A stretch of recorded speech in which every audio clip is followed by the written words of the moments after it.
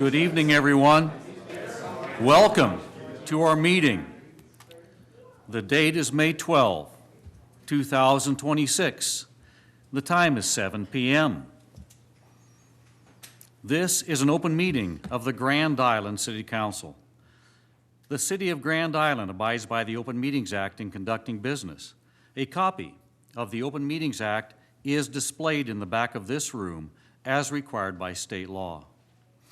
The City Council may vote to go into closed session on any agenda item as allowed by state law. Now I ask that you stand and join us in the Pledge of Allegiance.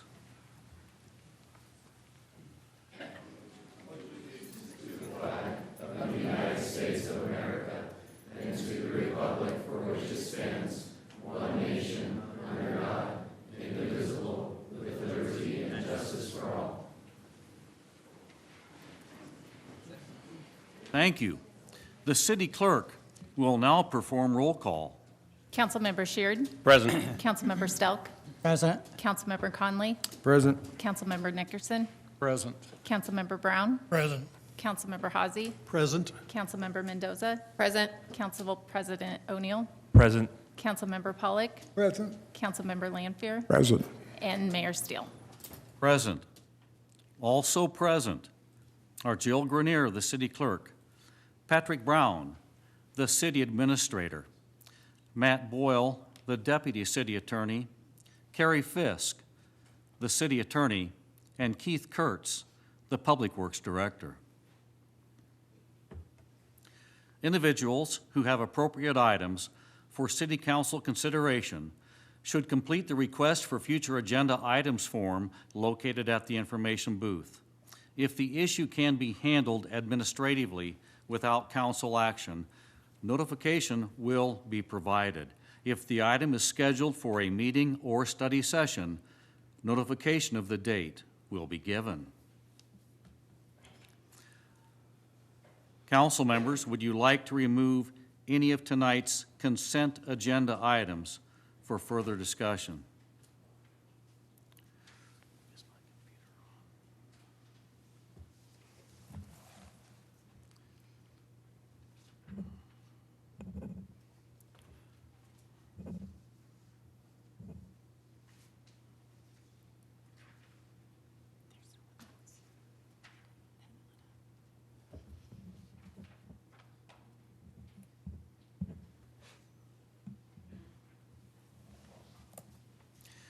Hearing none, we shall continue. A sign-up sheet was available in the lobby for individuals wishing to provide input on any of tonight's agenda items. If you did not sign up to speak on an agenda item, please come forward, state your name, and the agenda topic on which you will be speaking.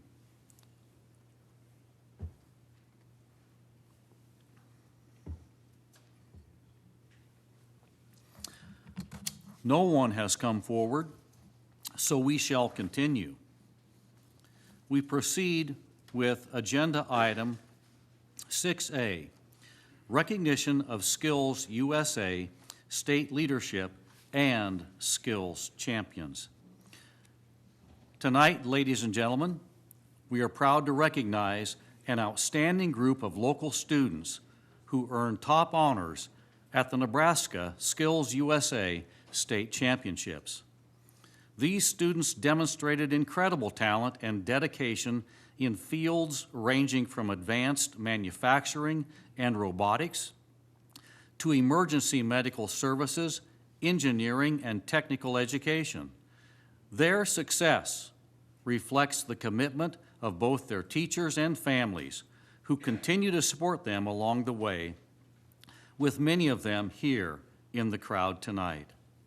On behalf of the City of Grand Island, congratulations to all of our first, second, and third place finishers. Your achievements at SkillsUSA showcase the strength of career and technical education in Grand Island and highlight the bright future ahead for our local workforce and industries. We're incredibly proud of each of you for representing the city at the state level. We will now celebrate your achievements. Mrs. Grenier and I will present you each with a certificate and a lapel pin. Mrs. Grenier.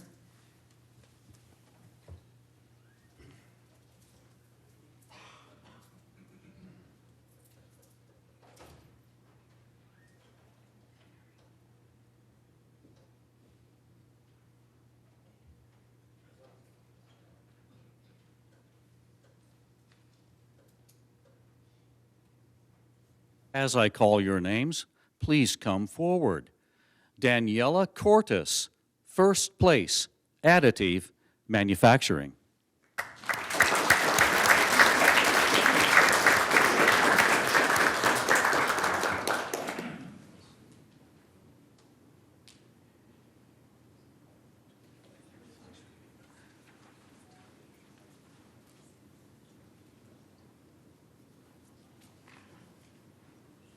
Abraham Cardoza, first place, additive manufacturing.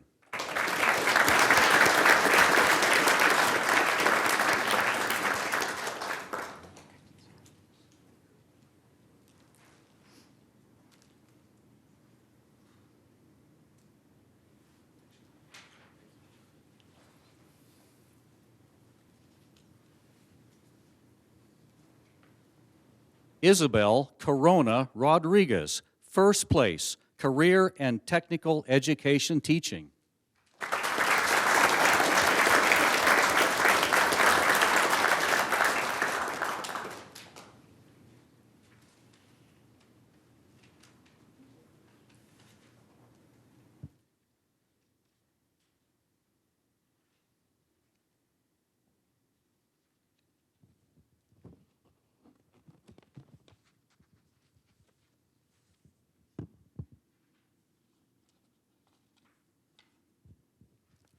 Jerry Vasquez, first place, CNC two-axis turning programmer.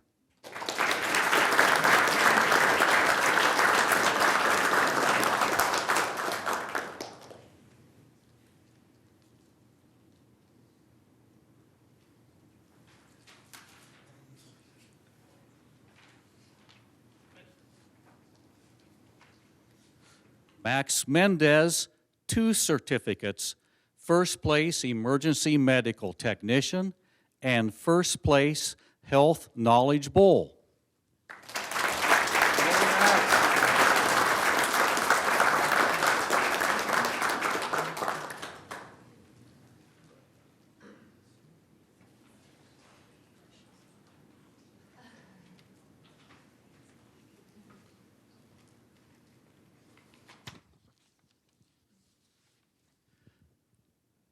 Chances Colburn, two certificates, first place, Emergency Medical Technician, and first place, Health Knowledge Bowl.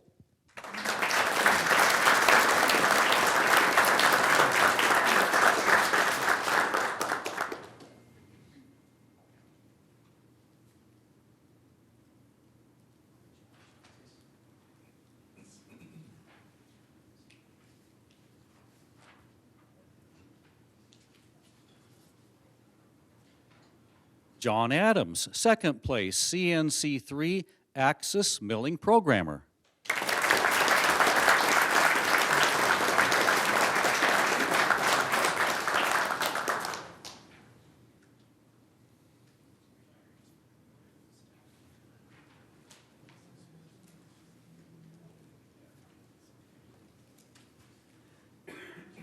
Hunter Spanier, second place, action skills.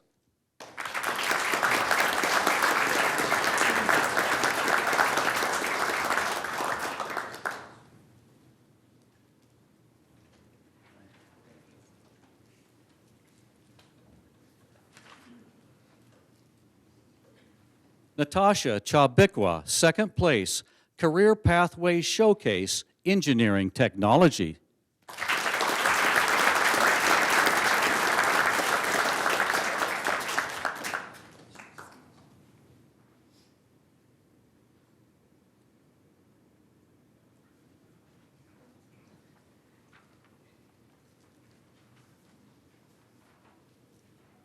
Nicole Gonzalez, second place, Career Pathway Showcase, Engineering Technology.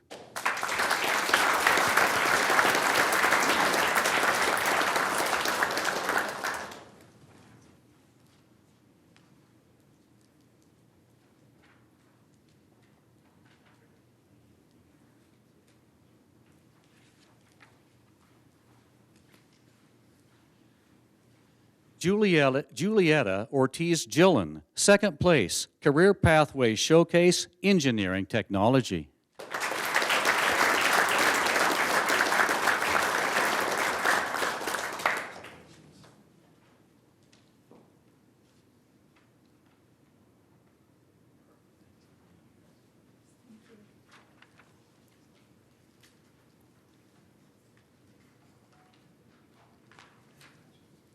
Stephen Castro Lopez, second place, Mobile Robotics Technology.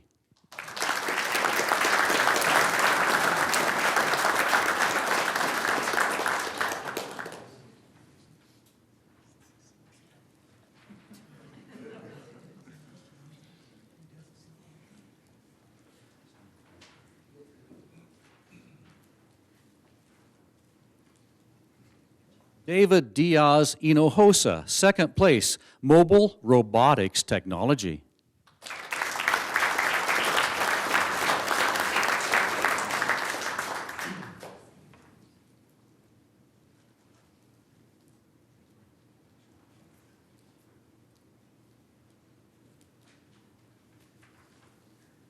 Piper Jeffers, second place, Precision Machining Technology.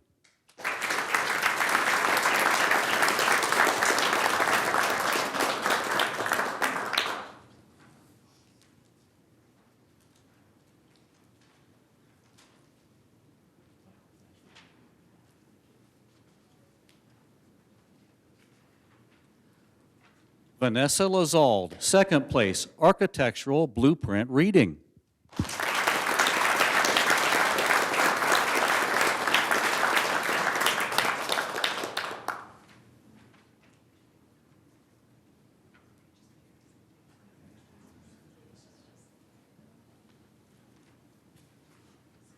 Ethan Erb, third place, Automated Manufacturing Technology.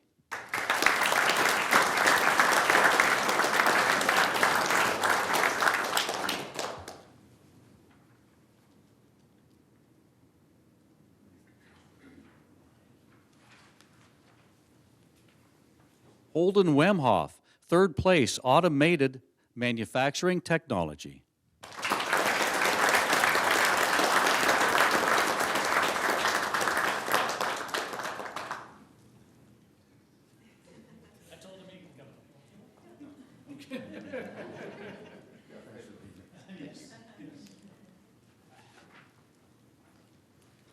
Ethan Wickman, third place, Automated Manufacturing Technology.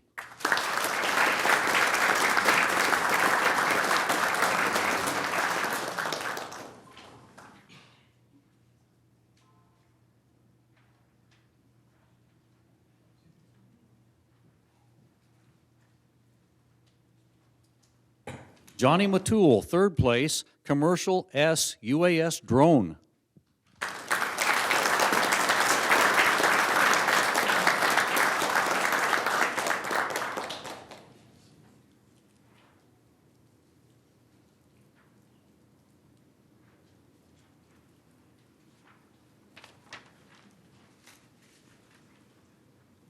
Zuri Gomez Kotam, third place, Commercial S UAS Drone.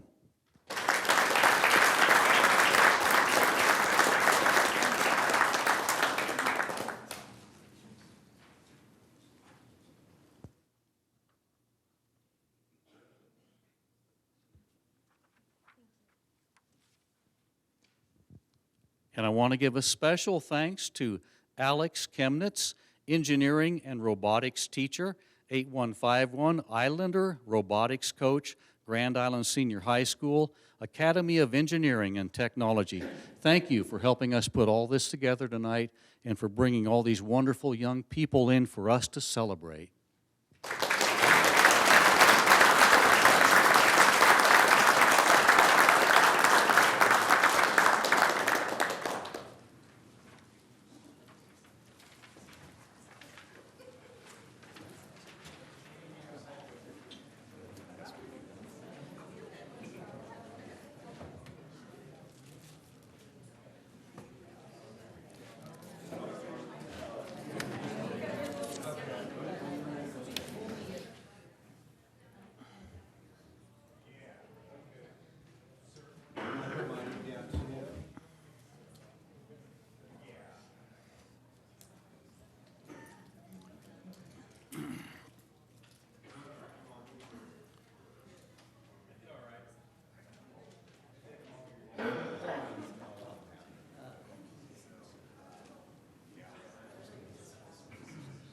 It's always sad at the end of the school year because we miss having all of the wonderful young people who do such amazing things with their time and their talent.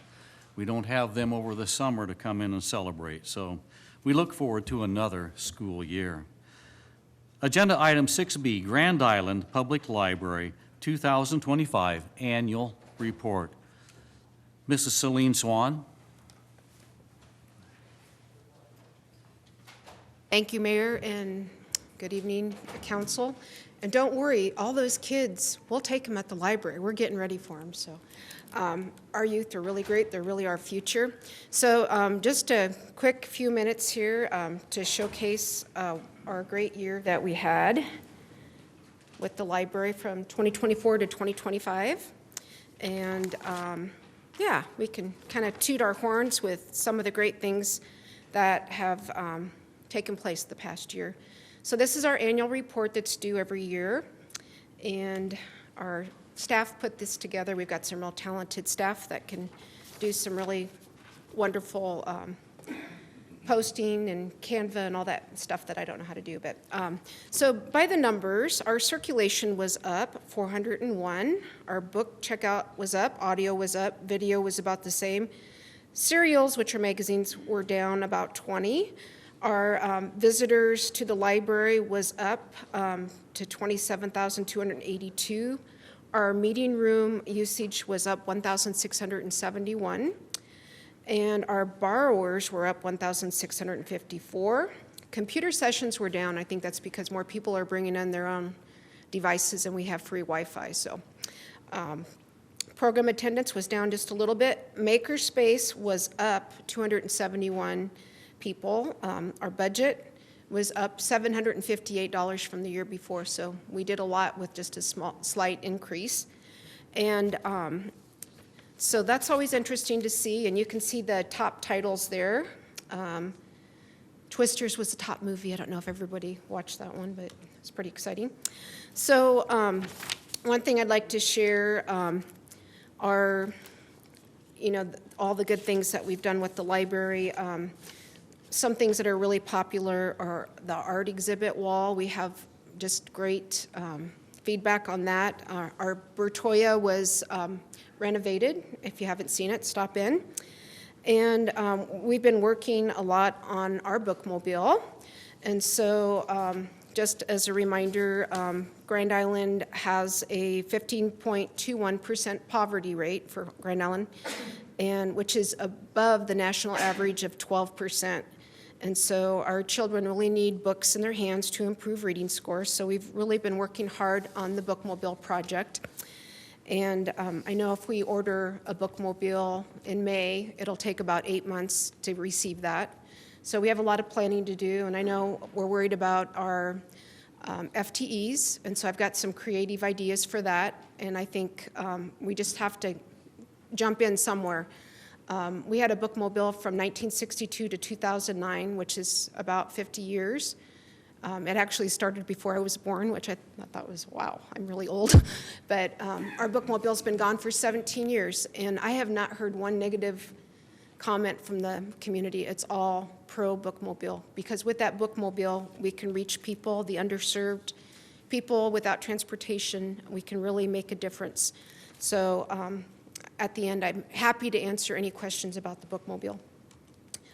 Also, our programs for kids, we've continued to provide outstanding programming with STEAM programs, reading enrichment, and coming up, we're going to have a story walk out at Stolly Park in the new garden area. So we're really trying to get things out there for our community, for our kids. And our teen programs have been really good. Our digital services have been on the rise, about 25%. People really like the online services, and so we're excited about that. Our library board has been very, very supportive of everything with the library. They provided over $30,000 for our programs, supplies, special authors, makerspace equipment that we might need. And with the new bookmobile, they decided that they were going to go full enchilada and put $200,000 into the project. And so they're very pro-bookmobile and supportive. And our staff directories there, yeah, so I'm going to flip through these really fast. Lots of support from different sponsors in the community. And any questions? I talk fast, I'm sorry. Mr. Sheard. Thank you. As the council rep on the library board, I feel I should at least tell you guys that I've been coming to these meetings, hearing so much more about the library and the excitement that they have there for our community and for continuing their mission. They're doing it with a lot of excitement and energy, and I've been impressed with how fiscally responsible they're trying to be along the way, yet come up with innovative ways to get their mission out to more people. So thanks for sharing this tonight, and thanks for all you guys do, you, your board, and all your staff. Thank you. Mr. Brown. Well, we really appreciate all the books you're putting out to the airport, and the passengers really love it, picking up books, and they're always asking to buy books, but they don't have to anymore. But thank you very much. Doing a good job. Thank you. Mr. O'Neill. I'm going to pass a couple of compliments along as well. I've been at the library a lot the last several months. I've been taking advantage of your meeting rooms, both for government and business use. Great meeting spaces over there. That maker space, wow, that is really amazing area that you have over there too. And I'm not surprised to hear your numbers are up for that either. If you haven't heard it, you need to check it out. But there's some really, you guys have some really good things over there, and no wonder it's staying busier as well. So, Mr. Nickerson. Going to steal a phrase from Mark Stelk. Now, this is paraphrased a little bit, Mark, but this is kind of my gist of what you said. I think Mark did a good job of summing up our public library as an event center for kiddos. And that's just another part of your mission that is just so valuable to this community. And there are events going on all the time. I remember when I'd sit in your board meetings and you'd put the list up on the screen. I mean, the calendar was like this long with the events that were coming. And that's what it's all about. We want people engaged in our library, from little rascals to us old folks. We all want to be in there, and you've got something for all of us. The maker space is a wonderful thing, and I love using it every Christmas to make nice little jigsaw puzzles out of pictures. I tell you, guys got me hooked on that, and it's the coolest little gift you can have. But we're also talking about the bookmobile that's going to be on our consent agenda coming up here soon, tonight.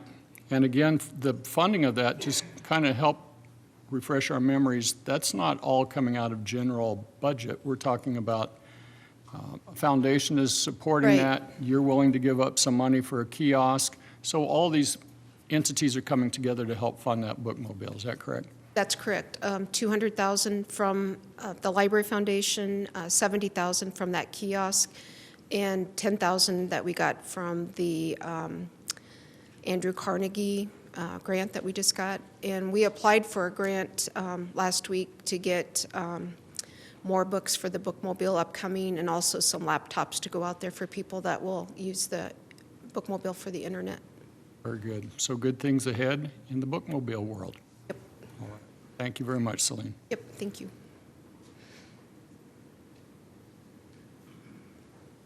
Thank you for your report. Thank you.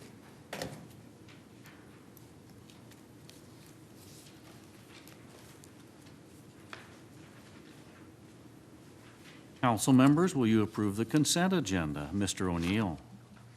I move we approve the consent agenda items A through K. Mr. Stelk. I second the motion, Mr. Mayor. Any discussion? Please vote. Motion adopted. 8A, public hearings. Public hearing on blight and substandard study for proposed CRA area number 42, located in northwest Grand Island, east of North Road and south of Capitol Avenue. Grand Island area habitat for humanity. Good evening, Mr. Nabity. Thank you, Mr. Mayor. The item before you this evening, you saw a couple months ago at the June meeting, or at the March meeting, when you forwarded it to the Planning Commission. Planning Commission did hold a public hearing on this at their meeting in April, and we're bringing it forward this evening for a hearing and possible approval by council if you choose to. Grand Island Area Habitat for Humanity did commission this study. They have purchased about 17 acres on St. Paul Road from the Ziller family and are proposing to do a subdivision there. They would like to use tax increment financing to help them pay for sewer, water, streets, et cetera, as they develop this. It is immediately adjacent to the Orchard subdivision that Fred Hoppy did. It's just south of the outfall ditch there. Everything around it to the south and east and west has already been declared blighted and substandard. This has been in the city limits since about 1888 is when it would have been annexed into the city, and is approximately 17 acres of undeveloped property with old farm buildings and so on it. The Marvin Planning Consultants did conduct the study and did find that it could be declared blighted and substandard. Planning Commission held a hearing on this and recommended approval of the blight study. Thank you, Mr. Navity. Public hearing is now open. Keith Marvin, did you want to speak?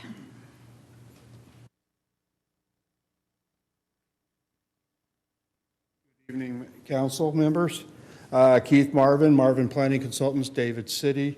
As Chad said, we found that this area would meet the criteria of being declared blighted and substandard. I'm here more to answer any questions that you may have in the next part of the agenda. So, thank you. Lindsay Juergens, did you want to speak?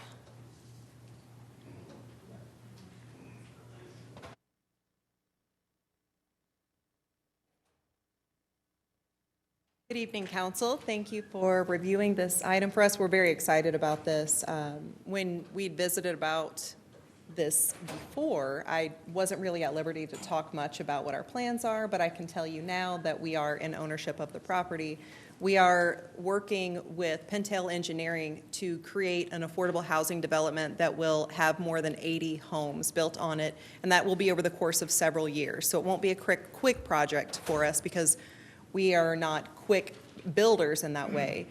We're still at 3 to 4 homes annually, and we don't have any immediate projections for that to change.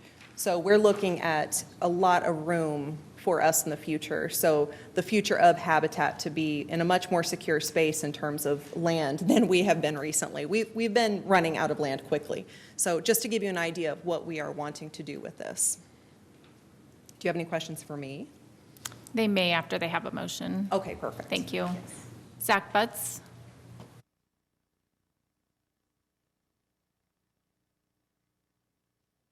Good evening, everyone. Lindsay and Keith have hit some of the points, so I'll be judicious with your time. I know you have a big evening here. It's always good in the practice of law when you don't have to get creative in legal work, and this is a situation where we don't. This plot of land in question certainly meets statutory requirements for being declared blighted. It also meets the eyeball test. You don't need to be an attorney and do a deep dive analysis to see that if we're going to blight a parcel of land in Grand Island, this is one that we should. It's adjacent to previously blighted land, age of buildings, condition of infrastructure around it, all leads to a conclusion that it should be blighted. It's also great as an attorney when you have a client like Habitat for Humanity that, without hyperbole, only does good stuff for the community. I can't say that necessarily about a lot of my firm's clients, but I can about Habitat. Their mission is terrific, and they're excited about their future with this land. They're going to do some really good stuff for Grand Island, and we are looking forward to the opportunity to get to bring that to you in the future here. And so happy to answer any questions about the specific blight, the vision Habitat has for it, and we appreciate your consideration. We also appreciate the support of regional planning when we presented this to them as well. So thank you very much. Is there anyone else that would like to speak on this item? If not, public hearing is now closed. Mr. O'Neill, I move we approve 2026-122. Mr. Brown, I second that motion. any discussion?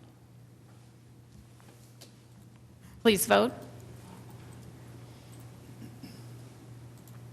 Motion adopted. 8B, public hearing on blight and substandard study for proposed CRA area number 43 located in northwest Grand Island, east of North Road between Capitol Avenue and Nebraska Highway 2. The Tree Folks. Mr. Nabity. Thank you very much, Mr. Mayor. Again, this is another blight study that was conducted by Marvin Planning. Keith is here if you have any specific questions for him.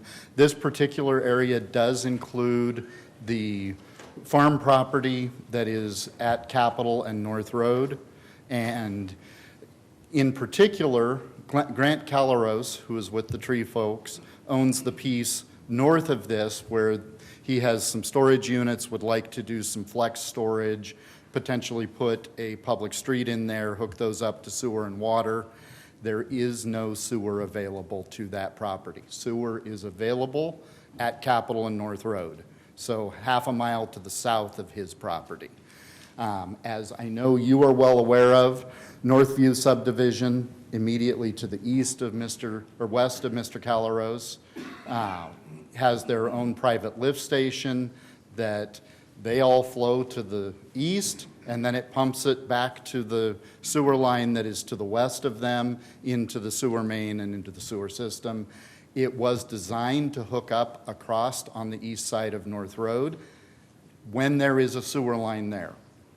Mr. Calaros would like to develop his. He would like to potentially participate in getting that sewer line from Capitol Avenue all the way to his property, is asking for the ability potentially to use tax increment financing to make that happen. This does meet the blighted definition, and if you choose to approve it tonight, we can probably expect that we will get a TIF application from Mr. Calaros. That does not necessarily solve everything on the west side of the road, but it gets the sewer line up there and makes it much closer to that. Overall, if they were to do an assessment district, they may be able to get that done. I'm not sure, and no one has figured out what the cost of that would be at this point. So this is just an initial, very early step in giving a potential way to help pay for that if we can move the blight study forward. Planning Commission did hold a public hearing on this and did recommend approval. Thank you, Mr. Nabity. Public hearing is now open. Marvin, did you want to speak on this item? I guess I'll just, as I did the last item, I'm here for questions. And we did find that this does meet the requirements necessary to declare it as blighted as substandard. And again, like I said, I'm here for any questions that you may have. Dave Vavricek, did you want to speak on this item? Well, I can appreciate the redevelopment, and when I looked at this item, when I see 170-some acres, this is probably a giant parcel that is within city limits. And of course, any parcel that's not in city limits is not eligible really for a redevelopment plan, but also brings up through a 400-page agenda item.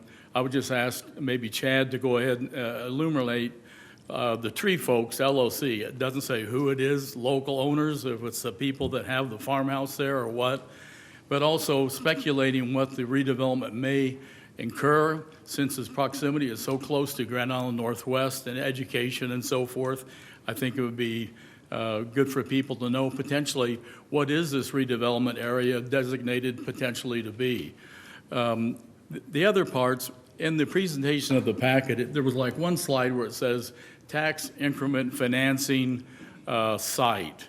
Well, this really, if I'm not mistaken, Chad can maybe remark on that, but this is a necessary step to go ahead and create a blight designation, knowing that that may be a potential consideration down the road on a project.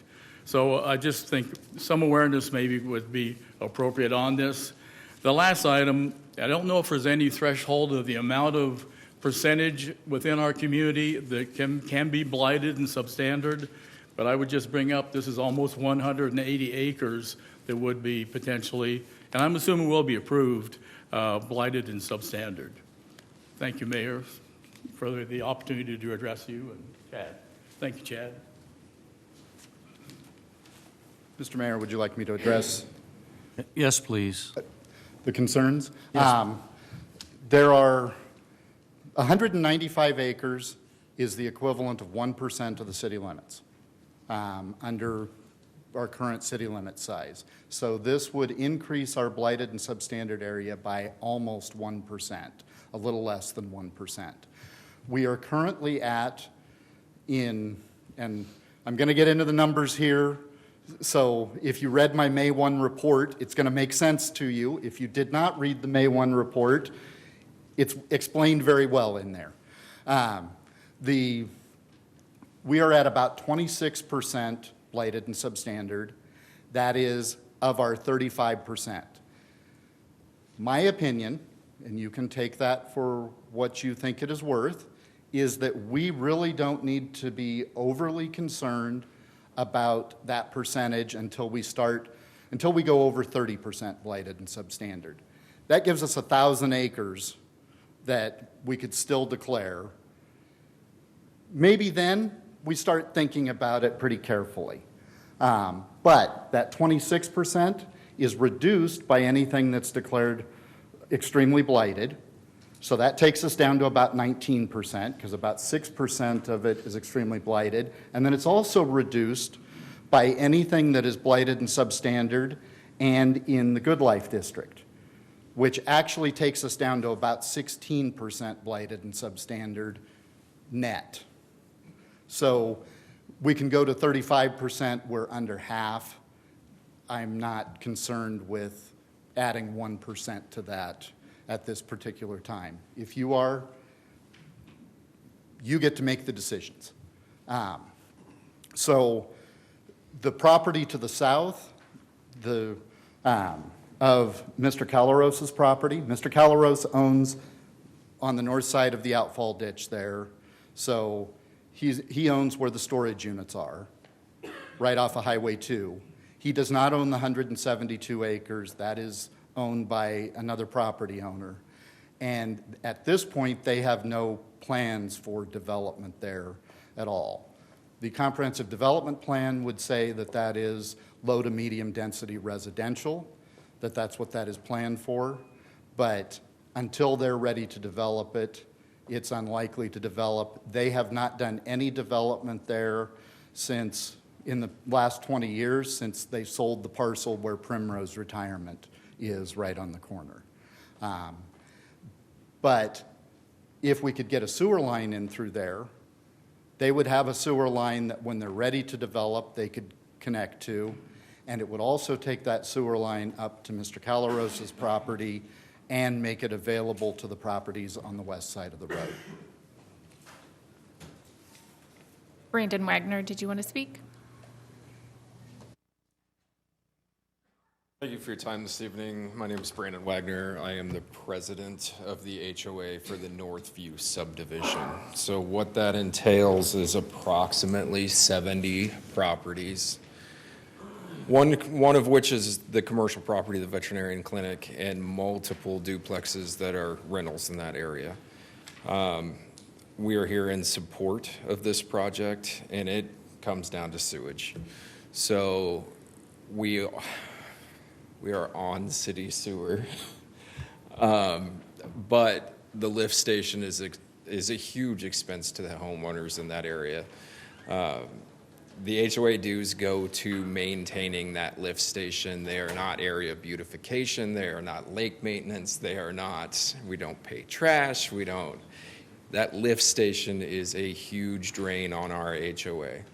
How it got through and why it got approved being substandard for the city of Grand Island is beyond me at this point, but the expense for these homeowners to bring in that sewer line on our own is astronomical. That being said, this alleviates that issue.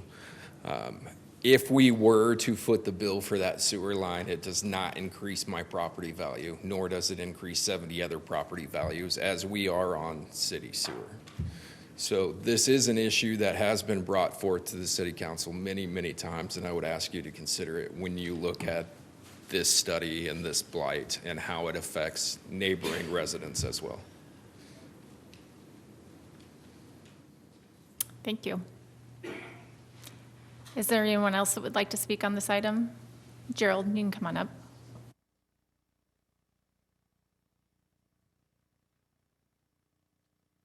Gerald Pools. Thank you, Mayor and Council. My question, I guess, is to you, Chad. What is the limit on extremely blighted percentage of the city? What is the extremely blighted percentage limit? There is no extremely blighted percentage limit.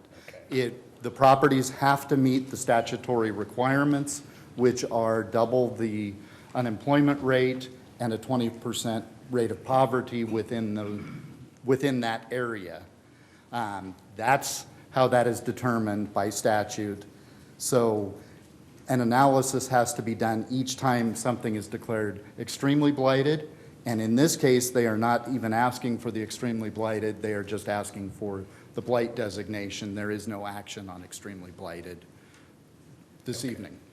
Okay, so, and I've brought this up to the council before, so you could, if you had 20% extremely blighted property, you could have 55% of the city, you would have declared blighted. You would take 55% blighted, subtract your 20% extremely blighted, you would meet the 35% requirement, and that's a lot to try to have us all afford, and that kind of refers back to the question you asked, Mr. Babichek.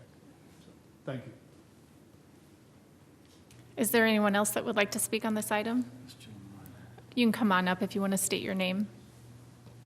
My name is Kurt Cook. I also I appreciate the opportunity to speak to the council. I've lived in the Northview subdivision since 2011, and we have talked to the county board several times about this. The original subdivision was plotted for 78 lots. The sewer system was sized and engineered to serve that need.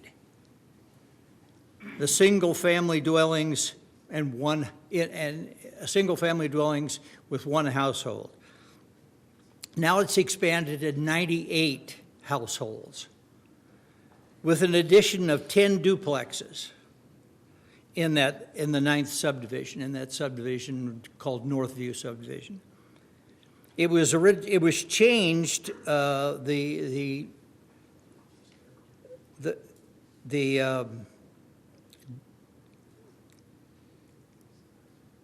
the status of it was changed in 2008 at a board meeting, and I've never been able to find the board meeting minutes for this. There was no discussion on the impact of the sewer system when it was changed from R1 suburban residential to R2 and R2 low-density residential, and it was changed to R3 medium-density residential.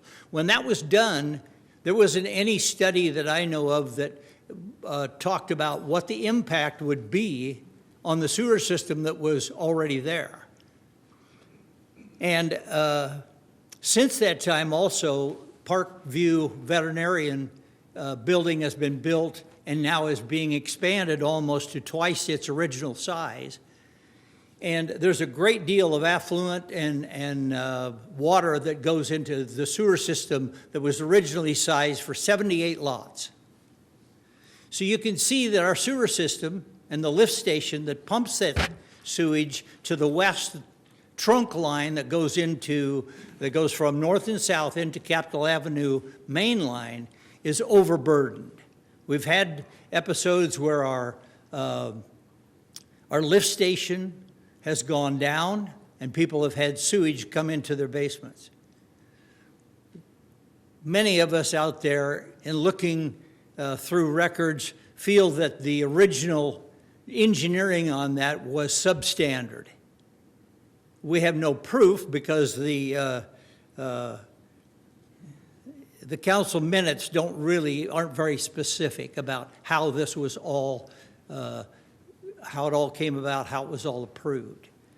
But any consideration the city council can give the residents of the Northview subdivision would be greatly appreciated. We pay an individual to clean our lift station once or twice, well, every month or every 2 months. We pay that individual. We also still pay the same property taxes. We pay the same sewer bills as everybody else, but we have to maintain our own system. I think there are like 15 different stations where there's lift stations around the city. And I don't know of any of the residents that have to pay for the maintenance of their own lift stations. Maybe you can correct me about that, but I don't think they have to. So I guess in closing, we've discussed this several times at county board meetings. I know it's been discussed some in the city council meeting. We really would appreciate any consideration you could give us, because we are an adjacent issue to what you're considering a sublighted area and bringing sewer into that area so it can be developed. But it would greatly impact an already existing subdevelopment, Northview, and would give a great deal of certainty to the people that live there that they would have adequate sewer and it would be maintained. We would no longer have to worry about sewage coming up in our basements. So I appreciate any consideration you could give to us. Thank you. Is there anyone else that would like to speak on this item? If not, public hearing is now closed. Mr. Brown. I move we approve 2026 TAC 123. Mr. Hossie. I'll second that motion. Discussion? Please vote.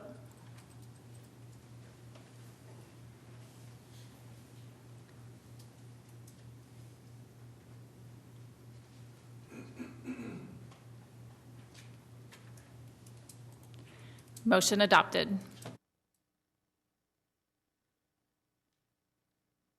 9A, presentation about progress of Good Life District negotiations with Woodsonia GI, GLD, LLC. Mrs. Fisk and Mr. Boyle.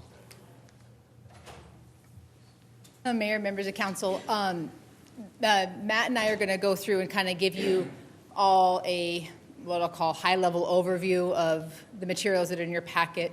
Not going to read every single word on every single slide, don't worry. No falling asleep quite yet.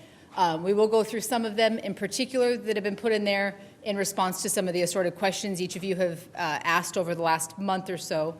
To kind of walk you backwards a little bit, for those of you who may not remember, this item was originally placed on the agenda today at the request of Woodsonia, who asked that a proposal that they emailed directly to council, what we'll refer as their April 6th proposal, be presented directly to you for your consideration.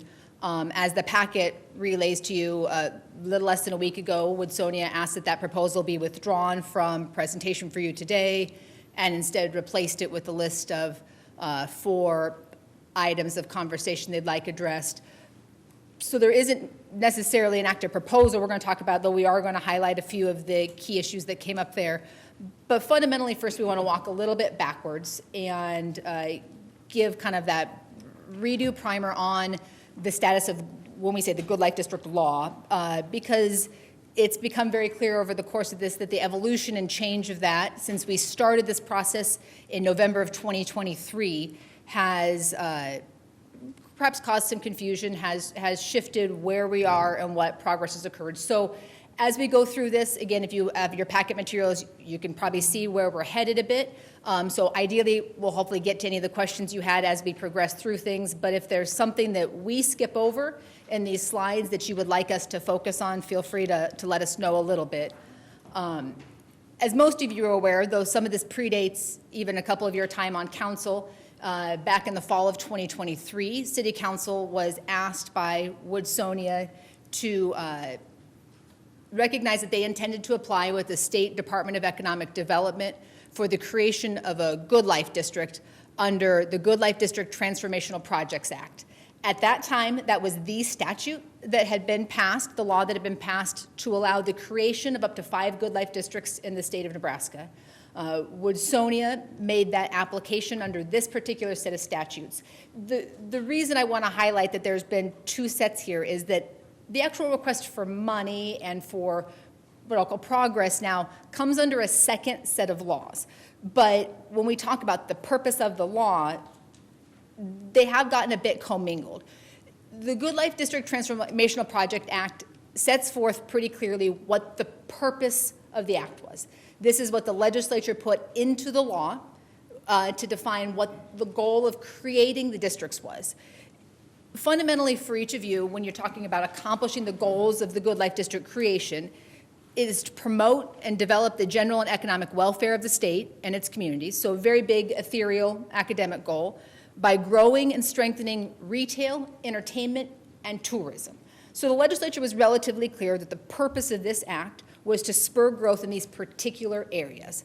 It was to encourage these sort of transformational projects that create jobs, that build the infrastructure, the roads, the sewers, the electrical services we need to develop, and other improvements that attract and retain tourists and college graduates. In the end, it's relatively clear that those were the big goals. How do we draw folks in and generate additional economic growth for the community? Specifically on there, they highlight that the goal of the projects, when they're looking to create them, would be to generate new economic activity, new taxes from persons within and outside the district, to create new economic opportunities, and to promote new-to-market retail, entertainment, and dining. So when we talk about the main purposes, that was the big goal. After an application gets made, the Department of Economic Development went through an administrative review process. As you're aware, this wasn't a process in particular in which you had any involvement in other than to be aware of it. And they created the district up against their particular set of standards in June of 2024. So our district, as we know the boundaries, was created back then.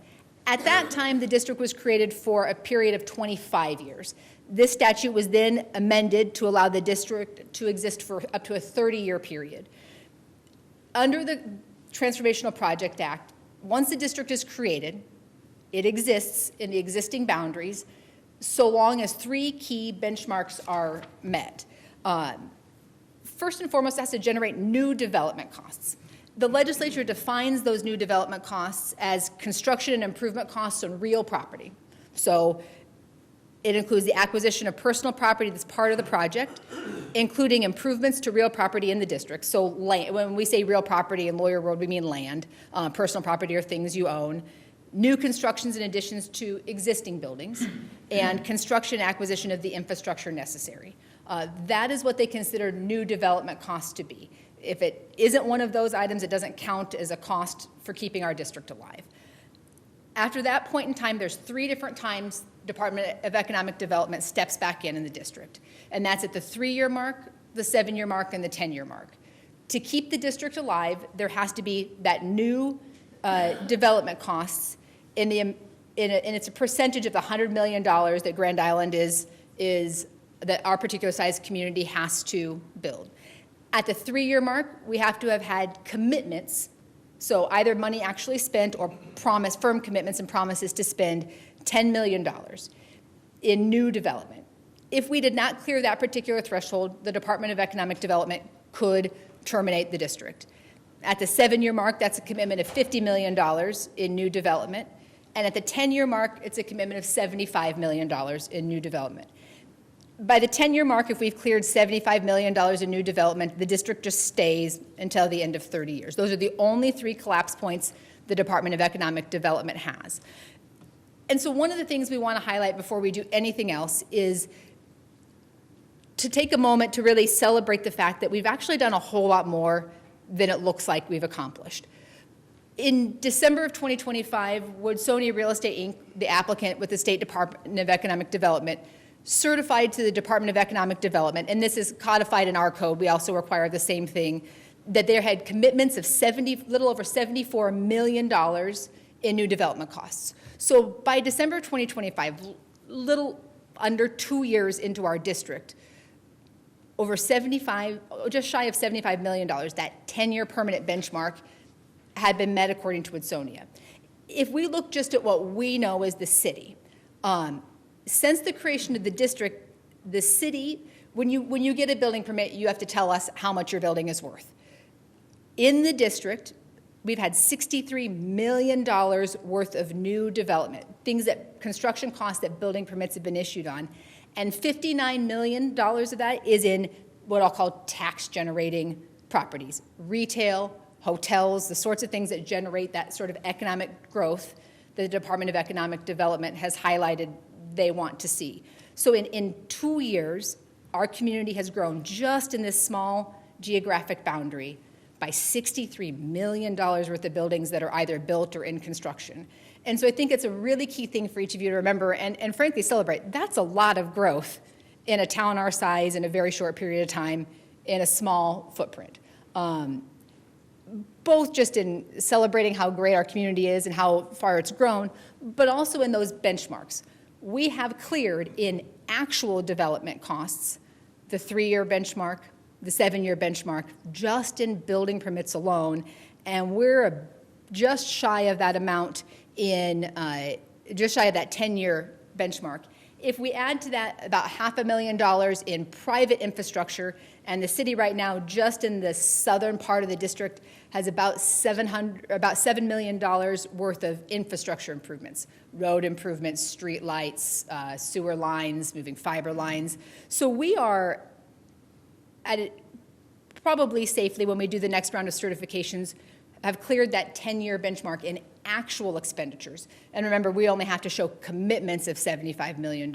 So in all of this, I want to make sure you don't lose sight of the fact that as far as the goals of that first act, we've cleared those thresholds probably on a permanent basis. So just caution you, take that moment to celebrate. That's a lot of actual development and growth. Once we clear those particular thresholds, we've satisfied Department of Economic Development's requirements for the district, and the collapse points in the district pass us. This was designed to be the sort of benchmarks that had us making that growth and those progress, and then passing that on. After the Good Life District Transformational Project Act was passed, it became relatively clear that monetizing that reduction in the state taxes was difficult, if not impossible, for private developers. The Nebraska State Constitution has a variety of restrictions on taxpayer dollars that pose some problems. One of the first and foremost ones that is kind of a recurrent theme that you'll hear from us is there's a prohibition on governments lending their credit to private industry.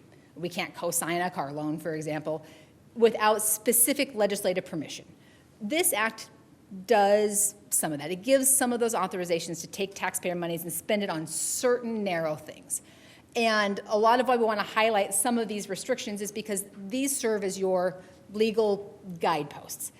You have policy discretion within these boundaries, but you can only spend the taxpayer money generated out of this program within these certain parameters. So we want to make sure we review those for you, so as you evaluate what is and isn't legal, what is and isn't a policy call, you know exactly where these rules came from. They're not arbitrary rules. They're set forth by the legislature, and then we've acted on a lot of those. The goals of the Good Life District Economic Development Act are outlined in the law itself. It's to allow cities to assist in encouraging development, because as you're aware, we can't use taxpayer money for economic development without those express permissions. For most of our use, that's that LB 840 program. This adds an additional tool for economic development within that district. It's designed to allow us to raise money to offset that reduced sales tax, to help encourage that growth. When that sales tax dropped, that a drop in sales tax doesn't generate growth unless we can turn it around and use it for something. And specifically, this act had one very key local targeted goal, and that's if voters approved it, it allowed us to create a program tailored to meet the needs of the local community and to benefit the state. This program is designed specifically to make sure that what works for us can be different than what works for Omaha, what works for Kearney, what works for Gretna. So it gave you the path to do that approval and create the unique Grand Island specific program. It gave you the permission to ask voters to approve the creation of a program, because to spend taxpayer money requires taxpayer permission. And that's what we accomplished with that election, was getting that blessing from the citizens to create this program. It created the rules for how we can use these local sources of revenue. It created a specific set of requirements for what the city has to have in our program. So when we created that program, we can't go beyond the boundaries the legislature set. We can be more restrictive, but we cannot exceed those boundaries. And it gave us some financing options. It gave us some of the ability to seek bonds for those sort of city expenses that did not exist in an easy format in the law beforehand. We're going to walk through some of the key features that exist for the program for you. We're not going to go through and read all of them, but it's very important that you remember these are some of the key features set forth in state law. These are non-negotiables, or they set those sort of policy boundaries. You cannot spend property tax money on the fund. That was in the ballot initiative that was passed. That is just a fact. It's just a rule. It's not an opinion. It is what it is. This does not exempt us from following a lot of the other laws that apply to the city. Ideally speaking, it complements those other laws, but there are some places that it does not. Our program has to include those benchmarks. You are required by law to remember that you have to consider infrastructure first. You can't just spend money on vertical construction without making sure there's roads to service it, electrical infrastructure to service it, sewers. Our growth has to generate enough local sources of revenue to sustain the program. Relatively vague lawyer language, but fundamentally speaking, what you'll see over and over again is this theme that the law in our program requires a return on investment. The pledge of the state was that if they gave up this much tax dollars, we would do something with it that generated more tax dollars than it took out. You're required to have gatekeeping and ensure that most of the money stays here, that we're not taking money generated here and spending it in Ogallala, spending it in Kansas, that it stays in Grand Island. And there is an additional cap that's been added to the act that limits how much money can be spent on things that don't generate new tax dollars. They also unambiguously put an obligation on you as city council to make sure you're controlling the expenditures, that you have those authorities. To the extent that we are responsible for audits, bonds, and finances, you stay on the hook throughout it for compliance with the law, compliance with audits, compliance with bond terms. It gave us the permission to enter into third-party contracts. It does include one particular restriction that has come up in some of the communications that you've seen, has been kind of addressed in the media, and that is it includes a restriction that for money generated on property owned or controlled by the Good Life District applicant, if we want to spend their money on somebody else, there are some restrictions and some strings, and we'll go through that a little bit here in a little while. And it created a requirement that we set forth our application process in city code. The state law required our application process have certain features, and that we put it in code and that we follow it. And so that application process will again be a sort of theme you see again, because this is not a process that was just created. It's one that's required by law for a third party to access those funds. One of the other key definitions in that statute is what is and isn't an eligible cost. This program is designed at the state level to reimburse development costs, only to the extent they're defined as being eligible. So before we can spend money out, every cost that goes back out has to be eligible. And as you'll see in the packet, there's a fairly detailed list of what is and isn't eligible. I'd ask you to kind of take a good look at that, because that's not something we get to control. We can restrict eligible costs. We can decide less things are eligible, but we cannot add to this list. So whenever you see any sort of request for something that's not on this list, it is probably not eligible for program funds. When we created the program ordinance, we included all of these expenses. We basically copy-pasted the state requirements. You do have the option to go more restrictive, but right now you are not more restrictive than that. It also limits certain types of expenditures in some different ways. The one you're most familiar with is a limitation on non-revenue producing expenses. That is things owned by private industry that don't generate taxes, not to oversimplify it. City expenses don't count, but if I want to use it to build a private park, obviously nobody pays sales tax to use a private park, so it typically is that non-revenue producing. One of the big legal boundaries that's here that kind of gets lost a little bit in the weeds is that's 20% of money out of the program fund, disbursements. So for every dollar that goes out to any sort of private applicant, 80 cents has to be spent on something that's going to generate new tax dollars. 20 cents can be spent on non-revenue producing items. That is not a benchmark on money in or money we borrow against. That is dollars out.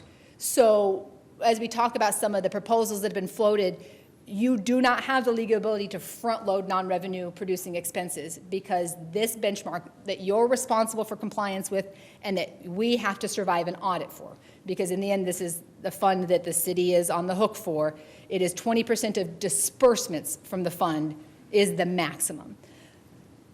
The state statute allowed the city to go anywhere from 0 to 20% in our program ordinance. What you did in your program ordinance is say that the default is 0 unless you give permission to go higher, in which case you can give permission up to 20. You can never exceed 20. Nothing is eligible unless you say it's eligible. Those are really your benchmarks. 0 to 20 is a policy call that you will make application to application. Even as we move forward, there are some key requirements on the city under the Good Life District Economic Development Act. We had to go to voters, which obviously we've done already. We had to create the program ordinance consistent with those statutory requirements, which is done. Every year throughout the program, we're required by law to go through an audit of the program. Are we spending the money on the right things? Are we accomplishing the goals? That big fundamental audit. That does not go away, and it's also a non-delegable duty. We have to do that every year. We cannot pass that off to somebody else. In the end, if we mess it up, we're on the hook for it. You're required at all times, as you're very familiar under your own oaths of office, to follow the law, act in the best interest of the taxpayers who have entrusted you with their money. That best interest standard is something you'll hear all of us say all the time. That it's the lawyer magic buzzword. It is a soft subjective line. In most of these situations, I'm going to use the word back to define it to you. Is this in the best interest? You get to make, there's some fuzzy edges there, and that is a gray area, but fundamentally, that's your test. Does it serve the citizens you were elected to serve? Is it in our best interest? And so always keep that in mind. You ongoing have to ensure there's enough infrastructure to service this. You can't spend money without the essential services to support that. We can't use money to spend it on buildings if there's no electrical service to the buildings. You have to ensure there's a return on investment through capital growth. That is statutorily limited to capital growth. These sort of soft economic growth, the growth you and I all lead on, growth in paychecks, growth in sense of community, growth in resources, is not the benchmark this law uses. It uses capital growth. And we have to make sure the program is sustainable and benefits the city there. Is this going to last 30 years? The other ongoing requirements that we have to look at, if you want to click through is that you check those big boxes that the money stays here. That accountability, no matter who you give it to and send it to, still comes back to you. After that Good Life District Transformational Projects Act got the district created and the Economic Development Program authorized us to go to voters, we then had the obligation to create our program. So when we talk about the program ordinance, this is the program we're talking about. When we talk about an application for program funds, it is not the application to Department of Economic Development that we're talking about when we say the application. That is done. That was done 2.5 years ago. Those are the benchmarks we talked about first. We're talking about an application for local sources of revenue. It expires for us in 2054. There's no option for you to extend it past that. This program goes for 30 years. As you're all aware, this is the boundaries that were created. At the time the district was created, the law allowed us to expand these boundaries. That law has now been restricted, and these boundaries are fixed. We cannot add property to it. Removing property from it is a relatively complicated mess. That is possible. When we talk about the southern half, of course, we're referring to everything south of Capitol. We talk about the northern half, or, well, I think most of you call the Veterans Village portion of things. That's that northern half, that undeveloped land there. As you're aware of having created the program, there's a lot of purposes listed in that city program ordinance. Hang on to these sort of checklists, because every action you take should be benchmarked against these program ordinances. These are the promises you are required to make by the legislature. These are the promises made to voters. These are the things you're supposed to keep in mind. And a lot of them are pretty ethereal. To use this opportunity well, to build improvements that attract tourists. But most of the goals of this program, I want to make sure you remember, you've already accomplished a whole lot more than you think. If the goal is economic retail growth, tourist growth, we've hit the retail growth and the economic growth. I mean, obviously we can do a whole lot more with the program, but those benchmarks have been cleared. When we talk about the applications, we're talking about this tourist draw, the sports complex, the aquatic center, the things that are going to get folks from out of town, in town, to spend money at all of our new retail establishments, to buy stuff at Target, to stay at our hotels, to pick up construction supplies from Menards. So keep all of these program goals in mind. They're what you're required to do and what you've promised to do there. A couple of key kind of notes when we talk about the statutory framework. Functionally, every business that generates sales taxes is a qualifying business to apply for program funds. In fact, the legislature said even governments are qualifying businesses. So when we use that phrase, functionally, if you operate a business that charges sales tax, you're probably a qualifying business. You can click on through the next one. So one of the hurdles we've had in trying to resolve and negotiate an agreement to this end is determining what finances we have available as a city to be able to support these types of construction projects. This has been talked about quite a bit, and you obviously probably have some background in this, but originally the city was in charge of collecting revenues associated with businesses in the Good Life District. We were responsible with that. Our city staff was doing a great job of making sure that we were getting compliance from businesses in the area. After the second law was passed, the state took over that process.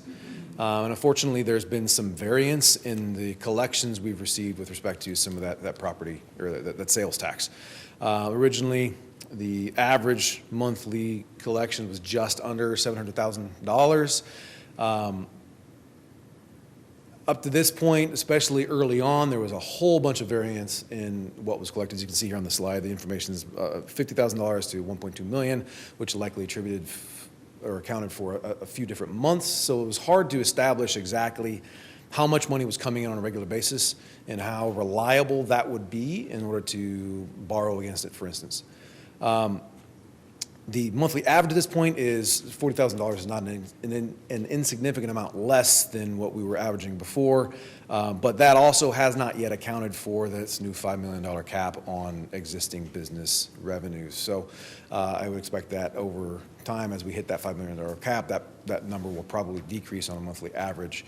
But the difficulty with this then, as is kind of folded into the negotiating process, as we've been trying to work on getting a development agreement done, is severely vacillating numbers as far as revenue makes it really difficult to bond against. Makes it really difficult to establish what our borrowing capacity is. And so the recommendations we've had have talked about needing a much longer period of time to establish what that revenue source is going to look like on a more consistent basis before we can even make reasonable bonding terms and understand what it is we'd be borrowing against. So that has been a significant hurdle in the process as we've been going through this. And that's really, if when we talk about our abilities under this program, that instability, even though the total average is about the same, that instability complicates life. If you go to get a mortgage in your house and you're self-employed and your income one month is $1,000, next month is $10,000, next month is $2,000, next month is $15,000, your bank wants a lot more history before they're going to give you a mortgage. It is fundamentally the same sort of problem for the city. Until our revenues are relatively stable, can the bondholders get a guarantee that we can consistently make the same payment? Because we cannot use property tax money to backstop any sort of loan we take out. So while that revenue is unstable, it changes how much we can borrow. If we once thought we could borrow a lot of money, we have to measure our expectations until we get that stability. On top of it, you added that cap. So one of the things that you'll hear is that our financial advisors have told us that the prudent thing, and they're the experts that make these sort of recommendations, is to live within our means. We know our means are roughly around that $5 million cap, to not exceed borrowing around that point until we have some stabilization. We'll get better terms, better likelihood of being able to for sure pay it. Because in the end, any money you authorize borrowing, the city is on the hook for.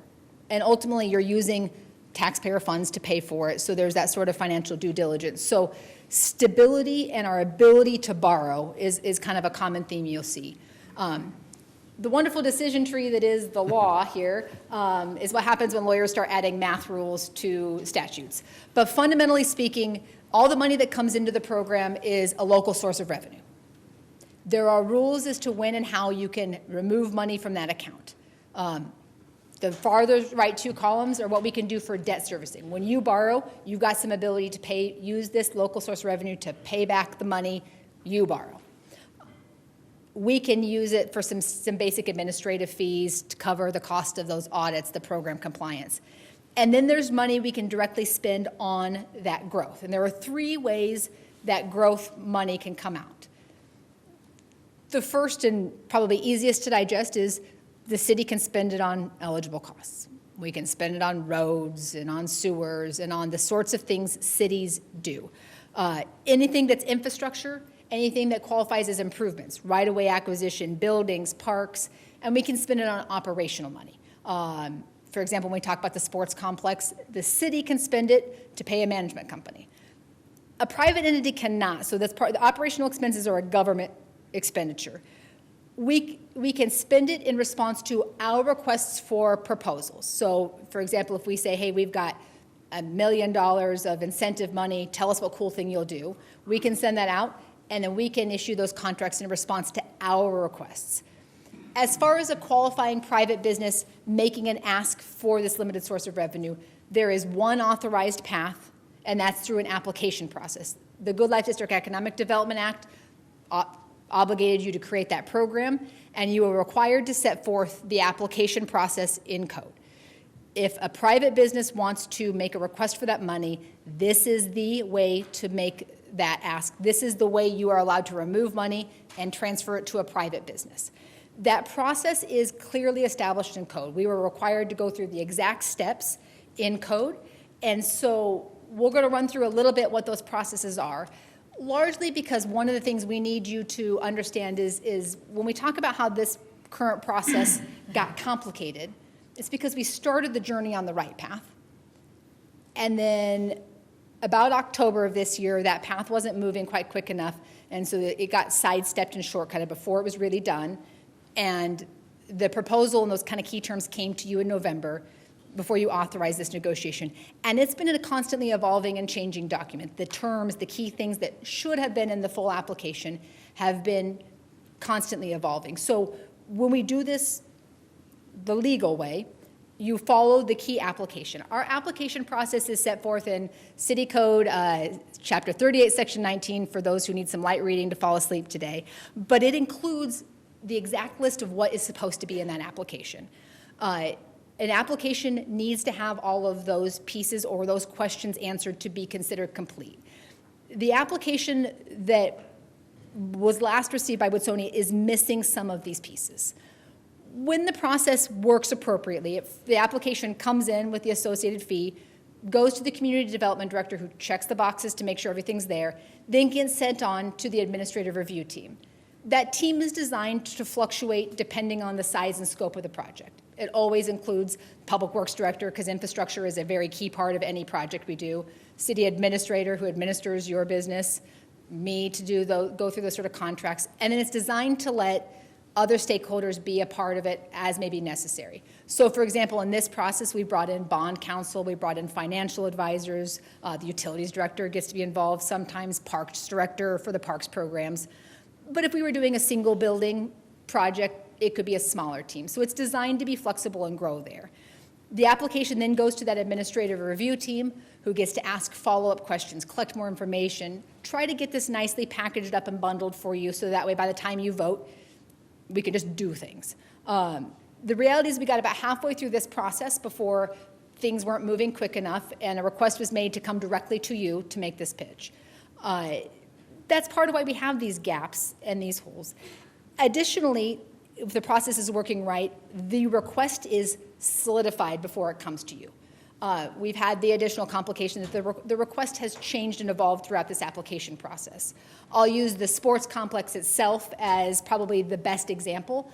The size of the building, depending on the different version of proposed plans that the city has received, has oscillated from as small as 95,000 square feet to as big as 165,000 square feet. So nearly doubling in size. The cost has never really changed. So knowing what it is you're voting for has been a difficult question for us to answer.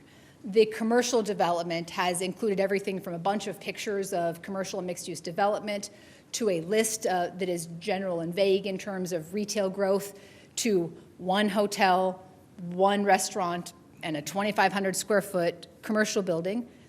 And then sometimes it said those are maybes.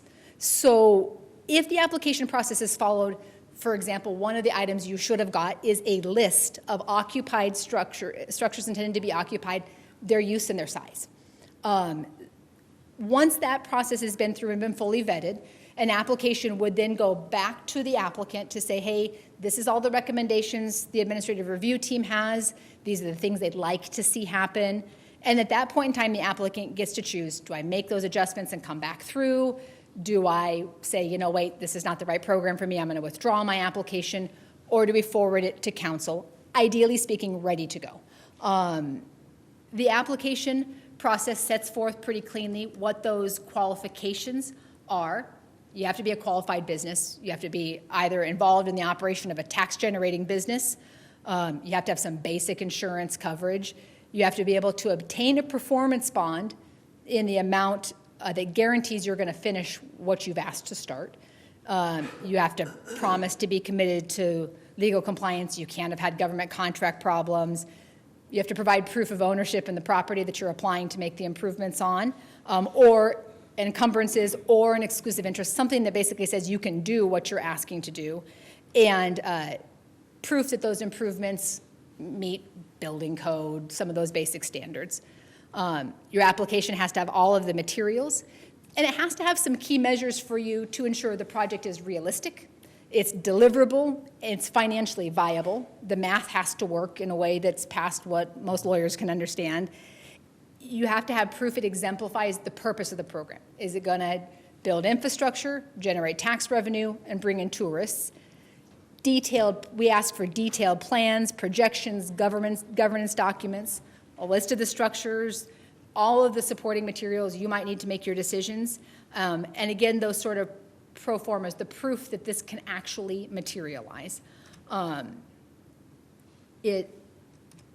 you also have to have a list of a variety of other materials. Who's going to be on your team? How are you going to get this done? When we're talking about land and contracts, one of the key obligations that's written into code that has been a continual stumbling block here is a requirement that these proposals include encumbrances, restrictions, kind of tie-ups, which provide assurances that if this project fails at any point in time, we end at least a little bit better off than we started. So in this particular project, for example, if it were to fail at the 5-year mark, the 10-year mark, the 15-year mark, are we at least breaking even? That has been a continual issue for us in every proposal we've had is there have been a lack of encumbrances that demonstrate that if this fails, we're good to go at any point in time. So as you consider these applications, that's one of the big things you need to make sure you remember. We also require a clear description about the program goals. What about this makes this project transformational and unique? As we've talked to some of the state senators who are involved in the creation of this program, this has been a really key point for them. This was the point and purpose. Senator Von Gillern used the example that if he can find the thing in every other town, it's probably not transformational. Something that stands apart, that is that draw. The legislature in the Good Life District Economic Development Act debates really focused on housing, for example. Housing is neither transformational in the sense that it's not routine and ordinary or particularly unique. So it is distinguishable from the sorts of things that only one town has. And a clear statement that it is going to generate, that whatever the ask is going to generate at least as much money as it takes back out of the program. So if I ask for $1 million, I have an obligation to prove to you I'm going to generate at least $1 million back for you. Over time, perhaps this may be at the end of 20 years, but that eventually there's going to be a return on investment of those taxpayer dollars. And then you have to have proof there's enough roads, sewers, streets, electric to service everything. You have to show that there's enough capital investment in the buildings and facilities to do this. So there has to be some concrete data behind all of this.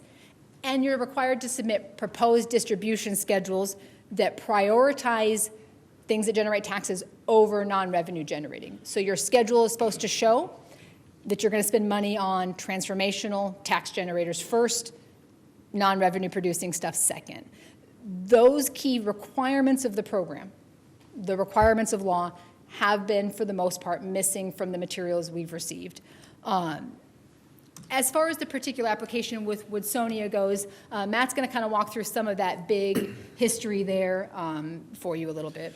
One of the things, obviously we've been talking here for a little bit, but one of the reasons we were going through all this is because we do think it's fundamentally important for the city council and the public to understand what the purpose of these statutes was, why the state decided to make these decisions, before we actually go into this whole process, so you can understand the decision-making process that the city legal and admin team has put forth in analyzing these proposals. And so now that we're here at this process, this is where Woodsonia kind of gets involved. They made their initial application here in October of 2024. Again, Fisk has alluded to this, there were parts of the application that were missing, and that's kind of part of the process. They provide their application, and we come back and say, well, here's some more information we need. Maybe it doesn't quite meet what we're looking for, and then we go back. They can give us some more information, or they can address it from there. There's a little back and forth before we get to the review team, before we get to the point of solidifying things and getting it on to the council to vote for approval. Unfortunately, that's kind of been a process where we've been stuck in going back and forth from. But it's something else to note in here, when you look at this year gap in here, there were a couple of other things that were happening here. After that application, the legislature was tinkering with the statutes again. So there is some moment of time in which everybody paused while we waited to see what the legislature was going to do. No point in getting too far. This is the time period in which the legislature put that non-revenue producing cap in. They put the $5 million cap on new revenues. The other thing that happened in the middle of this is the city of Grand Island ended up being a party to a pretty significant lawsuit. We end up being brought in as a defendant in a lawsuit between Woodsonia and AMC Theaters related to the redevelopment of Conestoga. That creates a complication for the city in that anytime anybody gets sued for anything, one of the risks that comes with that lawsuit is that if the person who's suing you is successful in that suit, they want money and they can try to collect on assets you have. So when part of the request is for us to turn over a little over 150 acres of land, if AMC were to be successful, one of the things they could do is attach that land and take that land from the citizens from Woodsonia, from the city, and use it to pay a debt. So figuring out the likelihood of success of that lawsuit, how much that lawsuit was worth, was another reason we kind of pressed pause for a second. That lawsuit is still pending. I believe when we looked the other day, there's some pending arbitration and a status report due to federal court right now. But as of right now, we still don't know the outcome of that suit. But that is a huge risk in the middle here, is that one of the biggest assets at play here is tangled up in this application. So there was a period of delay there as a result of that before we realized that's not resolving anytime soon and started to move on. So then we kind of kick forward to the amended application. One of the other things I need you to know in all of this is the applicant for the Good Life District with the state is Woodsonia Real Estate Incorporated. The first application is made in the name of a second corporation, Woodsonia Highway 281 LLC. The amended application then replaces that with a third LLC, Grand Island Good Life District LLC, which is important in legal risk assessment, because in all of this, when we're looking at the risk, the return on investment, the pro formas, company history, susceptibility to judgments, can we collect, can we enforce, depends on some of those sorts of due diligences. It's easier for us to make those assessments on long-term, well-established businesses. It's harder on new businesses. So when in this application process, the actual business applying has changed multiple times, it's a wrinkle and a complication that we've had to kind of continuously address. The statutes do allow for these, what I believe the law calls them related persons, to do this all. But every time that changes, it resets our due diligence a little bit. And then Matt will go through some of the other changes that occurred during this application time. So then obviously once we get the new law passed and we have a better idea of what the city can do and what the city's authority is, the application was amended in August and November. You obviously all were here in November and December when the presentations were made to council. But there were some significant changes made to those applications, which again is why we have the process we had, hopefully to kind of hammer that stuff out before we got to this point. But that includes adding the aquatic center, reducing the sports complex size. There were other items in there as far as what guarantees were going to be in place, what bonding requirements they were asking for, how much housing they were going to develop, and could cap the development year by year. So some of that stuff that's pretty fundamental and necessary to hammer down in the agreements kept shifting between various amended applications. Then, again, as Ms. Fisk noted, they presented to council on November 12 and December 9 prior to that actual application process being completed. December 9 council meeting happened. There was a lot of conversation that happened about the importance of the aquatic center and some of the other items that were and were not included. I know there was some frustration about pickleball courts and that sort of stuff as well. But there was support for housing was talked about. There was some concern, I think, as to the extent that housing appeared to be a huge part of the design element. But ultimately, authorization was given to the city to continue negotiating towards the agreement, reflecting what was contained in the proposed terms of the amended application in the best interest of the city. And one of the things in particular that I know council highlighted was making sure that there were sufficient encumbrances and clawbacks to safeguard against project failure, which is some of the stuff that Ms. Fisk was talking about. Making sure that we have the ability to guarantee return on our investment.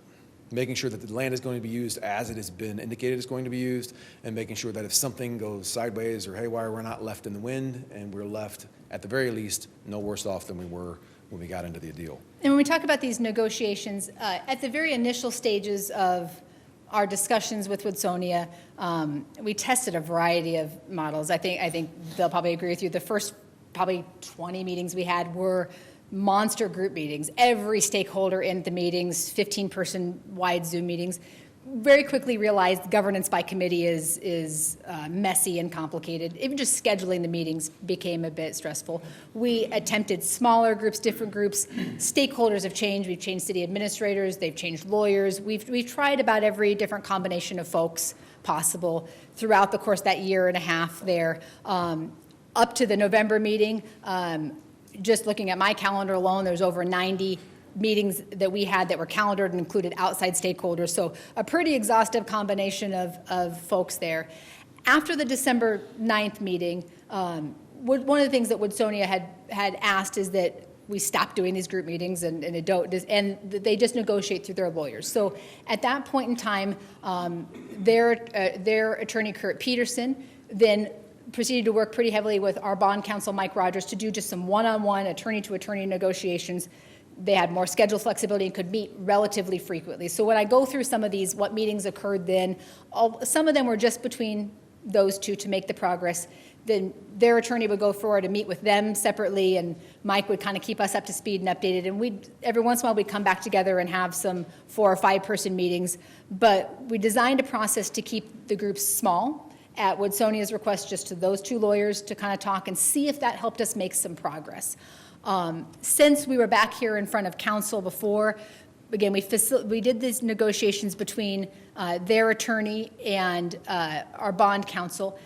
And not to oversimplify it, but the negotiations just kind of were circular. We didn't really ever make meaningful progress. We would make progress on one step only to lose progress on another step. And a lot of the key issues we started to see regression in. When we get to the point where we're putting things down on paper, the commercial development, the tax generators, for example, continued to shrink. That list went from an amphitheater and commercial development to 1 hotel, 1 restaurant, and then a commercial property. Eventually, that commercial property shrunk to of at least 2,500 square feet, which you'd note is about half the size of Chick-fil-A. And then it got another string added to it, and that was that they would only build that if we promised enough money. In all of this, one of the things that you need to know is that all of these checks and balances, they take time. That is not a bug in the system. To quote Mike Rogers, that's a feature.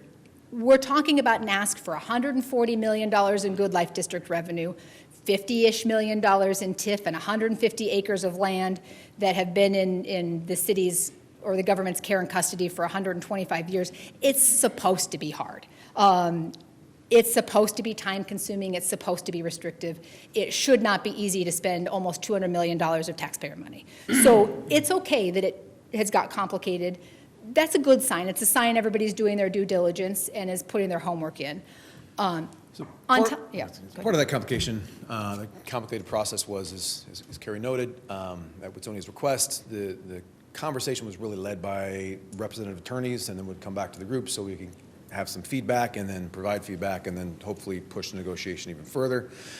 Things stalled out, and then in early March, when we had a meeting to assess how things were going, the city received notice from Woodsonia that they no longer wished to engage in further negotiations using the attorneys anymore. So after having using negotiating process, incorporating attorneys primarily, then a few months later, they decided they no longer wanted to use attorneys to do it. Now they wanted to start using in-person meetings with larger groups again. And so we actually had done that a couple of times as well. And in the middle of this is when you were provided updates about this revenue issue, the fact that this revenue was going increasingly unstable. So one of the core features of Woodsonia's ask that has stayed relatively stable through all of the assorted versions is for a promise that the city seek a maximum level of bond financing. The early kind of really optimistic projections were upwards of around $140 million. As that revenue stream has shifted, as the economy tends to do, the projections for that available revenue have gotten smaller. When we add the unstable collections, what we can borrow and what's in our best interest to borrow, what our financial advisors borrow, has become increasingly questionable. And as we've advised you, when you have months dipping as low as $50,000, getting a loan against it becomes darn near impossible until we get stability.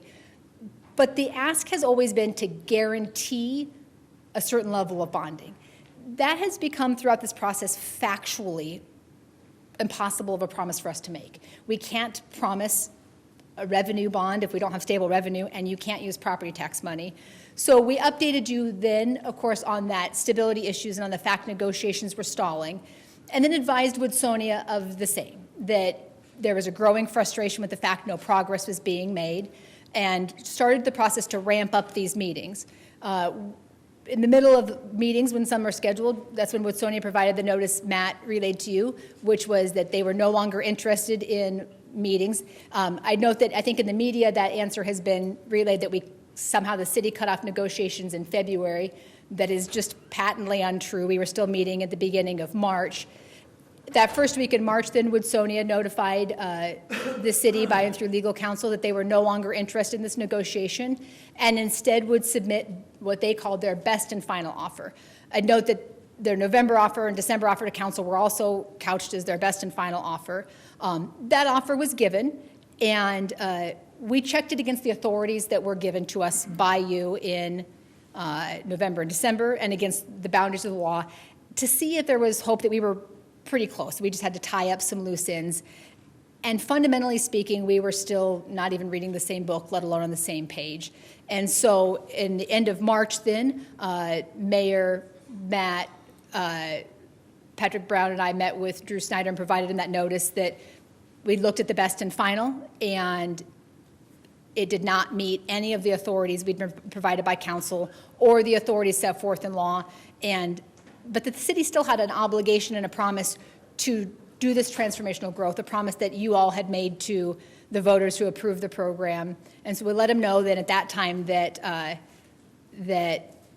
things were not going well. Met again then on that March 25th and had that formal meeting where we said we've got to move on and get this growth done. A week after that, or a week and a half after that, we received what we call the April 6th proposal, another best and final offer, this time sent directly to each of you via email, outside of the application process and outside of the boundaries of what is required by law. That's what was sent to you. And so when we talk about that proposal, that's the proposal they originally asked to present directly to you today. So a lot of these risks and balances are checked against that proposal. This packet then gets prepared right before this, and over the course of the last week then, Woodsonia sent the city another notice that it did not want to present the April 6th proposal anymore, and instead replaced it with 4 items of discussion they wanted the city to agree that we're on the same page with. And that's kind of what we have, that's kind of where we are here. In the course of this, one of the other things that you all received at Woodsonia's request were 2 separate emails from various legislatures. The one I want to make sure I specifically address is an email and a letter that was sent by Senator Von Gillern, who's a senator on the eastern half of the state, who was kind of the legislative architect of this program.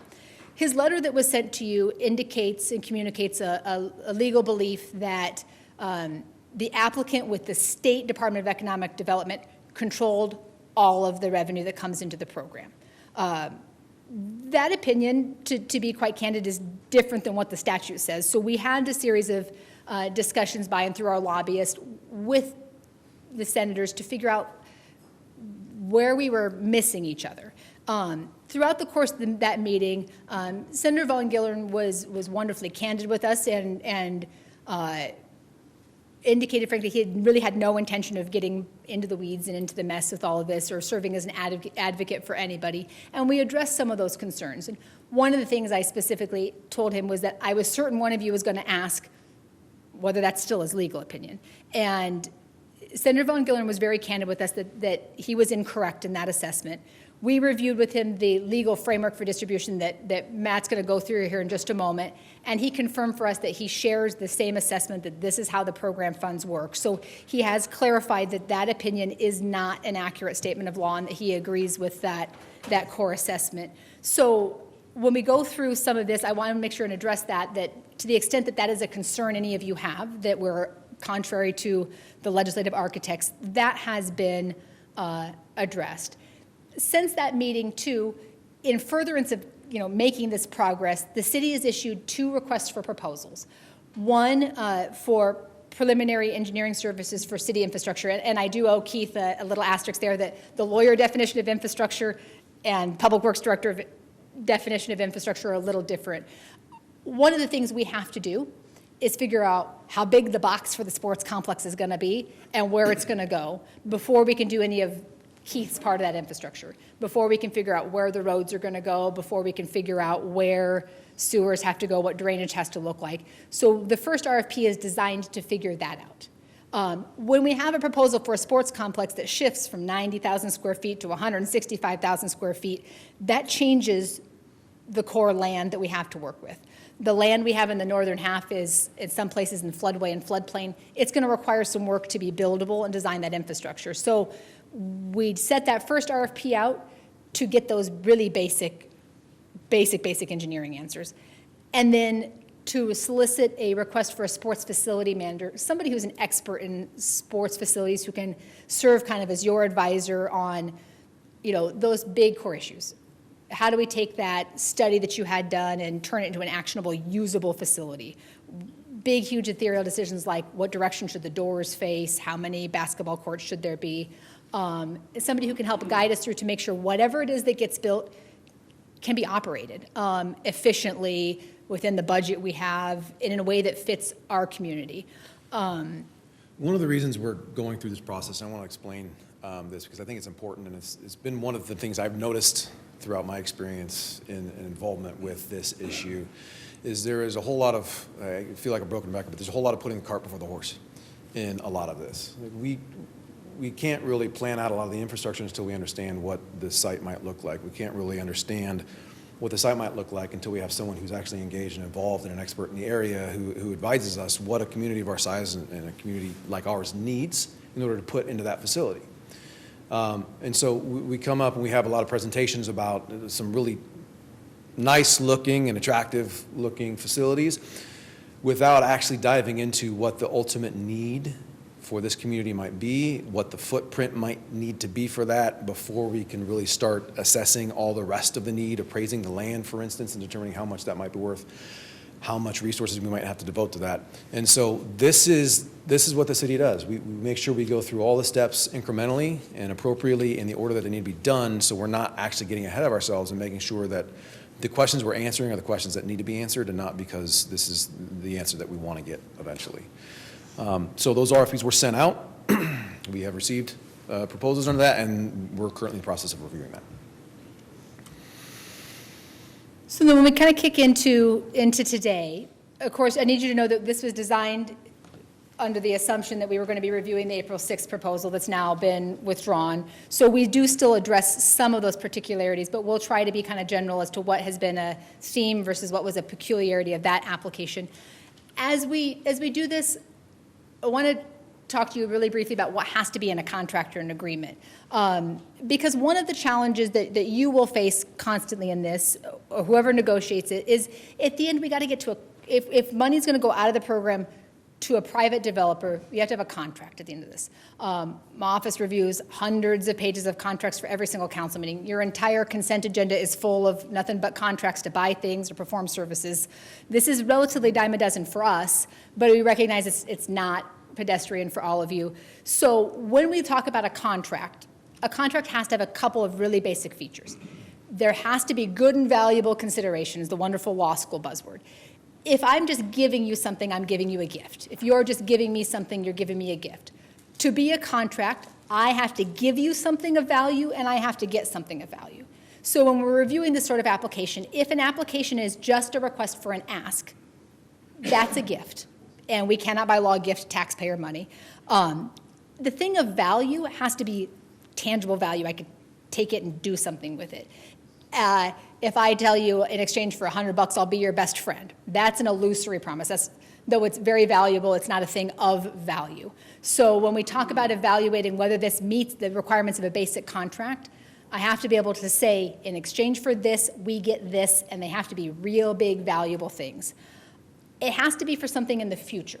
I can't do a contract in the past. I can't say, hey, remember when I lent you $20 in high school? Let's do a contract now to pay me back. It has to be for something I'm going to get in the future.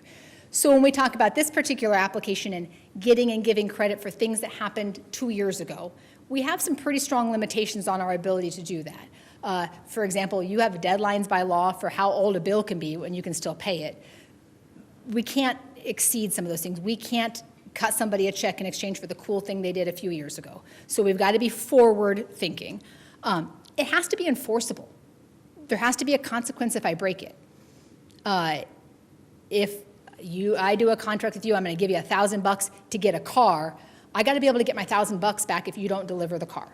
So a contract without enforceability, you see those a lot. They're called MOUs. They're written down promises, but they are worth about the paper they're written on. They memorialize a handshake, but you can't enforce them.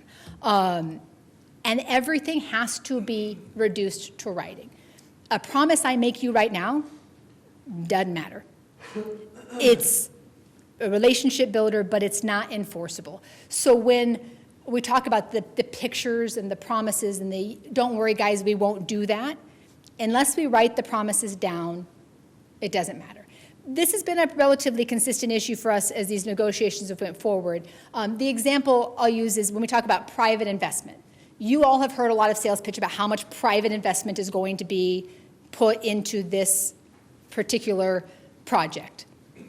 When push comes to shove and we started to ask to write down that promise, what do you mean by private investment? That promise started to vaporize. Turns out private investment means loans against stuff we already have. Turns out when we say, will you promise in a way that we could enforce on that you will put X dollars into the program, we weren't willing to write that promise down in a way that was enforceable. So whenever you would review any sort of contract, is it good and valuable consideration versus a gift? Is it in the future? Can we sue each other about it? And are you willing to put it in writing? Because if it's not in writing, it doesn't matter. We cannot go back and address this. This is a particular concern for the city when it comes to Woodsonia in particular, because right now Woodsonia's other subsidiary corporations are involved in active lawsuits with other entities in which the oral promises and the written promises weren't in sync. And when the contractor sued on the verbal promises, the defense is, hey, it's not in writing, it doesn't matter. So very important for us to get everything reduced to writing. So as you focus through and do this all, I want you to remember what's said out loud doesn't matter. It's about pencil to paper that really matters here. When you kick through these agreements, you have to remember, whatever agreement you do, program funds have to follow the law. You cannot exceed those legal authorities. You have to follow all of the other assorted laws that cities are obligated to follow. If we finance something, if we do a city-based bond, you are on the hook for it. You're responsible for the payments. You're responsible for the compliance. You're responsible for all deliverables and all costs. That's not necessarily assignable. There are some options to pass it through a bit, but in the end, ultimately, you're on the hook for that all. And when you're spending taxpayer dollars, as you know, that has to happen transparently. We have to be able to tell taxpayers, we gave up this much money, this is what we've got. And there has to be a level of transparency at all times. Yep. Yeah, but some of this is that same sort of contract stuff that we've kind of already talked about. Our financial advisors have also contributed some of these key reminders. We have to have those details on the financial records. We cannot reimburse a cost that is not statutorily eligible. No matter how much you want to, you can't spend this money except for what the legislature has said. One of the key features of this program that is important is this program is designed to be reimbursement-based. We spend the money on eligible costs, we get paid back. It's not designed for private developers to front load and then borrow against it all. So our money-wise, it's designed, we can do some borrowing, but when it works well, a private developer would submit an expense and we would pay them back once we know what the expense is buying. If we're on a reimbursement model, this is actually relatively easy to do the contract for. Front-loading it is unbelievably complicated there. And one of the other big risks that we have right now is the requested funds exceed how much money you have available. We're talking about, the request was for $140 million of funds. We don't have a fund, $140 million of money to give. So just factually speaking, there's not enough money to pay for the requests there. We're required when we build infrastructure to follow certain hoops. We cannot gift taxpayer resources. We have public procurement obligations by law. We can't spend government money in secret. We have to have open, competitive, and transparent processes to do so. That's why we constantly are bidding and doing contracts.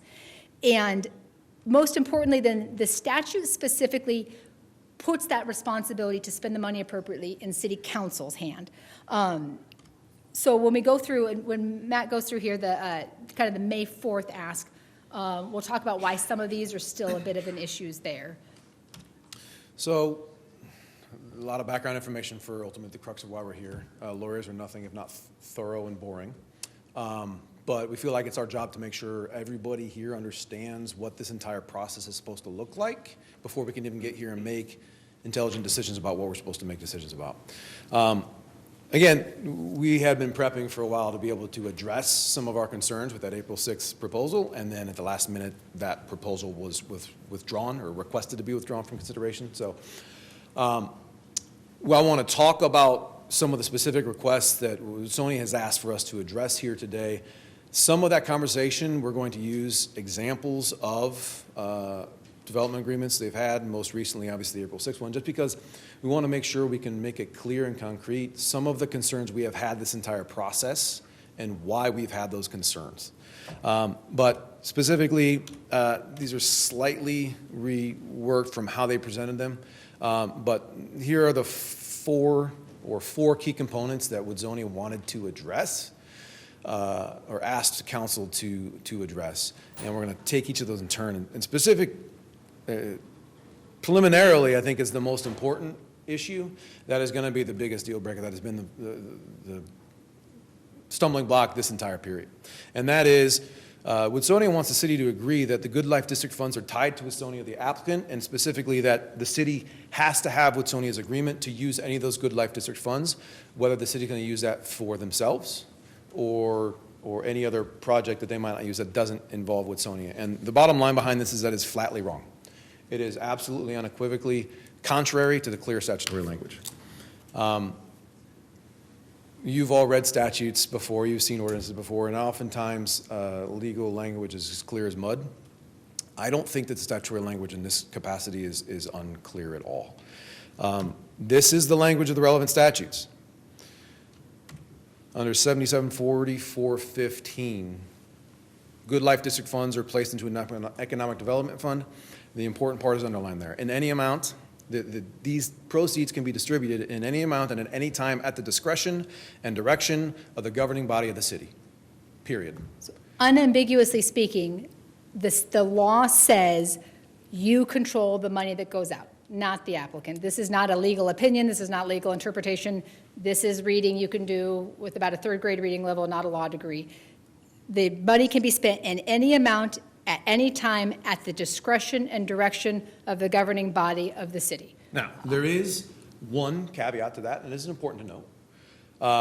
But the city can provide money to other qualifying businesses. And the qualifying business definition we kind of talked about earlier, it's included in the presentation, the statute, we can talk about that. But the bottom line is if you're a business in the Good Life District and you spend some money on an eligible cost and you want to request reimbursement, whether you're the applicant or not, you can ask. The city is allowed to make agreements with qualifying businesses to potentially reimburse them for those eligible costs. However, the city cannot enter into a contract or agreement with a qualifying business to provide those funds using revenue collected from property owned by the Good Life District applicant. And obviously, in this case, the Good Life District applicant, the DED applicant is Woodzonia. So for any revenue generated on property that Woodzonia owns, and they have some property in the Conestoga marketplace that they have owned and generates revenue, any of that revenue, we would have to request their permission to use, so long as we're using it for another qualifying business. And they would have the right to object to that. So to make this abundantly clear, I want to walk through how that works. Because again, there's been a lot of questions coming to us. There's been a lot of confusion, both in the public and in our office about how this works. And hopefully this will kind of help make it clear the process that the statute creates for fund expenditure. So let's pretend that there are two businesses in the Good Life District, Business A and Business B. One business is owned by the applicant, A, make it easy. The other business is not owned by the applicant. They're a qualifying business. Both of them each generate $20,000 in sales tax based off the Good Life District program. Half of that then is given back to the city to be put into its Good Life District program fund. So that means the city now holds $20,000 in the Good Life District program fund. 10,000 of that is each coming from property owned by these two respective businesses. Okay? So then the question is, what happens if B spends money on an eligible cost for reimbursement and then applies to the city under our application process to have that cost reimbursed? There's basically two steps to that. We've got $20,000, 10,000 of it attributable to each business. Business B requests less than $10,000 in reimbursement, or Business B requests more than $10,000 in reimbursement. Those are really kind of the two cases we have to talk about here. Well, in the instance that business B would request less than $10,000 in reimbursement, the city can do whatever it wants. The city can choose to reimburse that money if they want, because they have access to Good Life District revenues that would cover that expense. It's an eligible cost by a qualifying business, and the city can, in its discretion, decide to spend that money, again, in any amount and at any time that it chooses. The other circumstance is what happens if they're requesting more than $10,000. Well, the unspoken part of that then is that would be a request to dip into the amount of the proceeds that would be attributable to property owned by the applicant. And the city really kind of has two options there. Either the city can disperse up to the $10,000 it has that's not taken from the property belonging to the applicant and distribute that to the business B. And they can do that whether the applicant wants them to or not. The applicant's opinion on that does not matter. Or if they want to reimburse a larger portion of that and then have to dig into the $10,000 that is attributable to the property owned by the applicant, then the city would have to ask for the agreement of the applicant in order to dip into those funds. That is the only time when the city would need to ask for the applicant to agree to expend those funds, if they're going to dip into funds specifically generated from property owned by the applicant. Short of that, the city is in control of all of the funds and how and when that money would get spent. And so this particular scenario, we ran through the senators who sent that letter, kind of indicating they thought that, and they concur with our analysis. I think on that call were a wide variety of our state senators, an attorney for the Revenue Committee with the legislature, a bunch of our lawyers, because you can't put enough lawyers in a room together, to have a good time. And there's no dispute amongst the relevant lawyers that this is how that one restriction works. But for every other penny, you have complete and total control over that revenue. So as to that first request that Woodsonia has made to see if we're in alignment, categorically speaking, the law is not in alignment with their position. You cannot agree to deviate from that law. That is not what the law is. So we have a pretty significant failure point at that first item. Matt will go through kind of the second item on their list. So there was another point for request that Woodsonia comments on this item that they wanted to be addressed, one of their second items, that Woodsonia has agreed to pay fair market value for the land as determined by future appraisal. Now, this is where I'm going to get a little lawyerly and legalistic on you because I think language matters. And the statement by Woodsonia is that Woodsonia has agreed to pay fair market value, and I would push back on that because until first the April 6th proposal, and then specifically until this statement was made, there was no discussion whatsoever by Woodsonia to pay anything even close to fair market value for the land. The original, and the mayor addressed this in his news conference, the original proposals up to April 6, 2026 was for Woodsonia to get the land from the city for $1. That was the request, and that was consistently the request, despite the fact that on multiple occasions the city told them explicitly, not only would we not do that, we legally cannot do that. Carrie ran through the legal prohibitions on that earlier. We cannot gift public land. We cannot gift public resources, and giving 150 acres of land for $1 is functionally a gift. We cannot do that. Despite the numerous meetings, despite the constant refrain from the city that we cannot do that, that request by Woodsonia never changed. So there wasn't really negotiating on that point. It was just a consistent and repeated ask to give us the land for $1. That's not good and valuable consideration. And it wasn't until April 6th that that request changed. And the reason that request changed was because prior to that, the city had flatly told them, we cannot do that, we're no longer going to do that, and we're going to start proceeding on our own. So it wasn't until the city started taking steps to make good on the vote of the people and promise to provide transformational growth to the community, that Woodsonia then finally changed its ask for all the land for $1. And at that point, they did make an ask that we would purchase, that Woodsonia said they would purchase that land for $10,000 an acre. Again, I'm going to go back to my refrain that we're putting the cart before the horse. And we'll talk about this a little bit more in detail later, but we can't sell land for $10,000 if we don't know it's worth $10,000. And I would note, prior to the because we're really talking about what's happened since the application for program funds.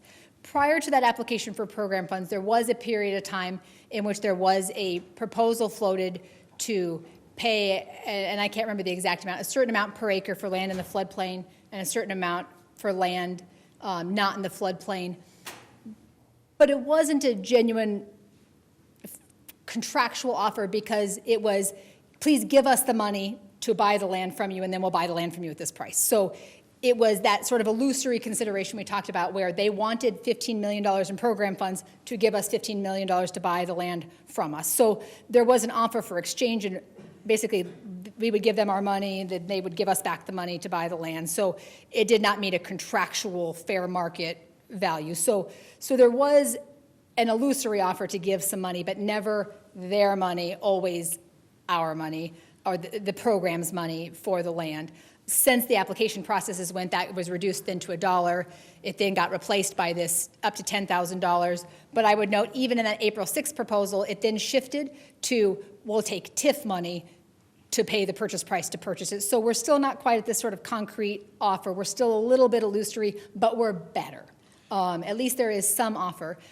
But then when we get this May 4th proposal, it says they've agreed to pay fair market value. No cap, no restriction. That is the first time the phrase has agreed to pay fair market value based on the appraisal with no limitations or exceptions has ever appeared as an offer. I would, to that end too, though, I would like to address some of the contract provisions that Carrie talked about earlier with illusory promises, because the April 6th proposal, this is why I take a little umbrage with the has agreed language, because up to this point there was no agreement. Their proposal was to pay fair market value so long as the fair market value was capped at $10,000.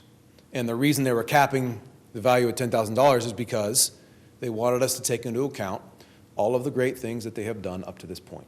So you should lower the value and asking price of the land because we have done a lot of other good development and production in the community. And it's true that they've done other good development and production in the community, but as Carrie noted earlier, we can't contract on past performance. It doesn't matter what you've done in the past. If we're selling land for good, fair market value, we have to sell it for what the land is worth, not for what other services you've done for us in the past. So they haven't agreed to pay fair market value. What they did in this instance was say, we have agreed to pay fair market value based off of a future appraisal. But we don't know what that actually means at this point.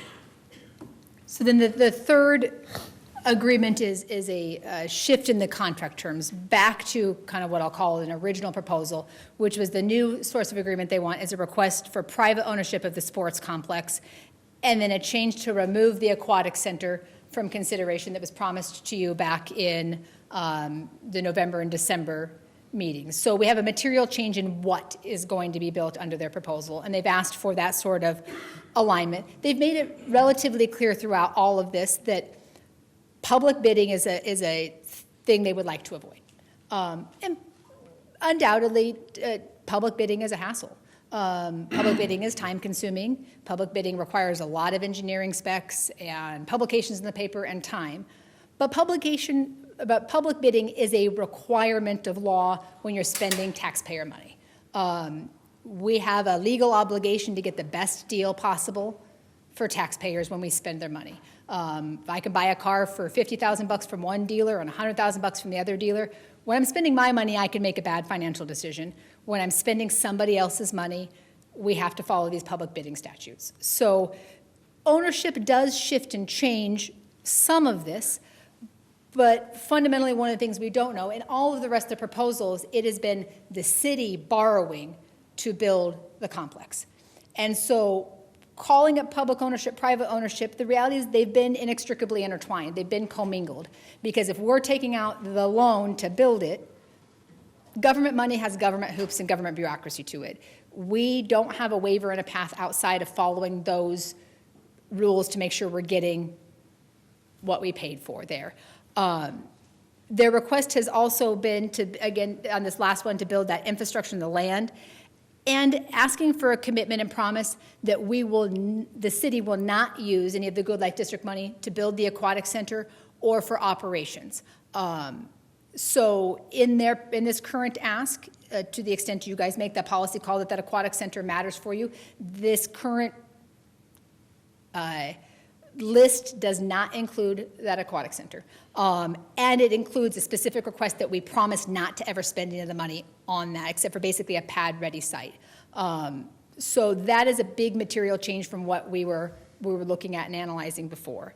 As you move forward, no matter what you look at, there's a bunch of risks and recommendations that our legal advice will always be to do. First and foremost is this program is designed is to encourage private development by leveraging public money. When that request is 100% private, pretty easy to know we got a lot of private resources. When it gets to be 100% public, we don't have that goal accomplished. So you need to constantly consider back and forth in there when we hit that right balance.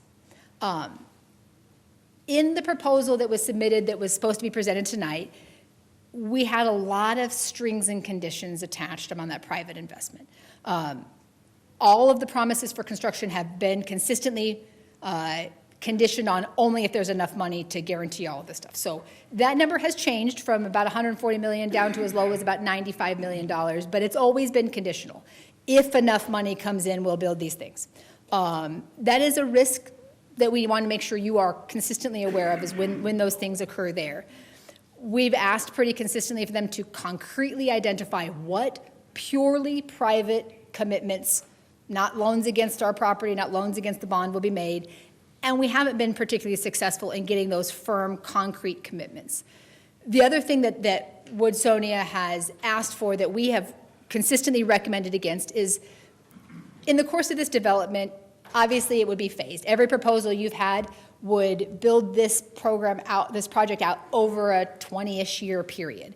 They have requested that all of the land, the entirety of that north portion of Veterans Village, be transferred in a single transaction at the beginning, even though there's been a consistent statement that they don't plan to build on half of that for the next 10 years. We have pretty consistently recommended that we phase this transition. As we do each step, then we transfer the land, so that we're not transferring land for it to sit dormant and undeveloped for 20 years, so it's not exposed to capture by a creditor, so we can adjust to the market as it changes. And Woodsonia has consistently been unwilling to do so. They've expressly told us that compromises their ability to get a loan against the physical property. You have an obligation under law to make sure that those assets are encumbered enough that if this fails at some point in time, we're whole again.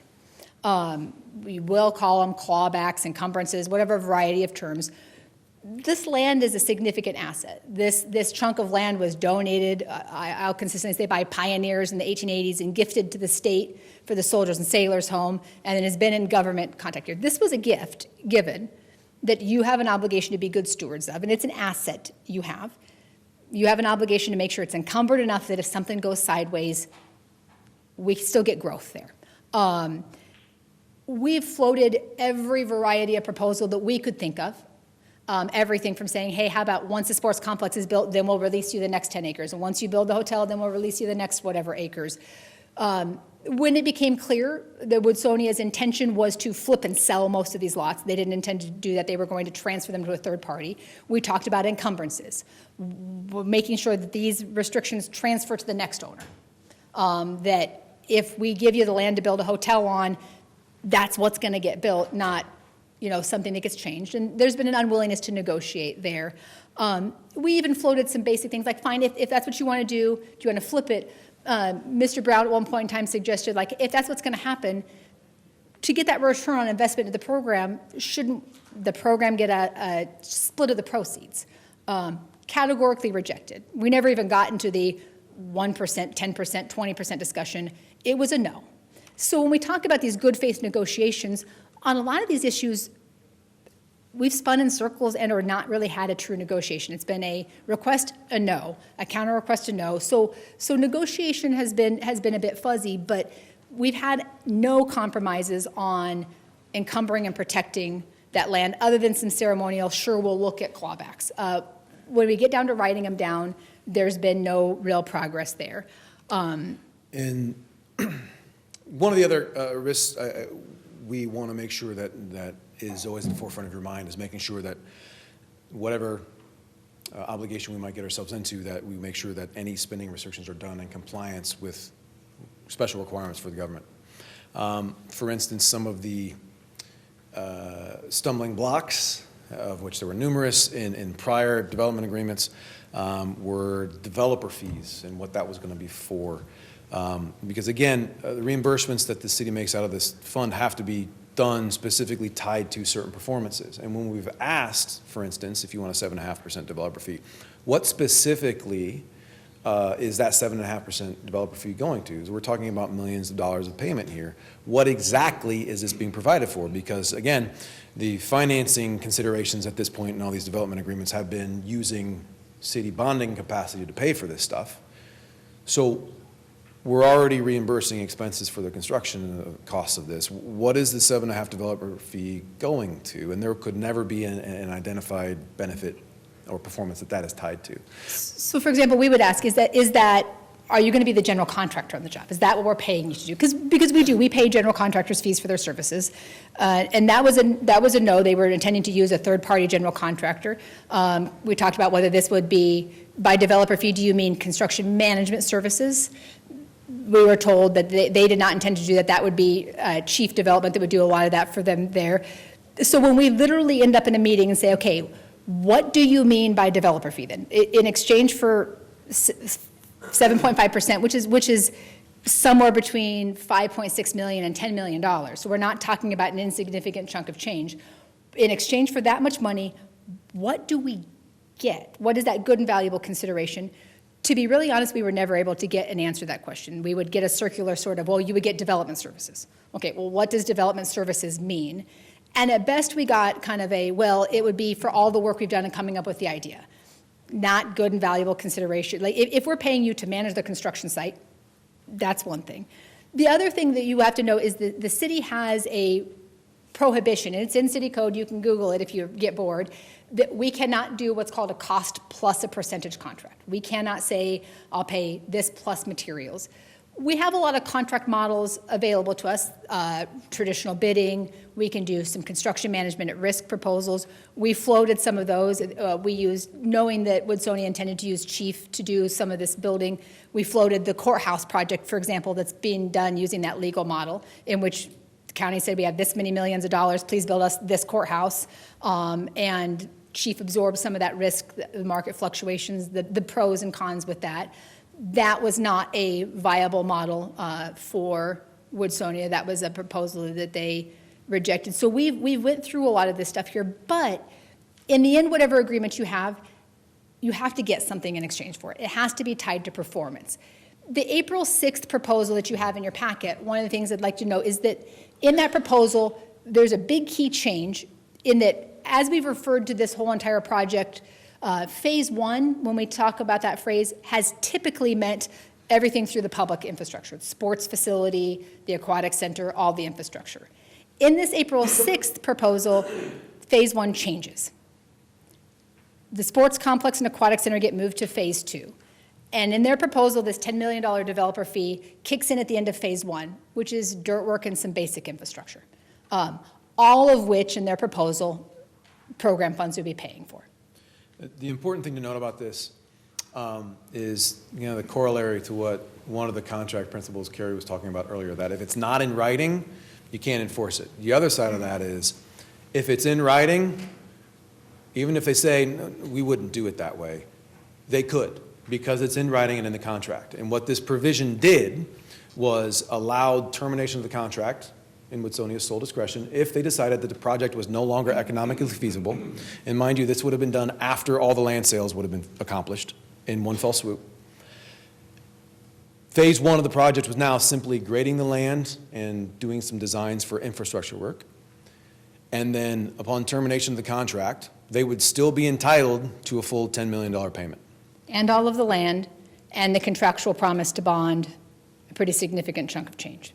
So when we talk about that enforceability, the next thing we kind of explore is, okay, so if everything went terrible at that stage, what could we do about it?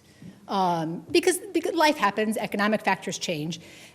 In that particular agreement was a provision that basically barred us from ever forcing construction. One of the specific things that proposal said we could not do is compel construction. So we explore these contracts for those sort of what lawyers call poison pills, the things that make the promises at the beginning of the document worthless at the end of the document. And unfortunately, this proposed contract was riddled with them. They could cancel the contract at any time. In their sole discretion, it doesn't meet economic feasibility, which is a term that's not defined there. In the proposed land transfer agreements, if they find anything wrong with the land, they could come back to us, tell us we have to fix it at our expense, or they could cancel it, keep the land, but cancel it there. It included requirements that we waive our ability to compel construction, waive our ability to protest damages. We had to agree to their choice of lawyers, which the last time we did, it got us tangled up in a lawsuit with AMC. So something that we have to advise you not to do. Again, the point of pointing all this out isn't to say that this is necessarily all of the things that were intended to be done under this contract, but the fact that it's in the contract and it's down in writing means it's something that can be done. And if it's in writing and we agreed to it, our hands are tied and there's not really much we can do to fight it. And in all of this, you guys have a political role to fill. You make the policy calls, you're the stewards of this money. Our job is to advise you of all the legal risks, all the political risks, the social risks.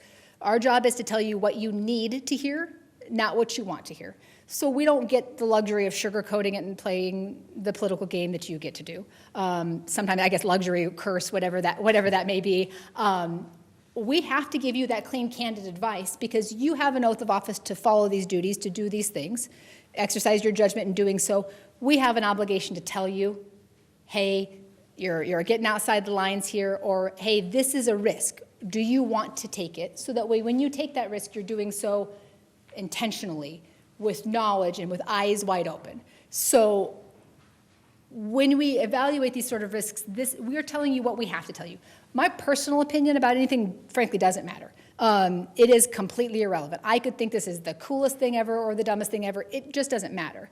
My job is to tell you what the legal risks are, the social, the political risks, the economic risks, the feasibility.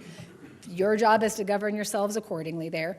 The other recommendation I think that we have to make on here too is that you have made a promise both to follow the law, the Good Life District Transformational Projects Act, the Economic Development Act, your program ordinance, the promise to the voters, that this provides a return on investment, generates enough program revenue to be sustainable. No matter how we exit this, we're better off than we were.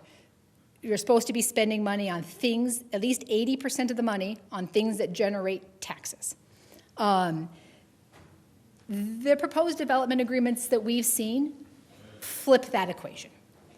They say, we'll only build you the tax generators if there's enough money.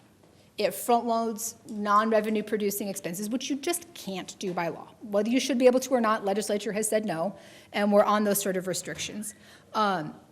It conditioned the hotel, the restaurant, and the retail establishment on if there's at least $75 to $90, $105 million worth of bond proceeds. So if there wasn't enough money, you get nothing that's revenue generating, which is just not something you can agree to.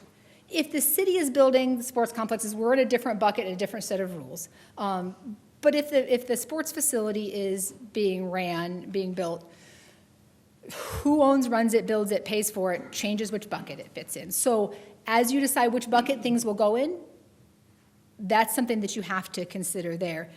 And when you add this newest May 4th proposal, you hit another kind of policy level decision. Remember that all of your growth is supposed to be transformational and unique as opposed to routine and ordinary. And that's the language the statute uses. I didn't make it up. Is it going to drive huge change, and is it unique? As Senator Von Gillern pointed out, if it's in every city, it's not those things. The thing that was in the proposal you last reviewed that is different than the other cities with Good Life districts and is different than our neighbors is the competition level aquatic center. The sports complex itself, though transformational, and though undoubtedly it will drive tourists in and bring hotel stays and bring kids in town and will cost me a lot of time in a bleacher at some point in time. Kearney has one, Columbus has one, Omaha has them, Lincoln has them. It is not particularly unique in Nebraska. It is unique for our city. So we're in that sort of policy call. Does this clear that threshold for you, transformational and unique? Does it not? Those are the legal boundaries. Where this rests in the middle is there. But this newest proposal removes the one thing that we can distinctly say is unique compared to everybody else. So that is a risk you take under this proposal, is have you accidentally started considering something not in compliance with that program. Again, as we talked about, the April 6th proposal includes a bunch of other litigation poison pills. One of the other things it does is says if anybody sues, every dollar stops flowing out of the progress. So the risk to the city and to this taxpayer-funded program is if anybody gets mad at anybody, every piece of progress stops. Our ability to fund a business that might come down in 20 years is frozen. The money, frozen. So if one of your promises is to deliver growth, the active proposals here make that functionally impossible for us to control. Because if a third party came in under their proposal, we can do nothing. We cannot compel construction. And it frankly asks for more money than we can get. Our financial advisors have been relatively consistent that since this revenue stream has gotten unstable, we need to bite off only the parts we can handle at different times. Phasing this development, shifting things. The proposals as given now run contrary to the money in the bank and our ability to secure good quality financing terms. So what we have consistently recommended is that we follow the big spirit of the first round of the law, which is that this is designed to be a reimbursement-based program. Eligible costs are incurred, eligible costs are applied for reimbursement, and that we are looking backwards at reimbursement-based models once progress and growth has been made. So it will continue to be our recommendation that we use that approach because that approach reduces risk. We don't have a risk we're not going to get the growth if we wait till we get the growth to pay for the growth. If we're going backwards, it's less risky. Do you have some options to go forward a bit? Especially when it comes to city projects, absolutely. We do it all the time. When it comes to giving that money to private developers, that risk skyrockets. So if you're going to take that risk, make sure you're consistently and cautiously aware of that risk. The other thing that we've consistently recommended and will continue to recommend is that you bite off what you can chew. One of the structural flaws to using a development agreement like this is we're trying to capture 30 years worth of hopes and dreams in one document. Not knowing what the money is going to look like at year 20, not knowing what the market's going to be at year 20. So our consistent recommendation will be to do this in bits and pieces. As we're ready for each next step, then you do the documents. We don't transfer the land until we're ready to do something with the land. We don't transfer the money until we're ready to do something with the money, because that reduces risk and exposure to taxpayers who you're ultimately responsible for. We have floated these suggestions repeatedly over the last 2 years to Woodsonia and have been categorically rejected at each phase when it comes to breaking this up. So frankly, if we go all the way back to when the legislature started messing with the last round of changes on the Good Life District Economic Development Act, and we started to worry about losing this construction season. One of the things we floated was we already own the land. Woodsonia had relayed they'd started the engineering work. We could authorize the dirt work to start one council meeting, one agreement.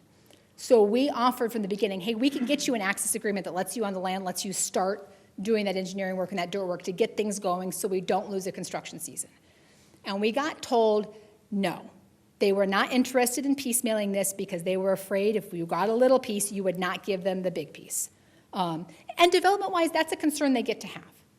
That's also a risk that we have to advise you about taking, is that when you take a big, huge chunk, you maximize your risk. If what you tell us you want, which is what you've consistently told us, is growth and progress, the legally safest way to do that and stay in compliance with the law is to take this one step at a time.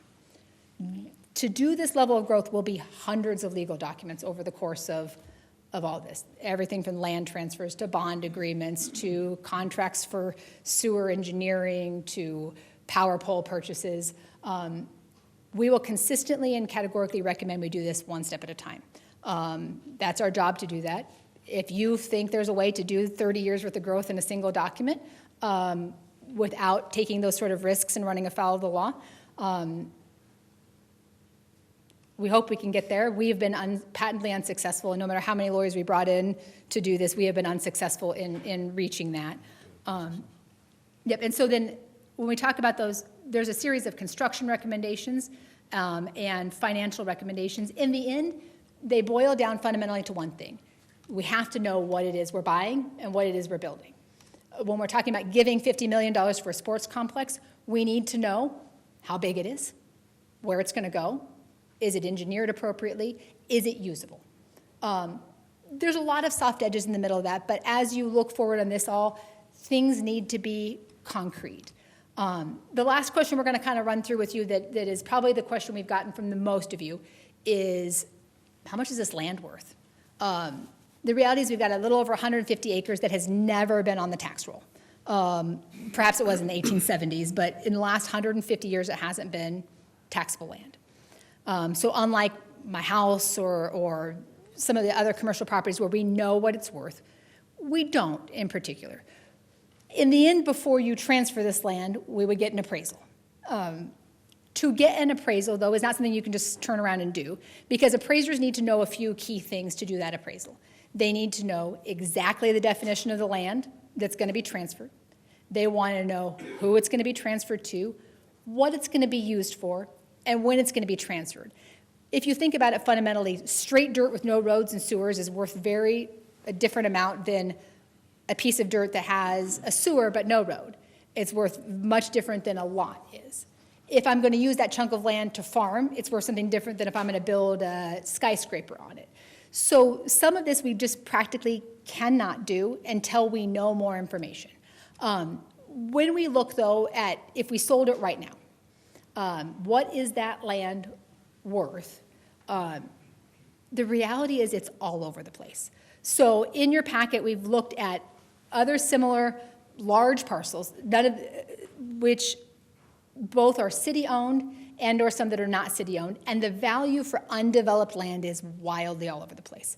Land the city has sold, if we look just at land that has no buildings, just raw land the city owns that we've transferred in the last, transferred or looking at transferring in the last about 90 days, we've been everywhere on appraisals from almost $80,000 an acre down to $13,000 an acre, depending on where it is and what it's going to be used for. So when you ask me how much is this land worth, somewhere probably between $80,000 an acre and $13,000 an acre, I think. But in the end, we'll have to get a certified appraiser who has answers to all the magic questions certified appraisers need to be able to do that.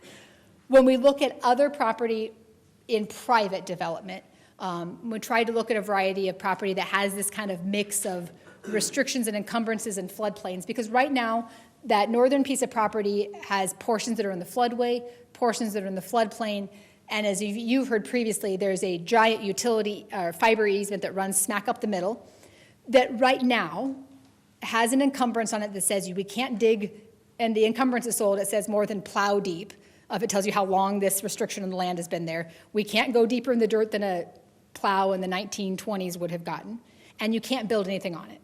So we know we have land right now that's somewhat undevelopable.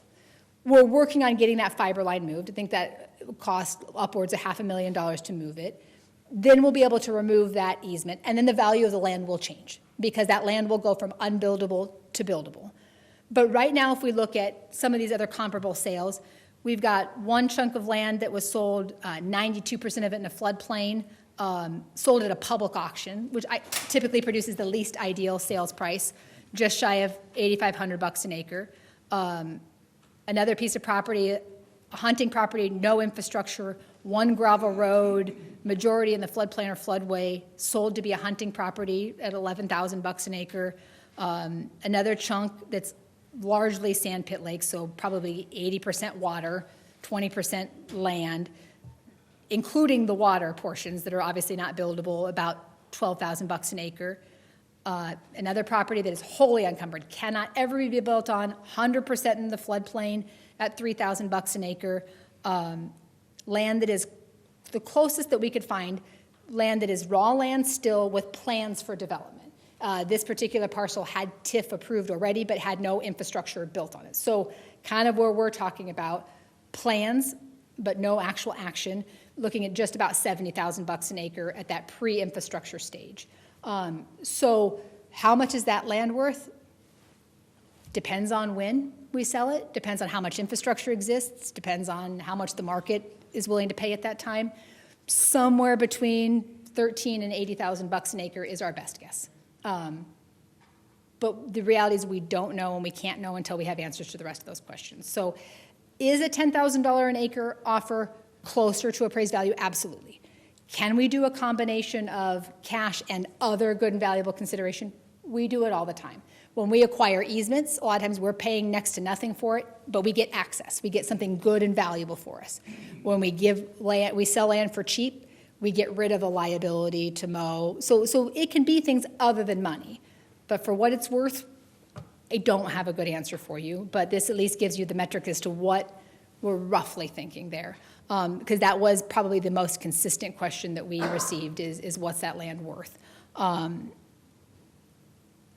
We've given you a lot of information, an exhaustive level of information, but I want to again stress for you every single one of these factors, you're required by law to consider, good common sense to consider, or at least think about.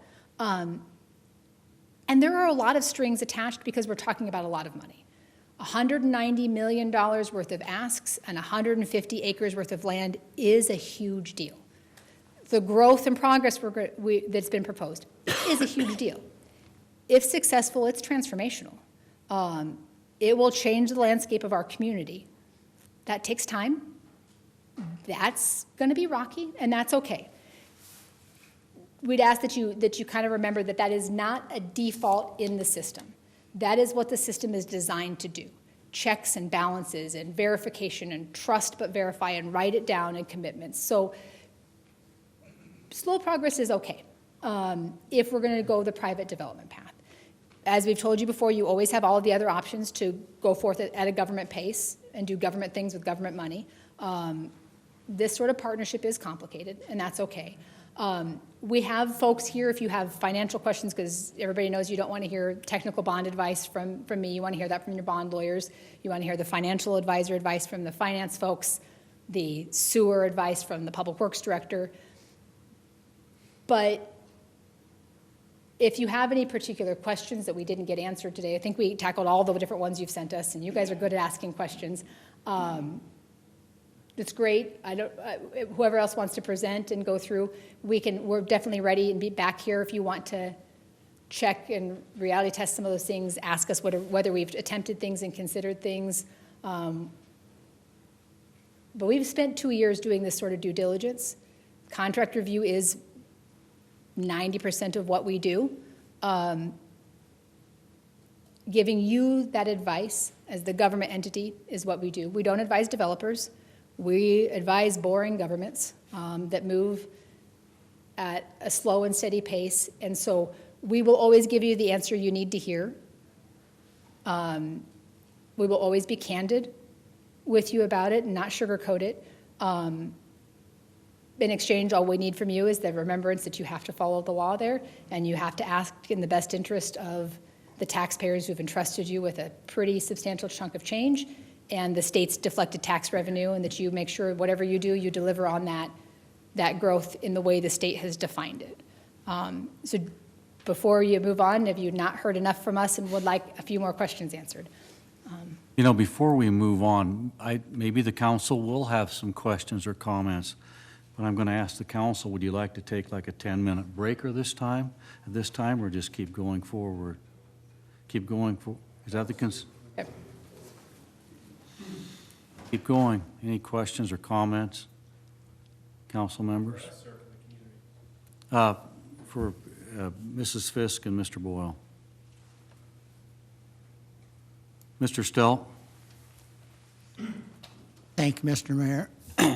My question to you is, if we don't get an agreement to do a contract with Wolfenia, what happens? Does the Good Life thing go away for us? Do we have no other opportunities since the development has to be in their name? The development does not have to be in their name. There is nothing in the state law or our code says money has to go to the applicant. There's that small restriction that says money that's generated on their property, if we're going to give it to a different business. So if we're going to take their money and give it to Menards, whatever that may be, we would need their permission. But this can progress either in giving it to any qualifying business or RFP, or the city can do this work. So it's not going to be the end of everything? The one risk I would tell you is we're not in great economic times as a state. If we don't do something with this and deliver some sort of growth, there is a legislative risk that next session the state might come back and say, hey, if this growth isn't happening, let's get rid of this program. And if we haven't done something, there is legislative risk and political risk.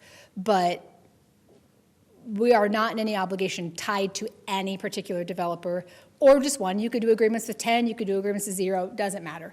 The growth is that metric there, but no, it doesn't affect it whether we do something with Woodsonia or not. If we don't get a contract worked out, we're not forced to work with them. We can go somewhere else. You always have those three options. We can spend money on city projects. We can solicit requests for development. We can say, hey, we've got X million dollars of incentives in this land. Everybody in the community pitches what you'll do with it. Or any qualified business in the district can make an application for reimbursement of those eligible expenses. So anybody else who's doing some of that $63 million worth of building, if it checks the right boxes, they can apply for those funds and come ask you for a piece of that pie. We have had one other application that then got withdrawn before it made it to you, but at any point in time, we could have 0, we could have 20. Nothing in this stops anybody else from applying for development money. Thank you. Mr. Hossie. Thank you, Mayor. So I had a couple of questions on what you had said. One of them was you were talking about the 7.5% developer fee not tied to performance. Could they add that to on the expense side? So when they came in for reimbursements, if they had $100 worth of reimbursable expenses, could they add a 7.5% development fee, like whatever, at the end of it? Would that meet the legal requirements of what you're talking about? Chuck, you hadn't heard me say it depends enough. So I'll give you the it depends. For the most part, the answer is no. The way eligible expenses are defined in state law focuses heavily on capital expenditures. Eligible expenses, for the most part, if they're going to a private developer, are to buy things, not services. So that's why we can spend it on operational money, they can't. Now, the reality of it is every contract for a road, a building, includes overhead costs. So to the extent it's tied to overhead, probably. Straight just profit, no. Somewhere in the middle, sure. We can pay construction services. That is an eligible cost if it's tied to a building and to a capital expenditure. So it depends. Then my second question is about no matter what they decide on the value of the land, no matter what it is. Early on in this process, I was okay with the dollar because I wanted more of the Good Life District money to go for the vertical projects and not buying land, and particularly land that the city got for nothing or next to nothing. So can they use Good Life District funds to purchase the land? Can Woodsonia do that? There are some statutory paths to using it for acquisition of land for private development. The wrinkle here is when that land they want to acquire is in government ownership, because though we can use money to buy land, they could use money to buy land from another private business, we can't gift the land. So half that transaction would be legal, half of it is not. But could Woodsonia use money to buy property from 123 Main Street LLC? Yes, probably. Government just can't gift it. So somewhere in the middle. I think there would also be a concern whether or not that would qualify as a non-revenue expense as well. And so you might have different caps with respect to the amount of reimbursements that could be made for it. So it's not just what we can sell the land for. If we can sell the land, is also how much can we reimburse based off of that. Okay, thank you very much. Mr. Sheard. Thank you. First of all, thank you all for still being here. That was a long, thorough presentation. And if it doesn't highlight how confusing as hell this whole situation has been, y'all probably been confused, and bewildered a little bit tonight. That's our process for the last 2.5 years. I want to be honest tonight that this process has been confusing for us. It's been annoying for us. I'm sure, Mitch and Drew, it's been annoying for you guys. It's been frustrating. There's been a lot of changing parts. You guys have changed things on us. We've changed things on you. Even since our last public vote, there's been a lot of changes, as Carrie and Matt highlighted tonight. What I think has been awkward is how much has been talked about in public, not by us. We haven't been speaking. We haven't been, in my opinion, transparent or clear, and I'll apologize on behalf of myself for not being clear to the community what we are thinking and what we're doing. Matt and Carrie have kind of played out a lot of what we've heard, and I hope people can see what we have been dealing with. You know, as we go through this, maybe it would have been in the public's best interest to know more politically. I don't know. I don't think it matters anymore, because if they pulled out, if you guys have pulled the April 6th proposal out, we spent a long time talking about that. I don't even think it's relevant anymore. I think we're starting at zero right now. So I guess being pragmatic, I would suggest whatever we do, and I have some questions about this, I want to be straightforward going forward tonight that I think what we want has not changed. We want a transformational project. That's what we campaigned on. That's what we've already agreed to do. That's a sports complex. That was an aquatic center. However it gets paid for, I guess I just want to see both of those things done. I want to make sure that the land for the school district is still maintained and ready. If that happens, if all the housing happens up there, that they have a school district land. I want all the infrastructure to be in place. And I want to make sure that we do everything legally so that we don't get our tails sued later or lose any future money that comes from this. And I don't think we should be using general dollars to pay for this. Certainly, we're not allowed to use property tax money for this. And I believe from the get-go we said we would not do that. This was something that we told people in the community when we were getting the ballot passed by them, that this would be money from the state, a gift that only comes along one time. And they emphatically agreed to do this, and we put pretty pictures in front of them of a nice sports complex. There was a lot of talk of an aquatic center. There was a lot of talk of a lot of great things. I think everybody still wants those things. And it's my opinion that our best bet is to probably work with Woodsonia on this. I don't think there's an easier route to get this done. I certainly don't want to spend any more time listening to lawyers in a lawsuit. My God, tonight's been enough. Yeah, you can laugh. I think that was a joke. So that's not a very complicated list, what we're asking for. I don't know if we're allowed to say this, but if y'all would pay $20 million for the land right now, we'll build the aquatic center. You build with Good Life money the sports complex, and we'll worry about the rest of it when that's done. But I don't think we're ready to do that yet. So I guess I have a question for you guys.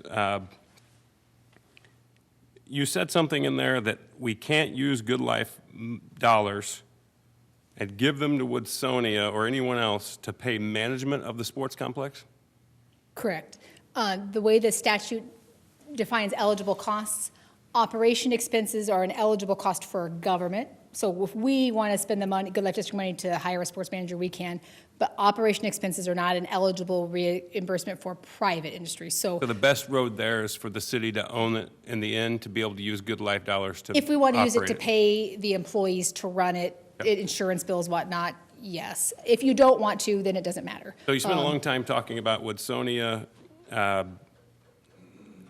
If they're going to have a claim to the money, it has to be with land the value off of land they own, right? The tax value that comes from that. It's sales tax revenue. Right. Do they own land under the same name? And I'll be honest, I haven't looked in a while. When we looked last, Woodsonia Real Estate Inc. did not have any titled land in the Good Life District. Does it matter which version of Woodsonia it is? Does that matter? The secondary statute includes some definitions for related persons that lets some access, so you could have these sort of subsidiaries. I'll tell you that some of the senator's opinions is that it does matter that applicant status is not transferable. I would tend to lean towards telling you, yes, it can shift a bit between those applicants. So if Woodsonia or any entity they're related to owns it, I would probably advise you to act with caution and assume there's that level of financial control over the revenue generated. Okay. Better to act conservatively there than Probably the than spirit risky. of the law, right? Yeah. It's them. Yep. Matt, you said earlier that we needed to wait to be able to do due diligence to have a feasibility of making this happen. But man, I think we've done that a number of times. We've had different studies done. Grow Grand Island paid for one. Woodsonia paid for one. We've heard it in front of us a couple times. What more would we need to do for a feasibility? So the feasibility studies you've had done now have been much more high level. What type of sports does our community want? This would be that next level of operational feasibility. Okay. Are the concession stands in the right place to make the facility usable? Is the HVAC system gonna operate right? Is it insurable? That needs to be done Staff members. before? Well, and how much are we building? If we want to go borrow money to build a sports complex, we have to know how big it's going to be. A bonding company isn't going to just give us $100 million saying, trust us, we'll build something cool with it. They want to know what we're buying with it, just like a mortgage. And so that operational feasibility, how big is this building we're going to get? What's it going to be in there? How much are they going to give us money for? That seems awful deep in the weeds for council to be dealing with where the concession stand is. The expert consultant is there for us to do that, because none of us have that expertise. But if we're going to have the liability, you have to address the operational risks and expenses there. I would say there's also a question of scope here, because if you're talking about this in the context of the development agreements that have been proposed to us, we're talking about something all in one fell swoop. And that includes things like, how big is the road that goes through? Is it going to meet all the needs? Is the infrastructure going to be put in for the entirety of the complex and development? And there are concerns that the plans that they have proposed, the high-level feasibility study plans that they proposed, don't actually account for the needs that the development in that community would create. So the roads wouldn't be big enough. The access wouldn't be appropriate. The infrastructure might not be actually sufficient to meet the needs of development, which is why we actually need a little bit more information on the fore end before we can actually make these types of agreements. So that's what I'm referring to. That's how we're 2.5 years down the line. You know, this is when you bite off 30 years worth of growth in a single agreement, you have to make 30 years worth of projections. What I think council if we do this needs piece by tonight, piece, we can do this fast. what council needs tonight is to know what the logistical guardrails are for getting this done. So is it money? What is it? What are the legal, you've painted a lot of legal pictures. I think we have a good idea of that. But I'm starting to share, I mean, I appreciate everything you guys have done. Don't get me wrong. I just want to know what the rules are, and I want to make sure that those guys agree and you agree so that we can start negotiating to get where we can get. If it's one fall swoop or one bit at a time, I just want to know the rules. The fundamental issue is when you say get it done, we are unable to tell you what it is. If your answer is we want to get the sports complex done, are we talking about building a 90,000 square foot building or a 165,000 square foot building? Does this building have a soccer field? Where does this build, how much drainage work do we need to do? How big does the sewer pipe to make sure they can flush the toilets need to be? If I can't tell you what it is we're building consistently, and I need you to know that this proposal has changed at least once a month for years now. So every time we approach being able to tell you, okay, hey, yeah, this is what we need to do next, it changes. The new May 4th proposal adds 60,000 square feet to a building, adds an indoor soccer field, adds the pickleball courts back in. It changes the equation. So when we say get it done, when we're testing the legal boundaries, it has to have tax generators. If it's got 20 retail establishments, easy to do. If it's one 2,500 square foot retail establishment, really hard to do. Your parameters are big and ethereal, but I can't test a proposal against those parameters if the proposal changes constantly. And so I don't know. Their current proposal today, legally and factually unworkable. There have been phases and components of the past proposals that were really close. But it seems like every time we fix one portion, we break a different portion. And then the money disappeared in the middle of it all, too, which does not help Which anything. is not their fault or our yeah, fault. It is just a factual reality, is that the revenue projections cut down significantly. So I can't answer what it takes to get it done because I legitimately do not know what the active proposal is. What are you buying for $140 million? As of now, we had an application, it changed 3 times, and it got withdrawn. Right. So I don't even know that you have an active proposal to discuss. I also think it's important to know when we're talking about delays in the process, because I know there's been frustration on everybody's side for delays in the process.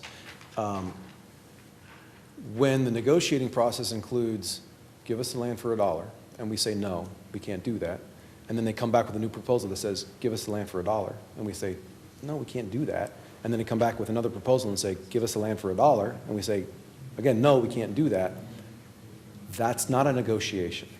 So we can attempt to address some of the underlying concerns you're talking about. Those are some of the things that we would like to be able to address, but again, if the entry point for the conversation has absolutely no give, there's no negotiating we can have. There's no progress to be made. So, but if we're starting at 0 tonight, right? Then the legal framework that exists under state law says we go back to the application step. If private developer wants money, we start back over at step 1 and we revet whatever it is through the framework we're required to by law. So if they came up to the podium tonight and we started talking about just general ideas and what we could start to agree on, that would be productive still, right? Yeah. So that then they would know what we're going to say yes or no to, and then they can say what they're going to say no or yes to. And then they would need to reduce it to an application to request money, pull out of the funds, and it would vet through those checklists. But if we do that here on tonight on camera and everybody's watching, then we are held to what we say and they're held to what they say a little bit more. In spirit, yes. The last time that conversations happened, again, the last time those conversations happened, though, there was still backsliding against some of the terms that were said out in public in city council meetings. So yeah, in the end, it helps. It improves relationships. It is not a contract. Well, I probably have 50,000 more questions, but I will let someone else talk for a little bit. Mr. O'Neill.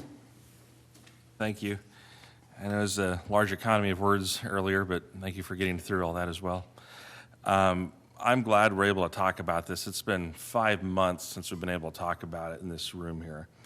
I have a couple of questions, and then I want to go through a few things. I may have a little bit here as well. If the land was sold for fair market value, whatever that may be, what all could we do with that money? Could that be used to help pay for buildings in this project as well? Making an assumption that you would take that check for the land and put it back into the local sources of revenue into that bucket, it would be those sort of eligible expenses. The reality is, though, this land is separate. The Good Life District program deals with money only. We happen to own the land, and they made an application to approve on land they don't own. That land is ours. Right now, if we sold that land, just in a separated transaction, I believe it would go back into general fund, I think. So then you could spend on the sort of things you spend general fund money on. But the reality is this particular statutory scheme does not contemplate the giving of government land.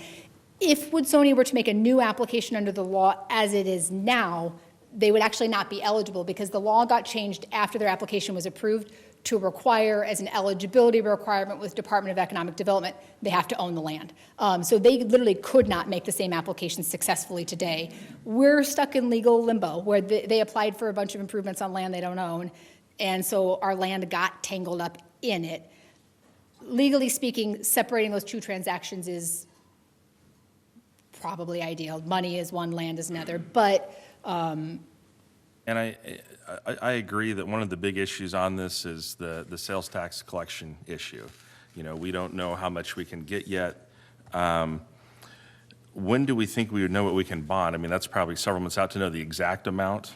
so right now, the financial advisors have, and I'll oversimplify it, said that we probably have some likelihood of being able to borrow against that $5 million baseline.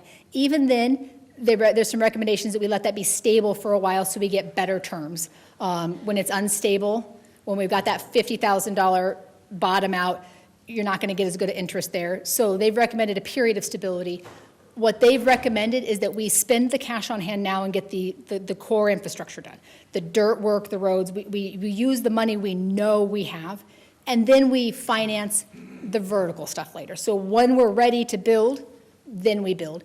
Practically speaking, and Mike Rogers is probably going to be annoyed at me for oversimplifying this, but once we issue the bond, we only have so much time to spend it in. So we want to make sure we're ready to start building the second we spend that money. So if we've got to get that vertical construction done in 3 years, that's part of why the financial advisors advise us to spend our cash on hand and get the dirt work done, then finance it later.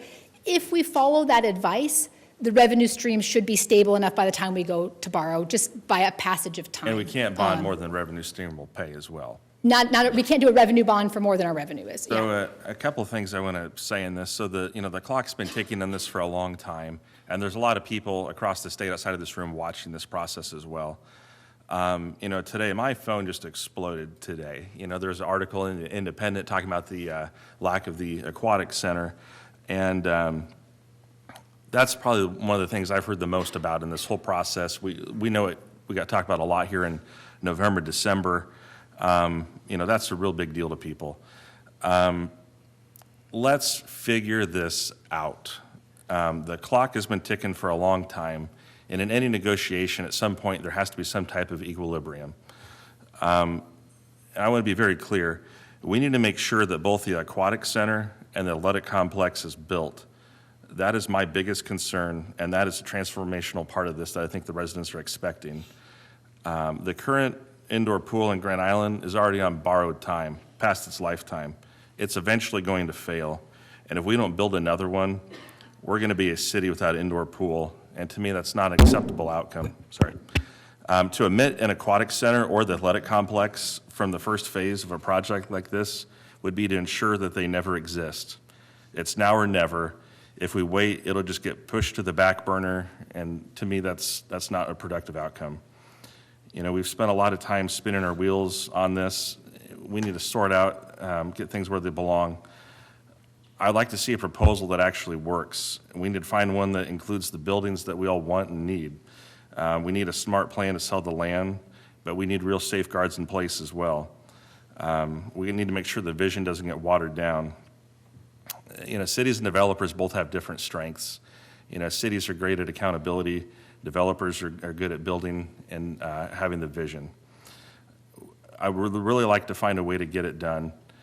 And I would like to actually make a motion here as well. I know we don't have a proposal here, but I would like to, and we're not going to sort this out tonight. And I think one of the important things is we need to keep this in the public view. I think that's been a big problem is we haven't really been able to do that for several months. I move that we request the mayor to establish a council committee as allowed in Grand Island City Code, Chapter 2, Section 9. I would request that the committee include no fewer than 3 council members who would be permitted to hold meetings to review any applications for Good Life District program funds after the administrative review team has completed their review, but before the application is presented to the full city council. I would request that this committee be authorized to make formal recommendations to the full city council, which would accompany any future applications.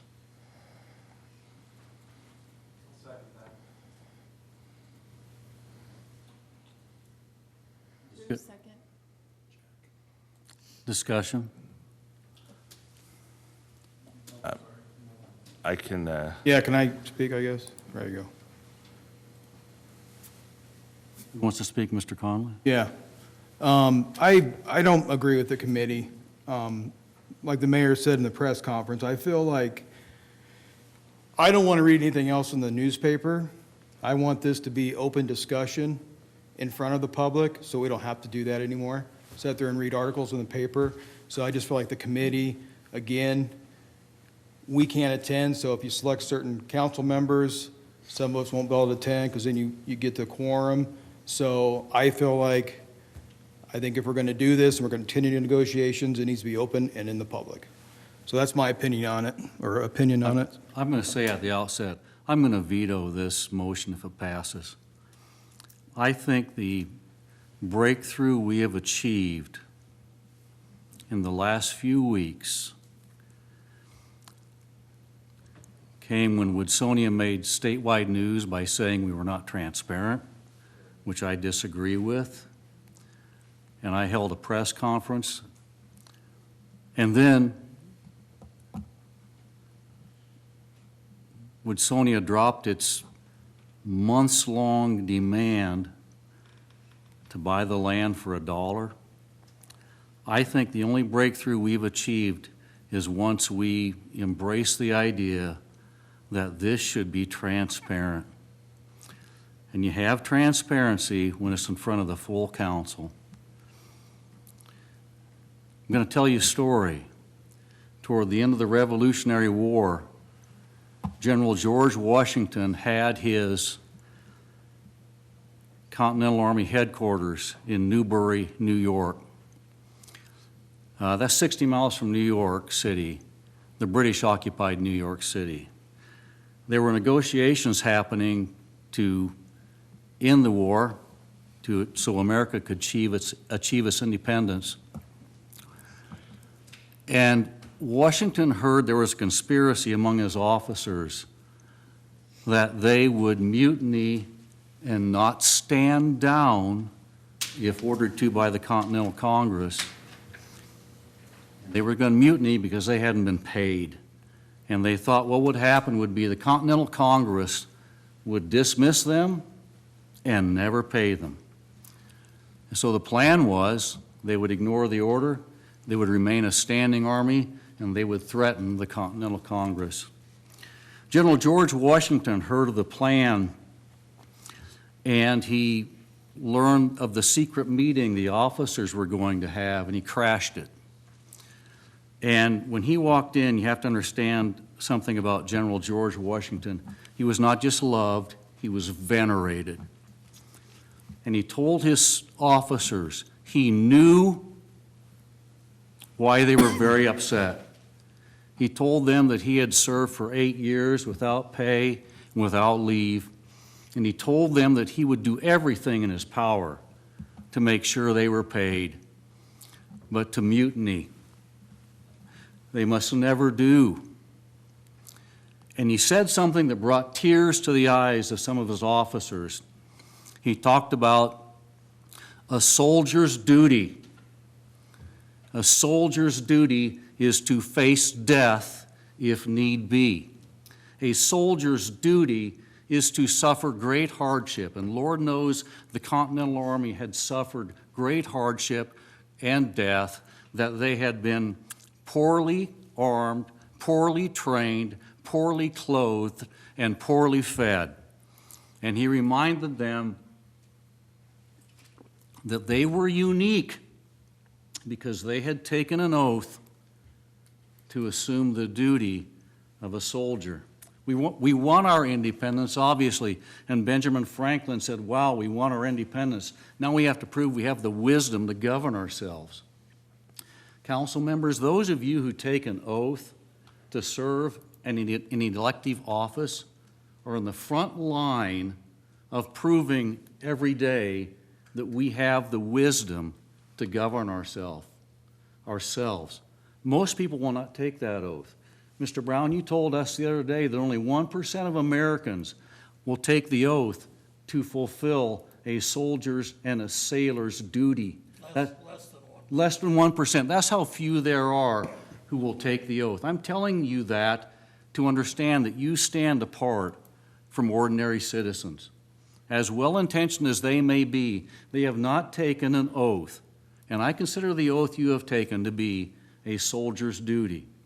Every council member here has the duty to bring their common sense and their sound reason to this major issue, probably one of the biggest issues the council will ever see.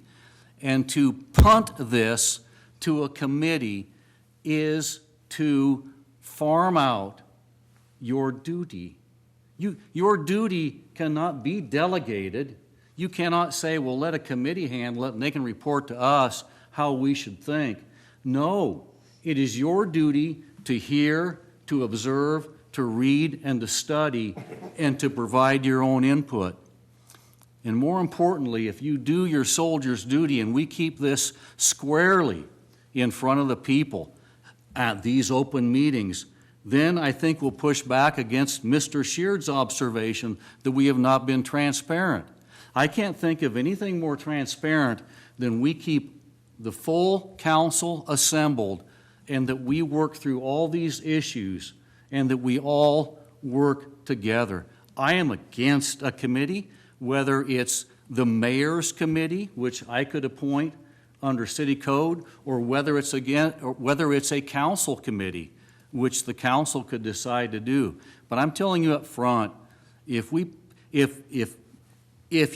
turn your back on your soldier's duty and punt this to a committee, I'm going to veto it.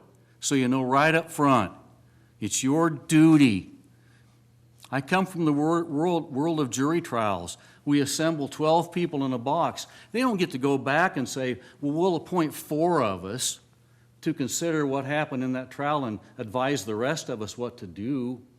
All 12 of those jurors are supposed to bring their best game and their best brain to the issues. Every council member is needed for these issues. Every council member is needed to provide input and guidance to one another.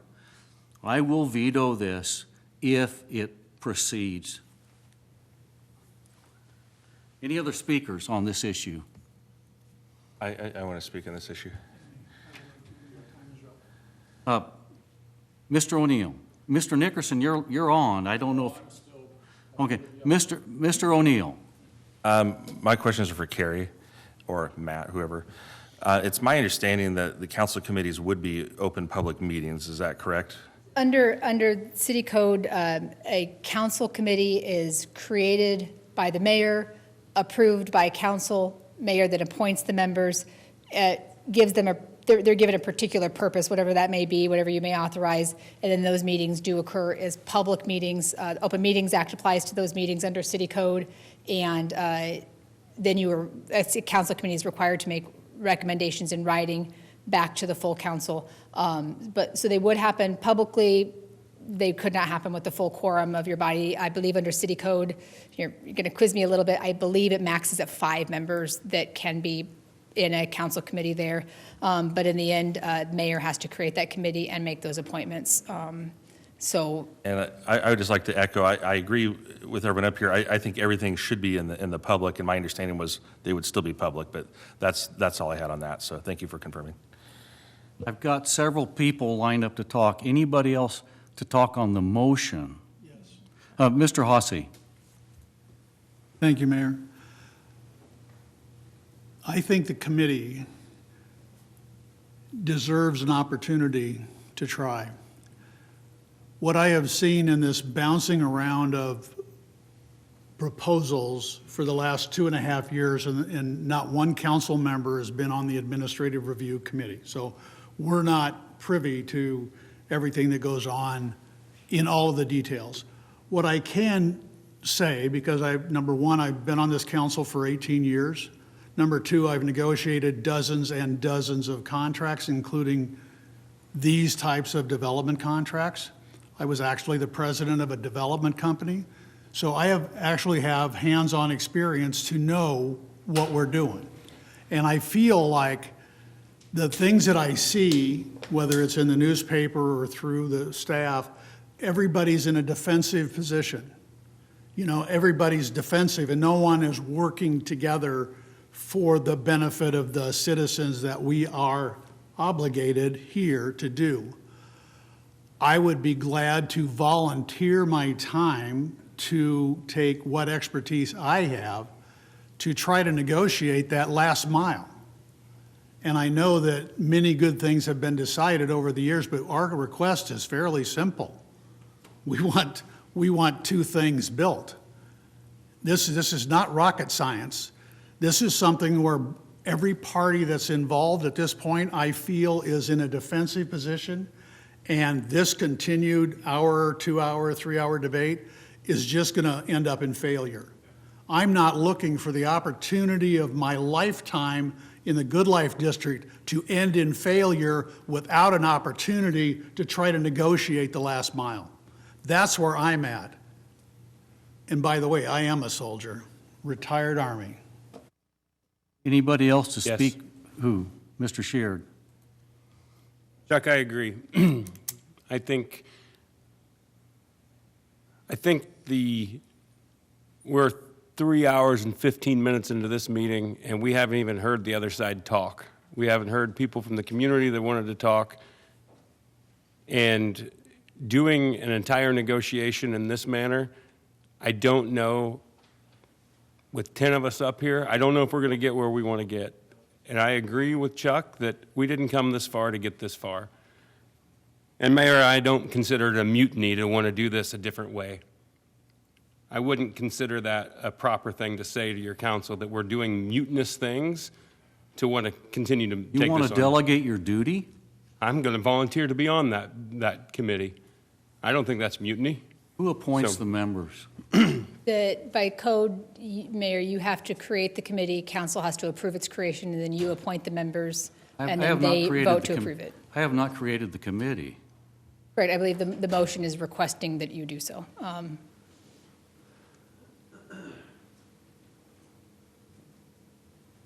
Well, I suppose we'll do this in public. No matter what, we should do it in public, but I just want to make sure what we do, we get to a result and we don't screw this up, and I fear that we're getting close. Anybody else want to speak on this motion? Mr. Mayor, I do. Yes. Thank you. I can't support this motion. I sit on the city council to promote Grand Island for what's good for Grand Island, and I don't think this is good for Grand Island. I talked to my constituents this afternoon, and what they want is they want us to work together to get the Good Life Project put together, to get the sports center and the swimming pool put together. And I think we have common ground, and we're all everybody's neighbors and constituents. I think we can just work this out and get this done. That's why I'm not going to vote for this. I want to work as a team.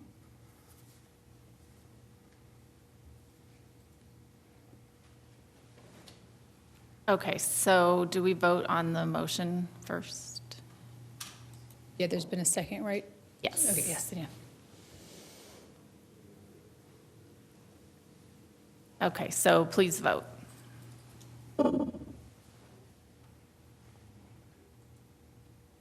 Motion failed. Mr. Nickerson, you had some comments you would like to make. I did. Now we've kind of lost our momentum from that discussion, kind of shift gears here. So I'm going to come back to what we were speaking about before, the recommendation for a committee.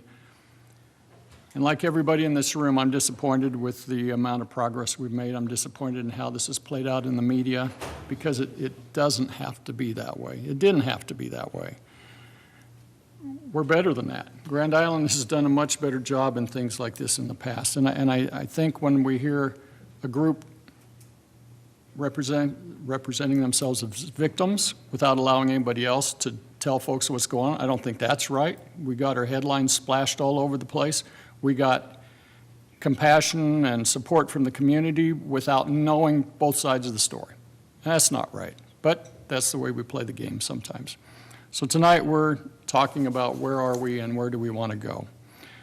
A few things that I heard tonight that were very important to go back to the basics is that this project needs to be transformational in retail, entertainment, and tourism industries. Those are three key things. That isn't the houses, it's not the multifamily units. This is things that can really generate those taxes. I was also brought to mind that we have to follow the law. You have no option not to do that.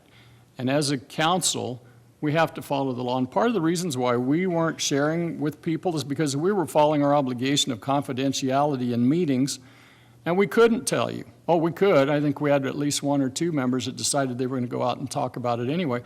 But we are not supposed to do that, and we were doing our duty. Judge us for that if you want, but that's what confidentiality is. Do you know I don't even tell my wife what goes on in those meetings? Because it's confidential. It's nobody else's business but those of us that are in those meetings. So we did what we were supposed to do. And we've created kind of an uproar in a community, and a community that doesn't typically live like that. So I'm going to ask a couple of questions tonight, again, from Carrie and or Matt. And these are basic questions that come before us tonight, and I just need to know I need to know the answer, and I need to know not your legal opinion, I need to know what is the answer, and I think you presented them tonight, but I've just got to make sure I understand that. Question number one is, who controls the funds from the Good Life District? By statute, the City Council controls the funds, all disbursements, and can spend any amount of money at any time on eligible costs. Is there any question about that? The only question would be if you asked to spend the money generated by the applicant on a different business, I would tell you you cannot do that. That would be the one asterisk there, but otherwise you control every other penny. Okay, question number two, is the applicant the only entity to work with if negotiations fail? No. Is there any question about that? No, the city, any other government entity, or any other qualified business can use those funds for eligible costs. Okay. Question number three, when we talk about an 80-20 rule that we have, that's what I'm calling it, 80% of the projects need to be revenue generating, is that correct? 80% of the money dispersed to a private applicant. So government, we're off in our own bucket, but if we're going to take money out of the program and give it to a private business, 80% of those disbursements have to be given in some sort of cost that generates tax money. 20% can be on non-revenue producing. So that only applies to that private businesses, but yes, 80 cents on every dollar has to go to tax generating expenses. Okay. If a developer decides that they only want to produce one tax generating project, what does that do to the project as a whole? That's part of why this is disbursement based, and that your legal safe harbor is in reimbursing expenses, because then you can never do that. If we are back paying bills, then we can come in and say, hey, there's $1 million worth of requests, but only 200,000 of it can be spent on this type of bill, and it self-corrects and self-regulates. So that's why our advice is to do it backwards as a reimbursement-based model, because it eliminates that from being a possibility. If you were to spend money without legal authorization to spend that money, giving 100% of it to a non-revenue producing cost, those disbursements, that would be illegal. And to be honest, I'm not sure what all penalties would be there. Please just don't do that.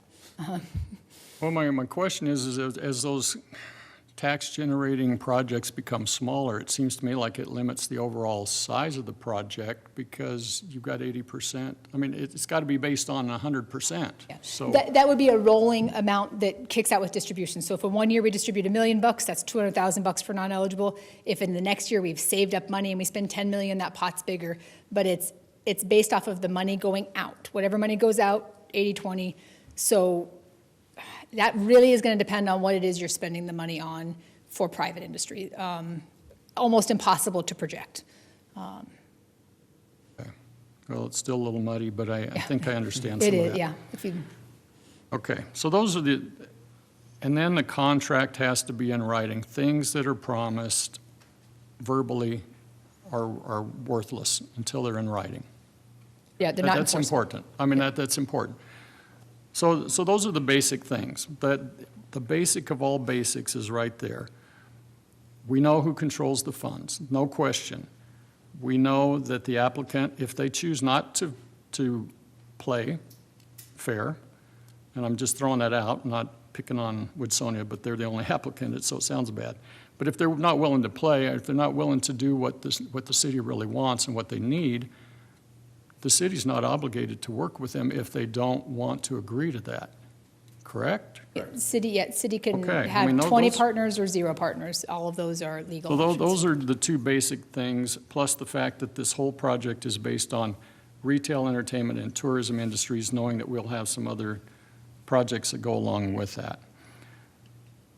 I don't know what happened from December 9th forward, because when we had our presentation here, I thought we all knew the direction we were going. I mean, we even, if I remember right, the December 9th one brought back a nice, better aquatic center than what the original one was about a month earlier, because it didn't meet what our community wanted. And they did an outstanding job.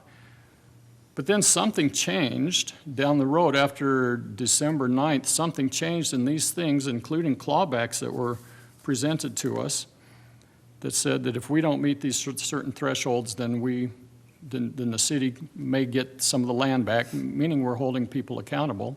I questioned those. They said we're okay with them. I also asked the question, what happens if we come to an impasse in negotiating? And they said it comes before the council, and here we are.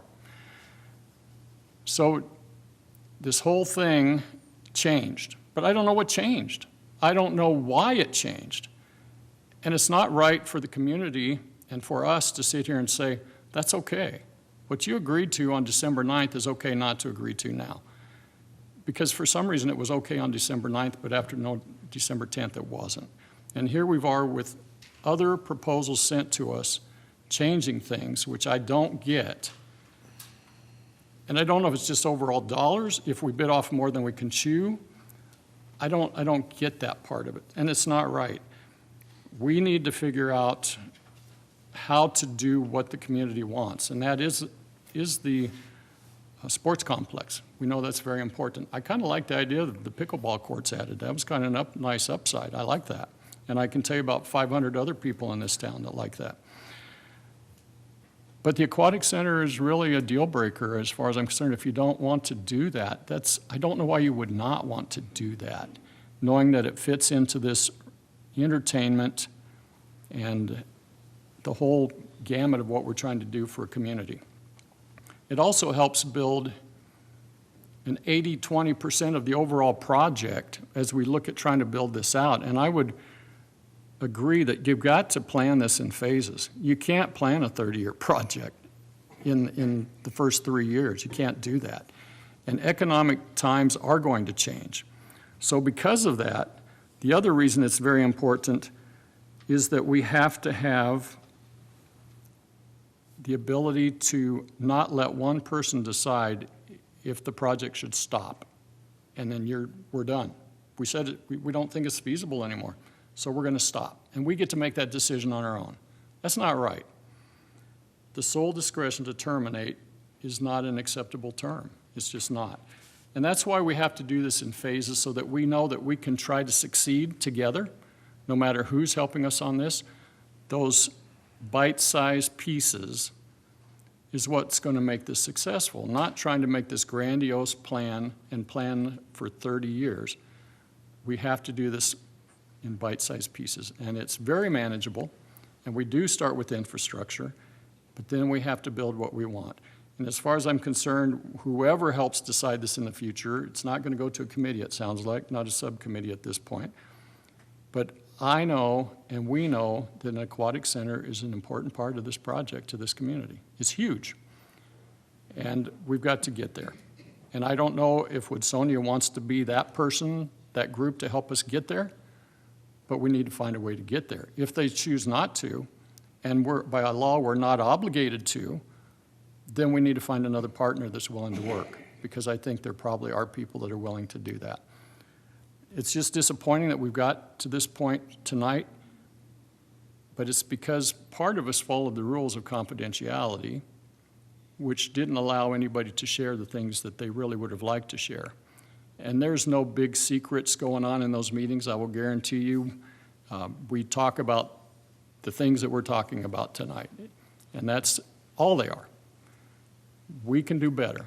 Grand Island can do better. We have a history of doing that, and I'm looking forward to how we're going to get that done. Mr. Brown? Just a couple questions. Can we continue on the cable project? There was a long lead time for AT&T to change that cable. The city can incur any of the sort of expenses, everything from So have we from shut that anything cable. down? Have we shut anything down on that cable project? No, we've still continued to proceed on relocating the cable. I know we had it scheduled, and it's a long lead time item, so. I believe right now they're custom building the fiber line, which they have to do before they can move it. And we could continue on dirt work or whatever, like Yeah. removing the trees and stuff. Yep, right now, since we own the land, we can continue to do. So we're not losing time on that. Correct, yeah. Mr. Sheard? Thank you. So we're going to continue to have this conversation. It's going to last, it's going to look a lot like this. What advice can you give us for how this is going to look, this negotiation like this? Whether it would have been in the committee or not, it would have been public, but how will this go forward? So under law, there are, again, those three ways money can come out of the fund. Because in the end, fundamentally, this comes down to getting money out to deliver the growth. City can do the work itself. We can incur those eligible expenses. We can pay for the dirt work, hire the engineers, build the sports complex. You got that path. You have under code the right to do the request for proposals. You to actively solicit a developer to do it and then process there. Or it goes through the application process. So since right now we kind of have no application out there, or some level of withdrawn proposal, whatever the limbo is we're in now, restarting that application path would be the private developer route if you don't choose that proposal. But one of those three paths is where we go next. An application for funds and for whatever the development is that proceeds down the path required by law, the application review, development of all those questions, presentation to council. Or you could opt to say, send in a request for proposal out, we have X land, X dollars, and want X things done, send us your best pitch, folks. Or we could do it ourselves. Those are all three legal options. Which one you pick is a policy call. So let's say we were going to talk with our friends from Woodsonia. How do we get to that point? Assuming that the ask on their end is for program money, that goes through, by statute, the application process. An application that says this is exactly what we want for it, and it goes through that review process. That's the path we have been on, and we kind of deviated off that statutorily required path in November. You would have a couple of choices. You could say, let's go back to square one and do a new clean, cold application, just start over, redefine what everything is. Or we could kind of go back in time to that application review process and deal with kind of a third amended application and then reset the clock halfway through. How can we get to a point where they're right here, we're right here as a group of 10 and have a conversation that doesn't waste time, that doesn't have them put something together that's going to get through a bunch of channels before it gets to us? Can we have the conversation where we just plainly talk back and forth before they do an application, or is that not legal? You can have some sort of public hearings. That sort of negotiation to do those funds has that due diligence step built in by state law. But I mean, we can talk conceptually speaking, but to get to that negotiation stage requires those levels of vetting and then to come back to you. Ideally speaking, and their paths are written out in code, ideally speaking, with all of the contracts already done, so you can say yes and no. There is a path for you to do what you did. That's what we've been doing, and send Carrie, it back. and Yes. that hasn't gotten us Well, anywhere at all. And the I app- think the what app- we're trying to yeah. say is we want them to talk to us. Yeah. I think Chuck said it, I think Ryan said it, I think Mitch said it, I think everybody up here feels it. I know what you're saying and I appreciate it, but I think it's a time where if we're going to not have a mutiny and give this up, I don't see the difference in not having a say in it all. Right? As the mayor's words, it's a mutiny if we don't get involved. And by God, I'm not going to be accused of that again. So I'm going to stand up here and do my duty that I did an oath to, and I want to know how we can talk to them before we give up on them and go somewhere else. Probably the easiest path is to kind of have this sort of discussion you're having now, define clearly what you want, let them get the chance to define clearly what they're willing to give, formalize that in paperwork and send it back up to you for a up-down vote. It's a bit backwards in the process contemplates doing things in a certain order. This would be doing that process out of order, which is inherently messy, but that would probably be the best bet. You guys kind of Can we saying talk what you before want. there's paperwork? You can talk forever about anything. You just can't take action without the paperwork. Right. Yeah. But I mean, could we have the conversation in a meeting just like this? Maybe not tonight, but a meeting like this to say this is what we want. Though I think, Chuck, we've been pretty clear. Ryan, I think we've all been pretty clear. Mitch said it really well. We know what we want, but they haven't had a chance to tell us why they're not going to give it to us. And I want to know what they're facing, why that's not going to happen. Because I think we've said it's pretty simple. What we want is really, really simple, and it is affordable in the money we can get. But I want to hear from them at that podium why they can't do it so we can understand their frustrations. Yeah, the agenda item you have in front of you now, we could have in perpetuity as long as it takes to do that. We've never gotten past us talking to give the chance for everybody else to talk, but in whatever order, whether that is 7 separate meeting agenda items, continuing this to the next time to do that next phase, stay until 3 a.m., all of those are options. We just continue to do what we're doing right now, but move on to the next speaker. I think it's worth a shot more than going back to the basics or going back to try again the things that you guys have just said it hasn't worked. Matt, you said it. They just kept coming back with the same thing. But until the mayor said, we're not going to do this anymore, then they didn't move, and then they did. Well, let's not wait for that to happen again. Let's do it when we're all in the room together.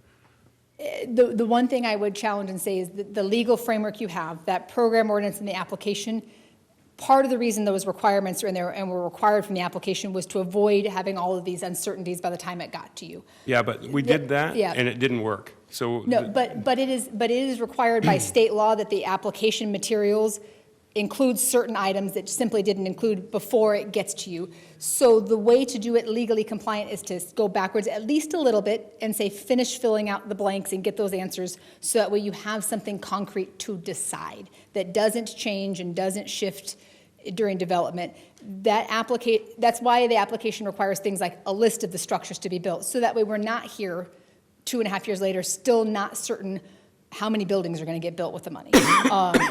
So we can do it without 700 meetings. It does require that step backwards to do that core have basic the one list. meeting to have a conversation first, and then they can go do the paperwork. Which is what we did in November. I'm asking if we in can do it December. now. Yeah, we can do it as many times as you like. Obviously, things have Yeah. changed since then, and I'm like Mitch. I want to know what changed. Yeah. You can have this exact agenda item, the discussion on their proposals. We can do this as many times as you can convene a public meeting. There's no limit under law for how many minutes we can spend talking about something. Okay. Mr. Hossie. Thank you, Mayor. So I really have 2 questions. The first one is, if we're going to have a continuance of this discussion, we really need to, at some point, close this meeting and reopen it at another time. And how is that process, and how do we get that started? You could do one of 2 things. You could move to continue this agenda item to the next meeting. Jill, I have to tell you, pick an actual date to continue it to, not just table it indefinitely. That creates some issues. Or because this item doesn't have, this was just a discussion, somebody could just replace it on the agenda pretty continuously. There's no public hearing that we're, like legal public hearing that we're continuing. So you could do either way, continuance or just put it on whenever you're ready to talk about it again next. I'm thinking, I mean, not about the next meeting and the next meeting and the next meeting. I'm talking about close it at midnight, and let's open it back up at 8 o'clock in the morning, and let's keep walking it through. I mean, right now, if that's what we're going to do, you know, I happen to believe that a lot of management styles, a lot of cultures actually get things done in an informal setting, whether it's a Japanese style over dinner or whether it's at a golf course. I happen to think that's how things actually get done. And then you come back and memorialize them in paper, so you have the right paperwork. But if we want to do this in a public setting, I've been around here a long time. I've never seen it done before like this. But I'll tell you what, I'm willing to play the game, at least up until the first meeting in December. But I think the thing is we close this meeting at midnight and we reopen it the next day, not the next meeting. You'd have I to- think that's the ugly process of how sausage gets made in government. But if we're going to do it in a public setting, I think it's going to be one continuous meeting until we get it negotiated. I don't think you do it in 2 meetings in May and 2 meetings in June and 2 meetings in July, or we'll be here another 2.5 years. The only legal restriction would be you have to notice your public meetings, and so since we don't have a meeting noticed for tomorrow, the next time you could move it to is the next noticed meeting. Now, you could add additional meetings. There's the process in code to request, you do it for study sessions pretty regularly, to add non-regular meetings, but that has to get noticed, the public knows, and has that legal public notice there. So somewhere between is probably where the law allows. You can talk until you adjourn and then have to renotice the next meeting. I'm ready to have Woodsonia stand up to the plate and have us ask them questions whenever everybody else is ready for that. Mr. Nickerson. My question will be, I'm not sure where we're still heading tonight, but as we move forward, and it sounds like we're okay with more discussion, nothing's being voted on tonight, one way or another. What is Woodsonia's ability to contact us individually to discuss things? Or is it still in this meeting only is that you would want those items discussed? Open Meetings Act-wise, you can't use informal communications for the purposes of circumventing the Open Meetings Act. So if it is one-on-one contact for the purposes of avoiding a public transaction, that would be a violation of the Open Meetings Act. Everybody's ability to call and have some informal chats is a bit different. So it really depends on your intent and purposes in those communications. But can I call and tell you my thoughts about the weather without being an Open Meetings Act violation? Absolutely. Can I purposely negotiate things piece by piece by piece only to avoid public accountability? No, that would be a violation of Open Meetings Act. So. But to simply depends. talk and bounce something off somebody, not negotiating it, but asking what your opinion is about this, or telling you why I can't do this, or this is why we're not comfortable with this, is that? Very, very intent-based, and so if it's done to avoid a public vote, to basically toll the votes, it's a problem. If it's just answering questions, that's literally what lobbyists get paid to do all the time, so that's typically fine. So it really is, it is a true, it depends on the legal world. I would just caution you to get familiar with that Open Meetings Act poster and make sure you're not running afoul of those requirements, and if you're there, you're okay. Yeah, and I don't think it's, I don't know. I haven't talked to Woodsonia. I've purposely not answered the phone because of that reason. I don't know exactly what the question's going to be, but if we reach a point where there's a few people they feel comfortable talking with, I don't know. I want to make sure if it's okay that we know here tonight, if we get a phone call in a few days and somebody asks a question about something, or, hey, what'd you think about the meeting? Is it okay or not okay? Thoughts and feelings are always fine to share privately. Taking evidence, making decisions on behalf of the parent body behind closed doors, always not okay. So I really can't answer without knowing exactly what question you'd be asking and why it'd be being asked, but those are the big parameters. Discussions are fine. Holding hearing, taking evidence, taking action when you're one of 10 without the other folks in the room, always a problem. The law rests somewhere in between. Sure. Okay, just something to think about. Mr. O'Neill. I'll try and be brief here. Out of respect to what Mr. Conley said earlier too, I agree we all want it public. The committee meeting was the first idea I had, but scheduling a separate meeting with a legal notice with the whole council, I think is a great option as well. I don't know what the legal notice period is, if it's 10 days or a week or whatever, but. It just needs to be in reasonable amount of time. Okay, So. and I want to be, because a lot of council members work, I don't think meeting at 8 a.m. is very practical, but I think we all want to figure stuff out in here. And I would be totally okay with having another scheduled meeting. We can't have 4-hour council meetings, for every regular meeting. But if there's other separate special meetings we have for it, I'd be well open to do that idea as well. But we have to keep talking about it. I think it's great to have it in public and get everyone's input, but. I don't know it off the top of my head, but the process for calling a meeting is in Chapter 2 of City Code somewhere. So how that works is written there. That's one I don't have memorized off the top of my head, but the answer is out there for you. So I believe there's a couple of different ways those special meetings can get called. I'm just trying to figure out how to keep the ball rolling forward and having a meeting to do it, but we can hash those details out later. We can't resolve that now, but I just want to add that in there. Mr. Stelk? Thank you, Mr. Mayor. I guess I'd like to invite Mitch and Drew to the podium to see if they could talk about some of the differences so we can get some discussion talk on where they stand, why they stand where they are, and so we can get some positive feedback. Is that possible? They're here. Whenever you're done asking us questions, we love nothing more than to sit down. I guess I'm going to leave it up to them. Yep. All right. If you have no more questions, we'll sit down and let you keep progressing on your item. I would love to hear you, both of you. Well, good to see everybody. I wasn't sure. 10:45, so it's a little past my bedtime. But anyway, lots of discussion tonight. Yeah, we appreciate the opportunity to come up and speak. I personally I'm a little bit with Chuck here. I personally probably don't think there's a lot of benefit to going back through the last 2.5 years. I think we're of the opinion it's time to look forward and not look backwards. We are 100% supportive of the council. We want a transformational sports complex, and we hear you loud and clear on the aquatic center. There's some legislative tools that came through this legislative session that I think might be to our benefit. That's worth evaluating.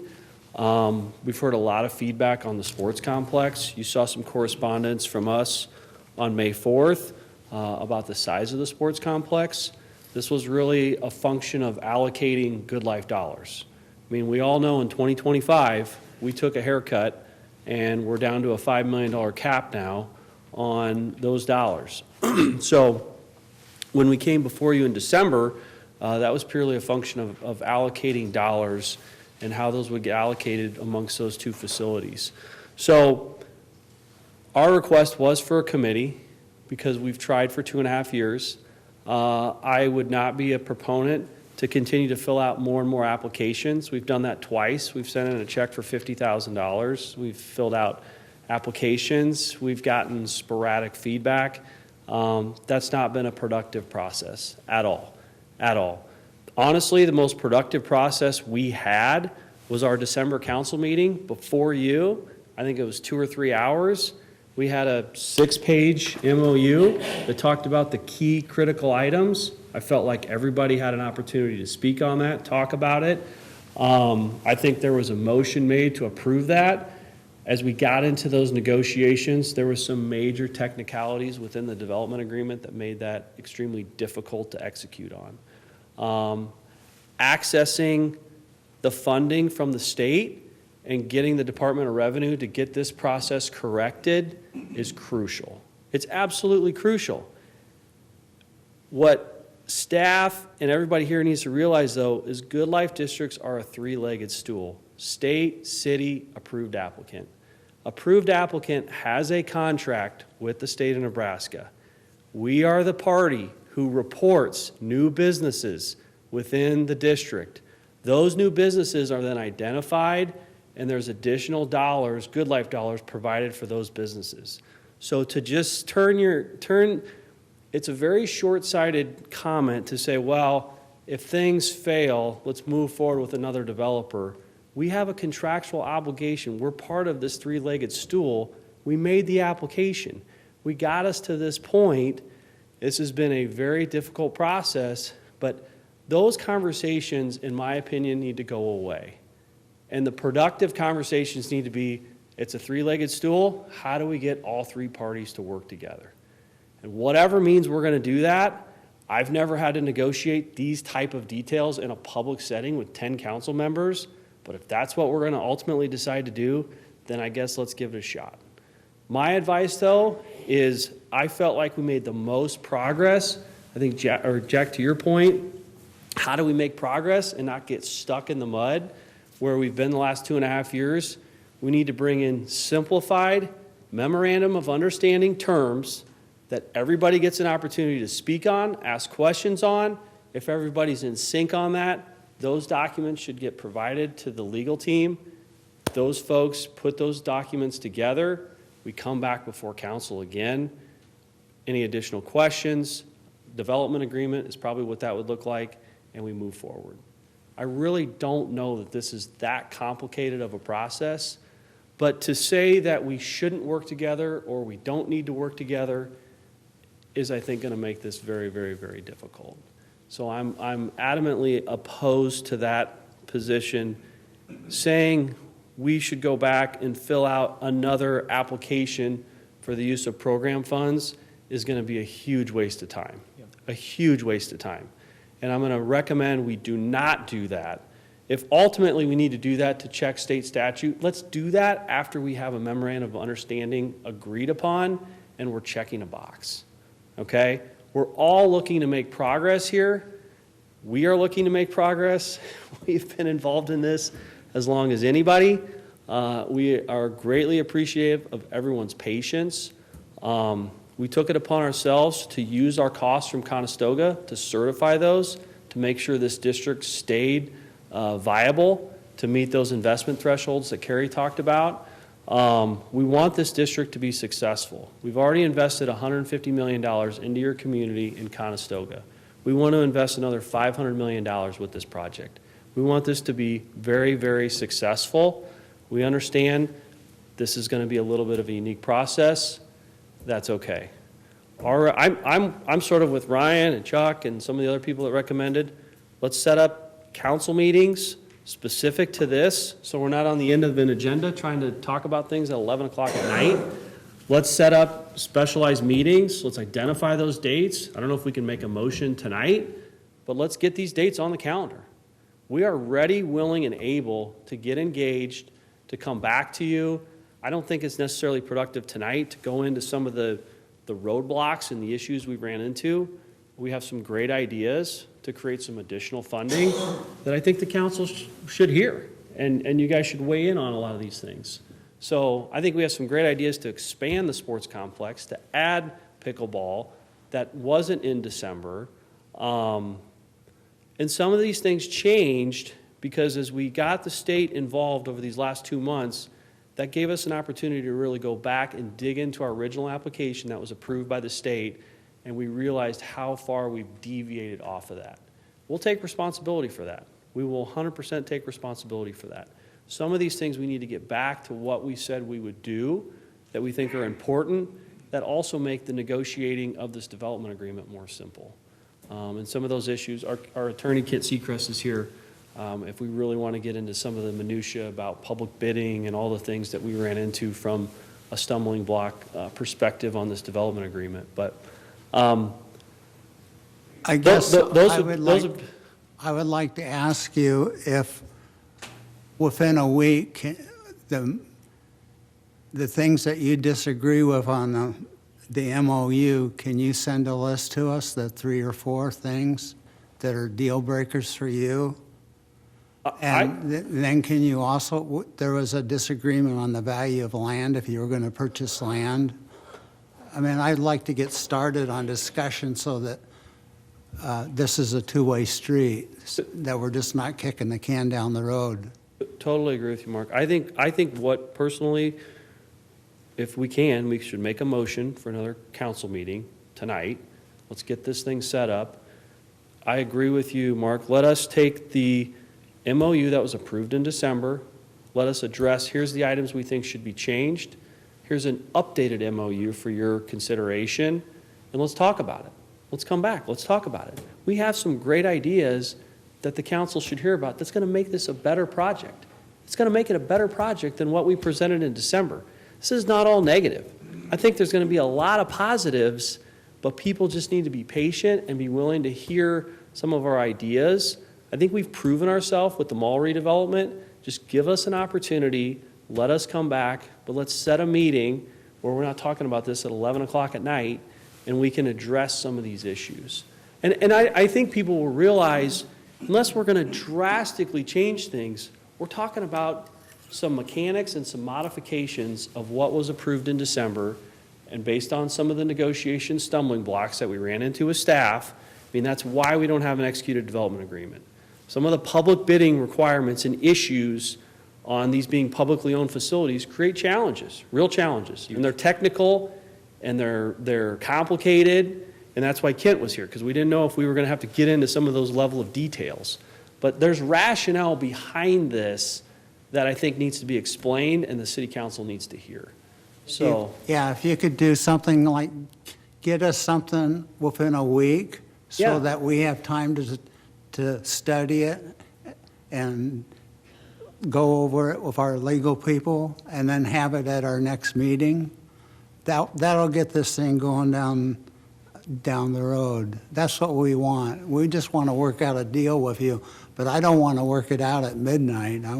I agree with you. I go to bed at 9:30. We need fresh minds to do this. Yes, totally agree. So, yeah, I think tonight we were of the opinion we were going to, I mean, this meeting has taken a complete 180 from where I thought it was going to go. And I think our thought tonight was, can we get on the same playing field on some general ideas? And I don't know that that's necessarily as productive as, if this is going to be the forum that we're going to do this in, okay, then what is the best and simplest way we can come in and present material to you guys? And I want to stay away from a lot of the legalese stuff. And I agree, Carrie, those guys, they did a nice job. That's so much detail. And I want to stay high level. What are the important things? Programming, size of facilities, allocation of funding, land price, timing, clawbacks. Those are all the things that have come up. Let's go through those again in detail, making sure everybody is aware of those items, how we're addressing them, and that we have consensus to move this forward. So, yeah, I would agree with you. That's something we can absolutely do. Your partner have anything to add to it? I don't know, Mitch, do you want to talk? Also tired. No, I mean, you've heard it from me, and you've heard it from Drew, and you've heard it via these emails I've sent with 50 people CC'd onto them. I mean, our firm desire has been to communicate with council through this process. We don't feel like it's been transparent. We don't feel like the message that we convey to staff accurately gets to council. That's why you've seen us kind of freak out, especially over the last 3 to 4 months, Mark. So our desire is to, whatever that entails, whether it's a committee or doing it like this, we want to talk directly with you folks. It's been 3 years and we've seen you twice. So whatever we need to do to move away from that is our desire. We want to be in these meetings, and I think when you ask the questions, well, what's different from what we approved in December? Our opinion might be totally contrast to another, and we want you to hear that from us directly and make a decision for yourself of what that looks like, Mark. I'd like to thank both of you for having the guts and being very professional about it and presenting your thoughts to us. I'd also like to make a motion that we invite you back at our next council meeting to work on the contract, and that you give us, within a week, you send the mayor the points that you want us to discuss. Council members, is there a second?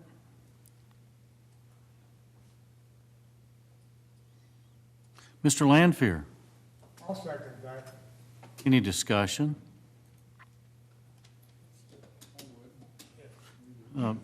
Mr. Nickerson, please proceed. Okay, I wasn't the first to the light, but, Well, I hit the wrong. okay. I think we just need to be cautious about establishing the next meeting now, because we don't know what's going to be on the agenda 2 weeks from now. You may be here again I until. can tell you it is huge already. Yeah, I may be agree here. with you, Mitch. That's why I may was be asking here. if we set up a special meeting. just Yes, for that. I think it's much more logical. We have study sessions all the time. We have study sessions sometimes. So I would say that I would not put this to our next meeting, because you may be here till 2 a.m. trying to sort through this. And I could make it till 2, but some of you guys do go to bed a lot earlier than I. So I'm not going to support that, simply because it sounds like the agenda is already packed. Could I amend my motion to a study session? Doug, or do you agree to that? And that would have to be determined by our city clerk where the best fit for that is. But yeah, I can support a study session for sure. It depends on how soon you want it. If you're talking next week already, we would have to have it in the paper. I mean, I'd have to advertise by tomorrow by 1 to get it in by Saturday. Otherwise, after that, we wouldn't get it published before next week. So you're looking like maybe 3 weeks? Yeah. We also have budgets kicking in sometime. Not until July. End of next week a possibility?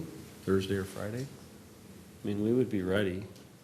That would have to be would that have to be a special meeting if they do it on a different day? Because it's not in, So under city code, there's really 3 different ways you can have meetings. Your regular meetings published pursuant to your schedule by resolution, a special meeting that's called by the mayor and any 4 council members.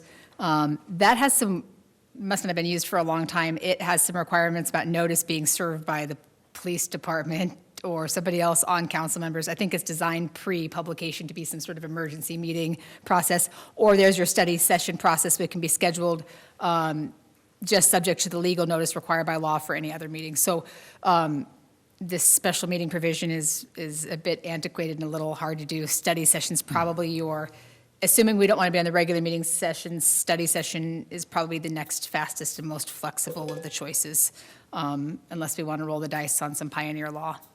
So June 2nd is the next available Tuesday. Would that work? yes, yeah, we could Nothing on publish. that?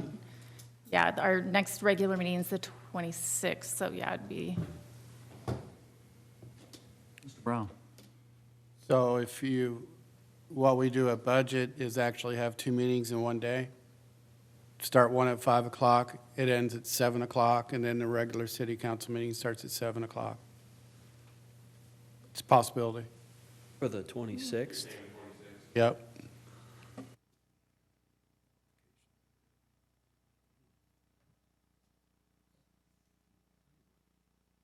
That works, yeah, that works for us, if that would work for council. Could we set that up for the 26th at 5 and then go ahead and put in the 2nd at 6 PM for another one and just go ahead and schedule 2? the one for the 26th is already set to publish because it's a regular meeting. So we The would just 5 have to, PM. the 5 PM we'd have to publish, yes. That's what I We mean. can. Yeah, Mhm. could we add a 5 PM special session, or study Study session? session. And then one on the 2nd of June for 6 PM for a study session for the same topic? Yeah, if you guys want to move to make a motion for that. But yeah. before we get there, though, let's think this thing through. Before we make motions, we have to back off of, what are we going to accomplish in 2 hours before we have to go into another meeting? Because then you just have to stop abruptly because the next meeting is scheduled at 7. And we've done that before. And we've run clear up till 7, sometimes 7:02, trying to get it done, and then we're rushing at the end. I don't know if 2 hours is an adequate time to do everything we'd like, whereas an open-ended night is going to give us that flexibility. When you got your 2, your 3, 4 hours if it goes that long. But it has to be very organized, and it will be planned. You'll be ready, we'll be ready. Actually, we're going to be ready to hear you. And that's really what it would be. So I'm not sure I don't know what we'll gain in 2 hours. Maybe we'll knock it out of the park. But if we don't, we got to go back and do it Could we again. meat at 4? Yeah, you want to start at 4? Well, I think we've already got one guy that's on vacation, so I don't know if we want to make it that early. We need to talk this through and find the best date. I don't like stacking meetings because we may not get enough done. So it's, I like having an open-ended time slot, study session style. Makes sense to me. June 2nd, it's another week from May 26th. It's not that big of a deal in the big picture if we can accomplish everything we want to on June 2nd. To me, that seems to make sense.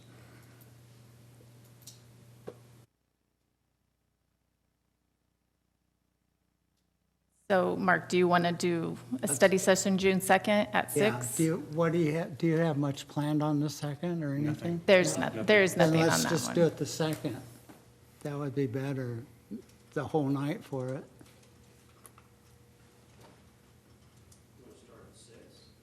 Yes. 5? Or 5? 6. 6. Okay, that's fine. I think that's the best way to go, really. You know, one night just for this. Will the expectation then be to, from that meeting, take that feedback into a definitive document or to finalize a definitive document that night? I think we would plan to show up with a memorandum of understanding like we did in December. That would just get updated. And then we could break out the changes from December, and then we could have an updated document that we can talk everybody through. And we can send that out ahead of time. That's not a big issue. So you have plenty of time to look at it. And any other questions, we'll send to them before the meeting. Yeah, that'd be great.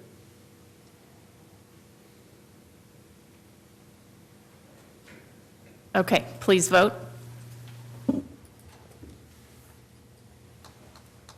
Motion adopted.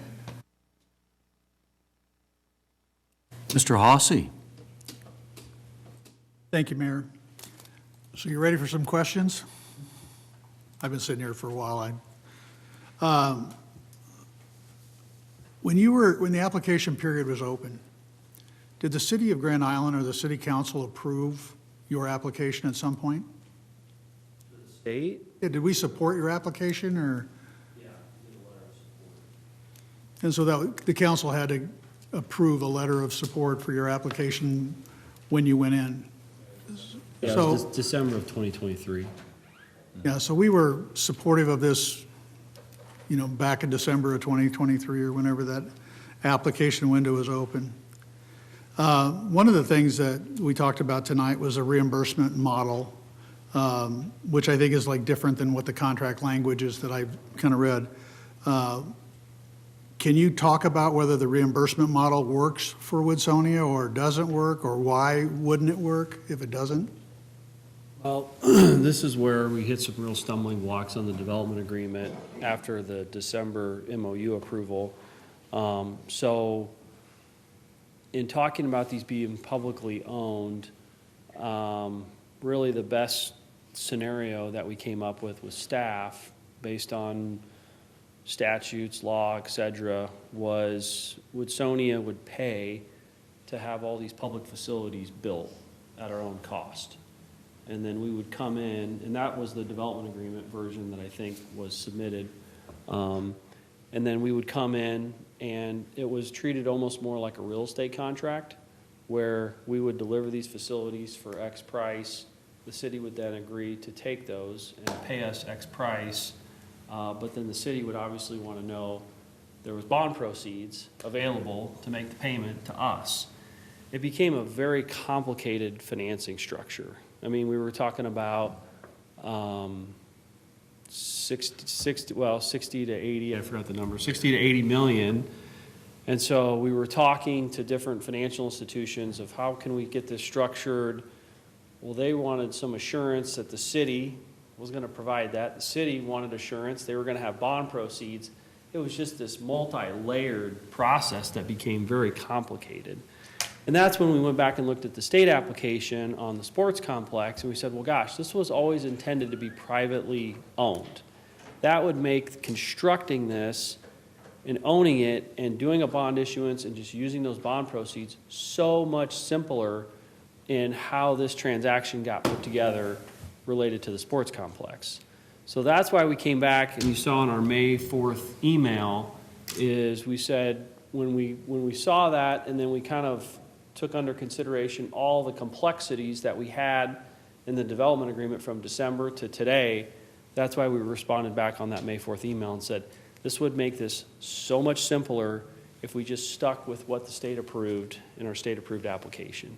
We wouldn't have to be trying to figure out all these complicating factors on the financing structure. I think one of the other challenges throughout this that they've talked about was where we went, just the revenue fluctuation and how we got to where we got today. So when it gets down to bond sizing was a part of the contract. I mean, I know that the legal representation talked about the city being liable if we don't do it right, or, we go too much. But I didn't know on revenue bonds that the city does, we are dedicating a revenue stream for a revenue bond. I don't know that there's any general obligation, responsibility beyond the revenue stream that's already there, so. We don't believe so, Chuck, but Mike Rogers is here as well, and that's your bond counsel. My thing is on the bond sizing. We can't pick it, you can't pick it, so when we get into a contract terms, since neither one of us can pick it, I'm like, if we talk about it, and I think Carrie talked about this, is using the cash to start doing the infrastructure stuff, and then kind of let some of the revenues stabilize and get some more time on that stuff, and then maybe do the bond issue earlier, or maybe do 2 bond issues. Maybe do one here and then another one in 5 years, once it's get more stabilized. There's a $5 million cap on the existing businesses. Plus, we're going to get the revenue from the new businesses. For example, I think Target is a new business that's in that district. Right. And that's a prime example of where we should get a pretty good size bump above the 5 million for that. But because of all this paperwork shuffle at the State Department of Revenue, we're not kind of seeing it yet.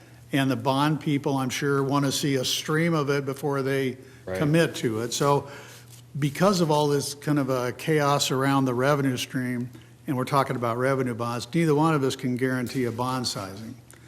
So it's kind of a moot point. It's hard to discuss it if it's a contract term between you and us, because none of us can control it.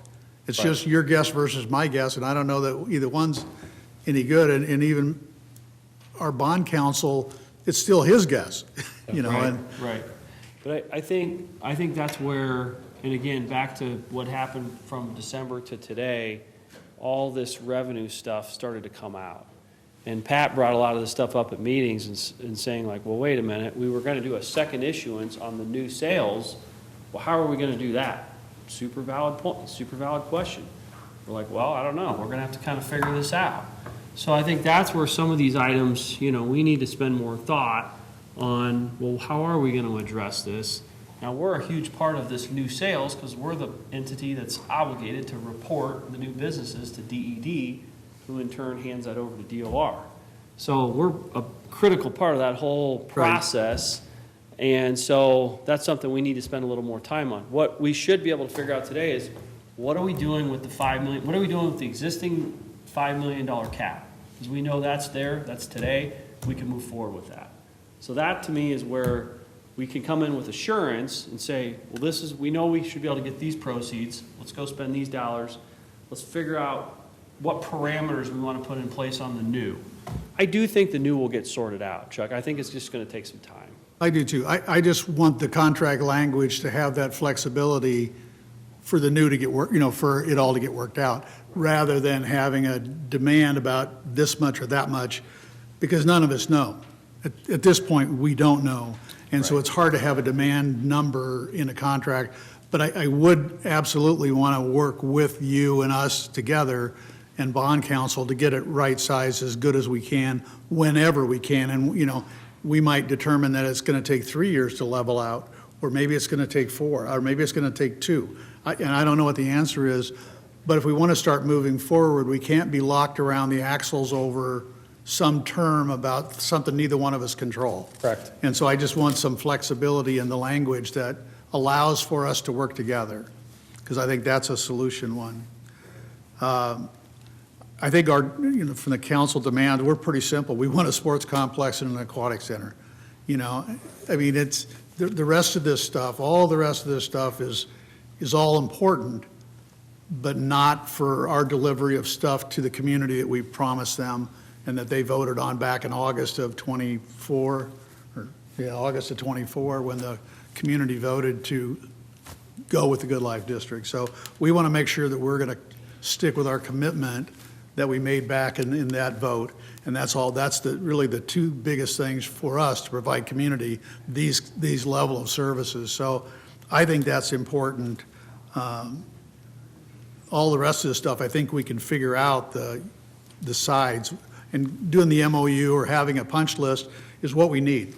We need the city's punch list, we need your punch list, and we need to decide how do we get those two together, and how do we agree to move forward? Because right now, we're just incapacitated, and we need to move forward, and I don't want to lose another construction season. I think it's important for us to move forward quicker than later, because I don't want to lose another construction season here. And so that's why I think all this is important. So hopefully we can, when we start at the June meeting, we can start getting stuff done. So thank you. Mr. Sheard. Thank you. You guys have said enough, but I know that there's people that have been waiting to talk all night. Can we let them talk? Absolutely. Thank you. Gerald Pools is the first on the list. Did you want to speak?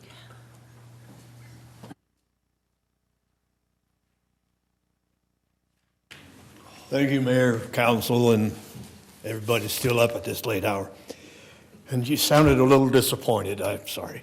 I'd like to dispel, what I consider is a myth, and that is about the Good Life District voting that actually occurred. We talked a little bit about shortcuts that were taken that probably shouldn't have, that vote was rushed. It was done via mail-in ballot. There was not a lot of discussion with the public. And we hear the story that it was passed overwhelmingly by Grand Island. And that's really not true, because it was only a 28.65, I believe, is the percentage of registered voters that actually voted. That means that over 70% of the people in Grand Island either didn't know about it, didn't care about it, really didn't want it. So I really don't think it's an election issue as whether it goes forward or not.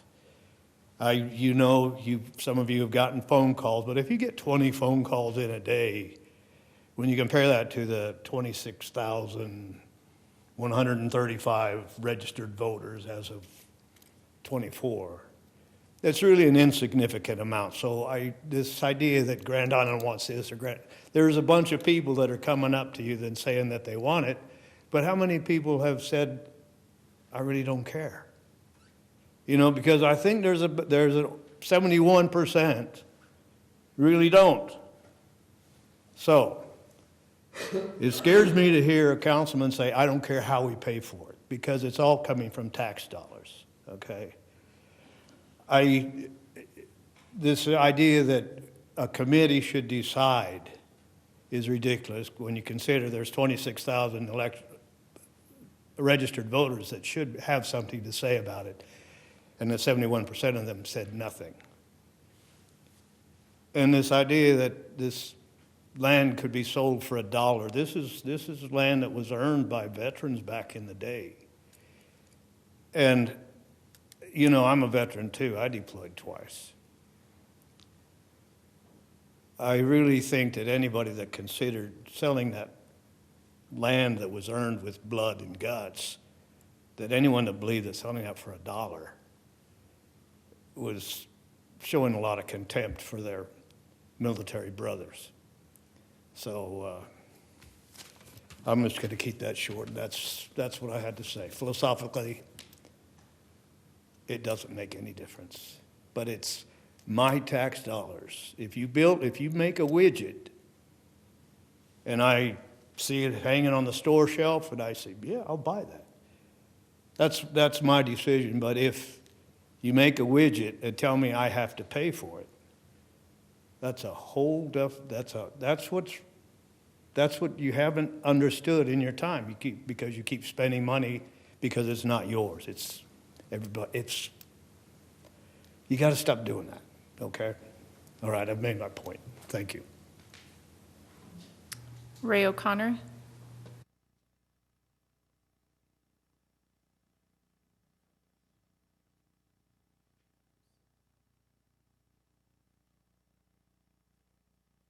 Good late evening.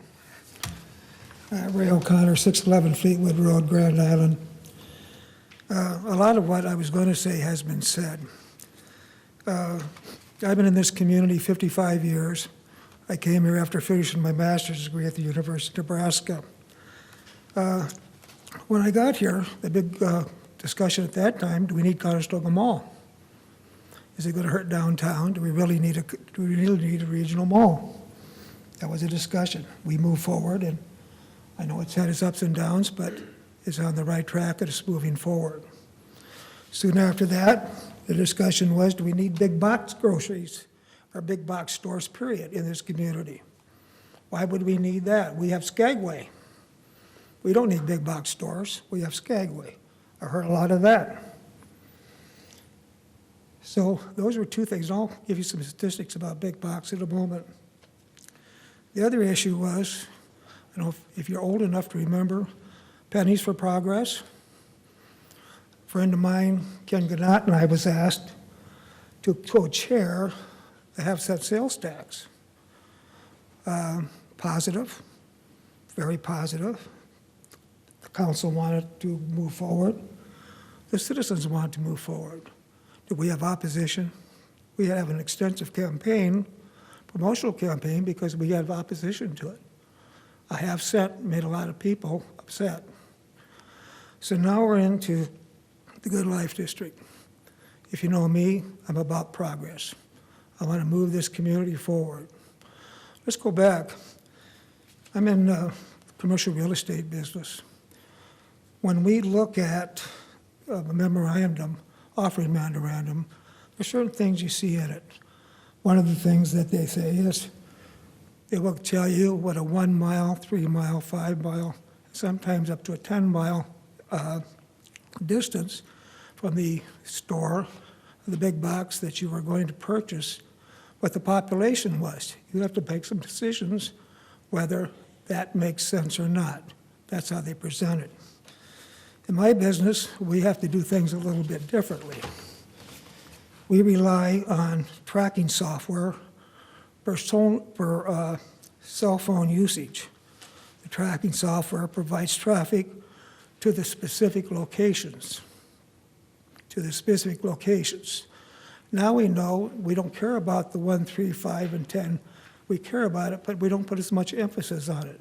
We care about who's coming to that customer at that door. Let me give some facts. This is from Glacier, who I use, and it's from Alpha Maps tracking software. This figures I just got from a national realty company I work with across the nation. These are the results of 2025. Walmart North. Remember, I said, do we really need big box stores? The criticism at that time, we were doing 420,000 square feet of Walmarts, 210 on the north and 210 on the south. We were looking at Menards, we were looking at Home Depot, we were looking at on and on and on. Do we really need those stores? Here's the results. Walmart North, 2025, 2.7 million visits. That store is the top 20% nationally. Menards, 1.2 million visits, top 28% nationally. Sam's Club, 1.9 million visits, top 39% annually. Hy-Vee, remember we talked about, do we need a big box grocery?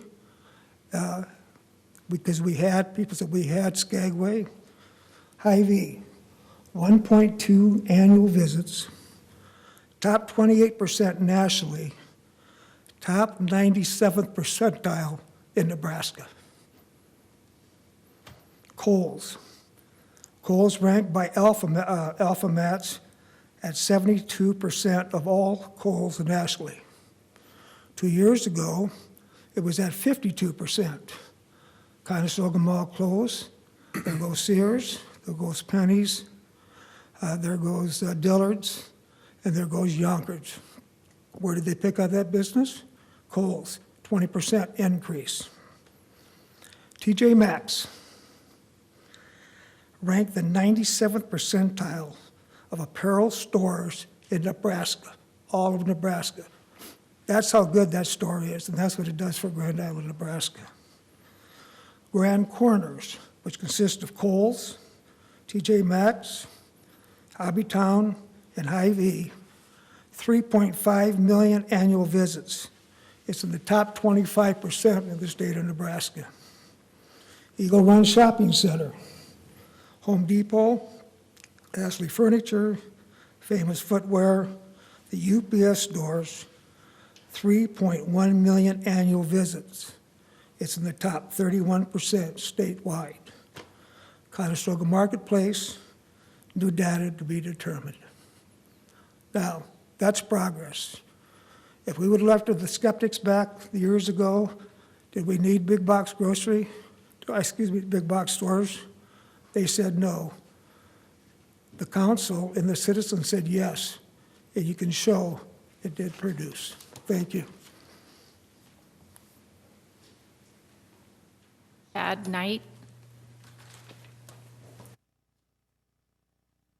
Jayhawk, I just got to say that. I know I'm in Nebraska country, but I just got to say that. So, anyways, I'm just here to tell you guys we want a game in the fight with the YMCA. We want to be a partner. We want to be a collaborator. My phone got blown up. My email got blown up like Ryan's did today. I thought we had a deal back in December. We was going to hopefully be a partner for the Aquatic Center. And you guys talk about transformational. I keep hearing that word tonight, transformational, transformational, transformational. I've been in sports my whole life, okay? Been involved in sports my whole life as a college player, as a baseball umpire, basketball umpire, football umpire, state, regional levels, everything. Transformational sports complex is not needed in this town. A transformational aquatic center is needed in this town, okay? Just some stats I'm gonna throw out there. For the size of this town, we need 21 ball fields. We already have 22. For the size of this town, for basketball courts, they say about 25. I don't even know how many basketball courts we have because I didn't count all the schools, all the high schools. I don't even know how much they have, but we're well above that already in the field house and the Harlan Center. We don't need a transformational sports complex. We need a transformational aquatic center, and we want to be a partner in that, and we want to help. I've already formed a feasibility study. From my December meeting, I went prematurely to my board in January and February to start a feasibility study. We're not ready for a feasibility study, but we want to be partners with you. We want to build a YMCA right beside there. We did this prematurely. Now we're taking a step backwards from this meeting tonight, and here it is, 11:27 at night, we're still talking about it. I mean, I don't know what happened from the December meeting to now, but I'm just as mind-boggled as you guys are. And that high-level stuff that she went over, holy Toledo, that's way above my head.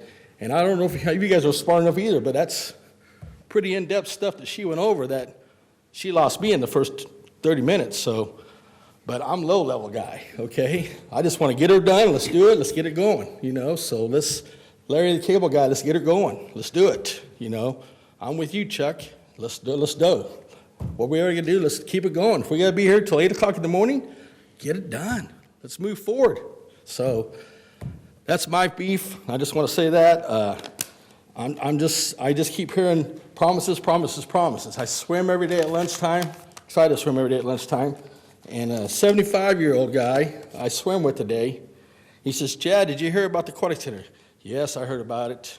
What's your thoughts? I said, well, I don't know. I'm kind of lost. And he goes, well, I'm going to tell you, when my kid was doing swim team here at the YMCA, they promised that there would be an aquatic center by the time he was in high school.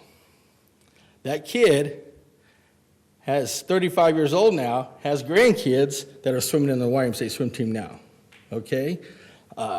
So he says it's been decades and decades of promises, so it's time we got to get off and get on going and move on, okay? I'm invested in this community. I left Kansas my whole life.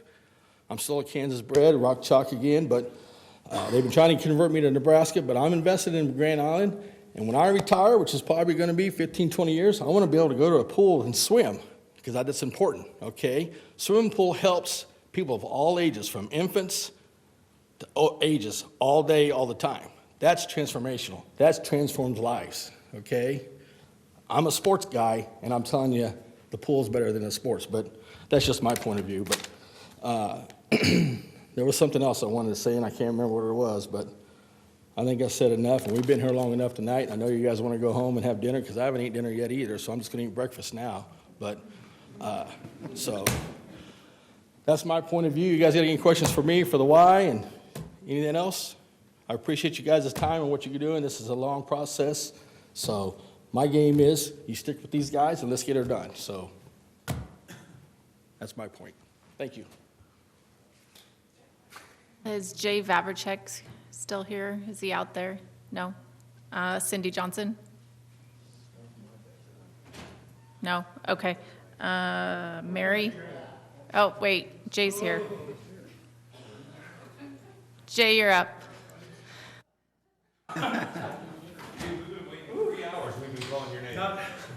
Not many people go ahead and jog across the sprinklers out there to get here after a 5-hour meeting. So thank you, Mayor Steele.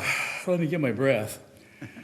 If I'd known we'd have an opportunity to speak, I would have stuck around here for the last 5 hours, but I kind of gave up. So I'm just telling you, all of you need a raise. And I especially want to acknowledge leadership of Mayor Steele. It's not easy to go ahead and serve 8 continuous years. And I just know that indeed the time that anyone serves as mayor is quite the sacrifice. So Mayor Steele, congratulate you. Also, I would acknowledge each one of you. You all need a raise too, because indeed you've been elected to serve people and do what's right. And just like here it is election night, you're discussing something that voters approved. And I appreciate Mr. Pohl's comments about 70% people stayed at home and didn't vote. Well, that's the way it is. I mean, the determination in government are determined by those that vote. I'm also appreciative of the leadership of longstanding members like Nickerson and Polly and Hawsey, on down the line, but also all of you have all paid your dues. And I would just say this, well, when you're retired, you have a lot of time to watch movies. And so one movie I've watched is a movie called Fury, if you've ever seen it. It's about a tank commander that basically goes ahead and has 5 members in that team, and they're successful in going ahead and keeping their mission going, but they'd all remark about the fact is, best job I ever had, best job I ever had. And I would look at each one of you and say the same thing. You have an opportunity to go ahead and make good for communities and people in a way that no other job can do. So I'm not going to go ahead and weigh in necessarily on all the different nuances that's before you, but I think it's kind of important that history shows this, that the state of Nebraska is probably uniquely bestowed upon the city of Grand Island like no other community in the state. And when I first served as mayor at that time, I told someone, it won't be pretty, but we'll get the job done. But when you look back, Mayor, in the last 5 administrations, there's been state legislation, state decisions affect decisions just like what you're weighing right now, because we're in uncharted waters. And I can go back to Nebraska National Guard Aviation. We all came together, we got it done. A governor came in here, touted 200 jobs for structured solutions. We ponied up 600 grand, never got a cent, but we stepped up to the plate. The community stepped up to the plate. Nebraska State Fair, we went to the legislature and said, y'all come, we have no money. Next thing you know, we're backfilling, and we now look at what our community, we got it all done. Nebraska Veterans Home, another state legislative decision, another governor weighed in on location. We stepped up to the plate. While we weren't successful in that particular deal, now look at what we have. The opportunity to redevelop ground that we inherited, that our ancestors stepped up and bestowed upon the state. So now what's proposed with the Good Life District, as veterans and also voters have approved, now we can move forward in a new positive direction.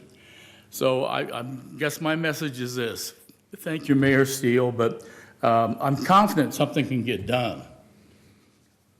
It's just a matter of how you go about and doing it.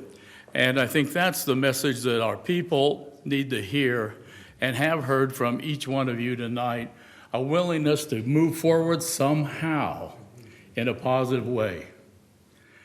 So with that, I almost have my breath back, but once again, people, they need you to step up. And granted, it's very difficult to go ahead and be here 5 hours later and say, hey, I have an opportunity to speak. But when I watch this on my phone and say, good grief, I hope Ray O'Connor talks a long time so I can go ahead and get here. But keep up the good work. I think you'll get it done. I commend the developer who's taken enormous risk in partnership with you all and the city, and two hands together, we'll get it all done. So thank you for the opportunity, Mayor, to be here again. And Jill, thank you. Thank you. You bet. Mary Burley.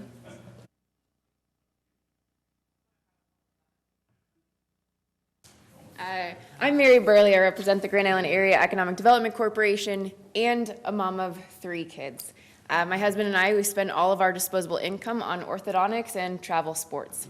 So in 2024, we left the city of Grand Island 24 weekends out of the year to travel competition. In 2025, we left the city of Grand Island 27 weekends out of the year for those travel sports.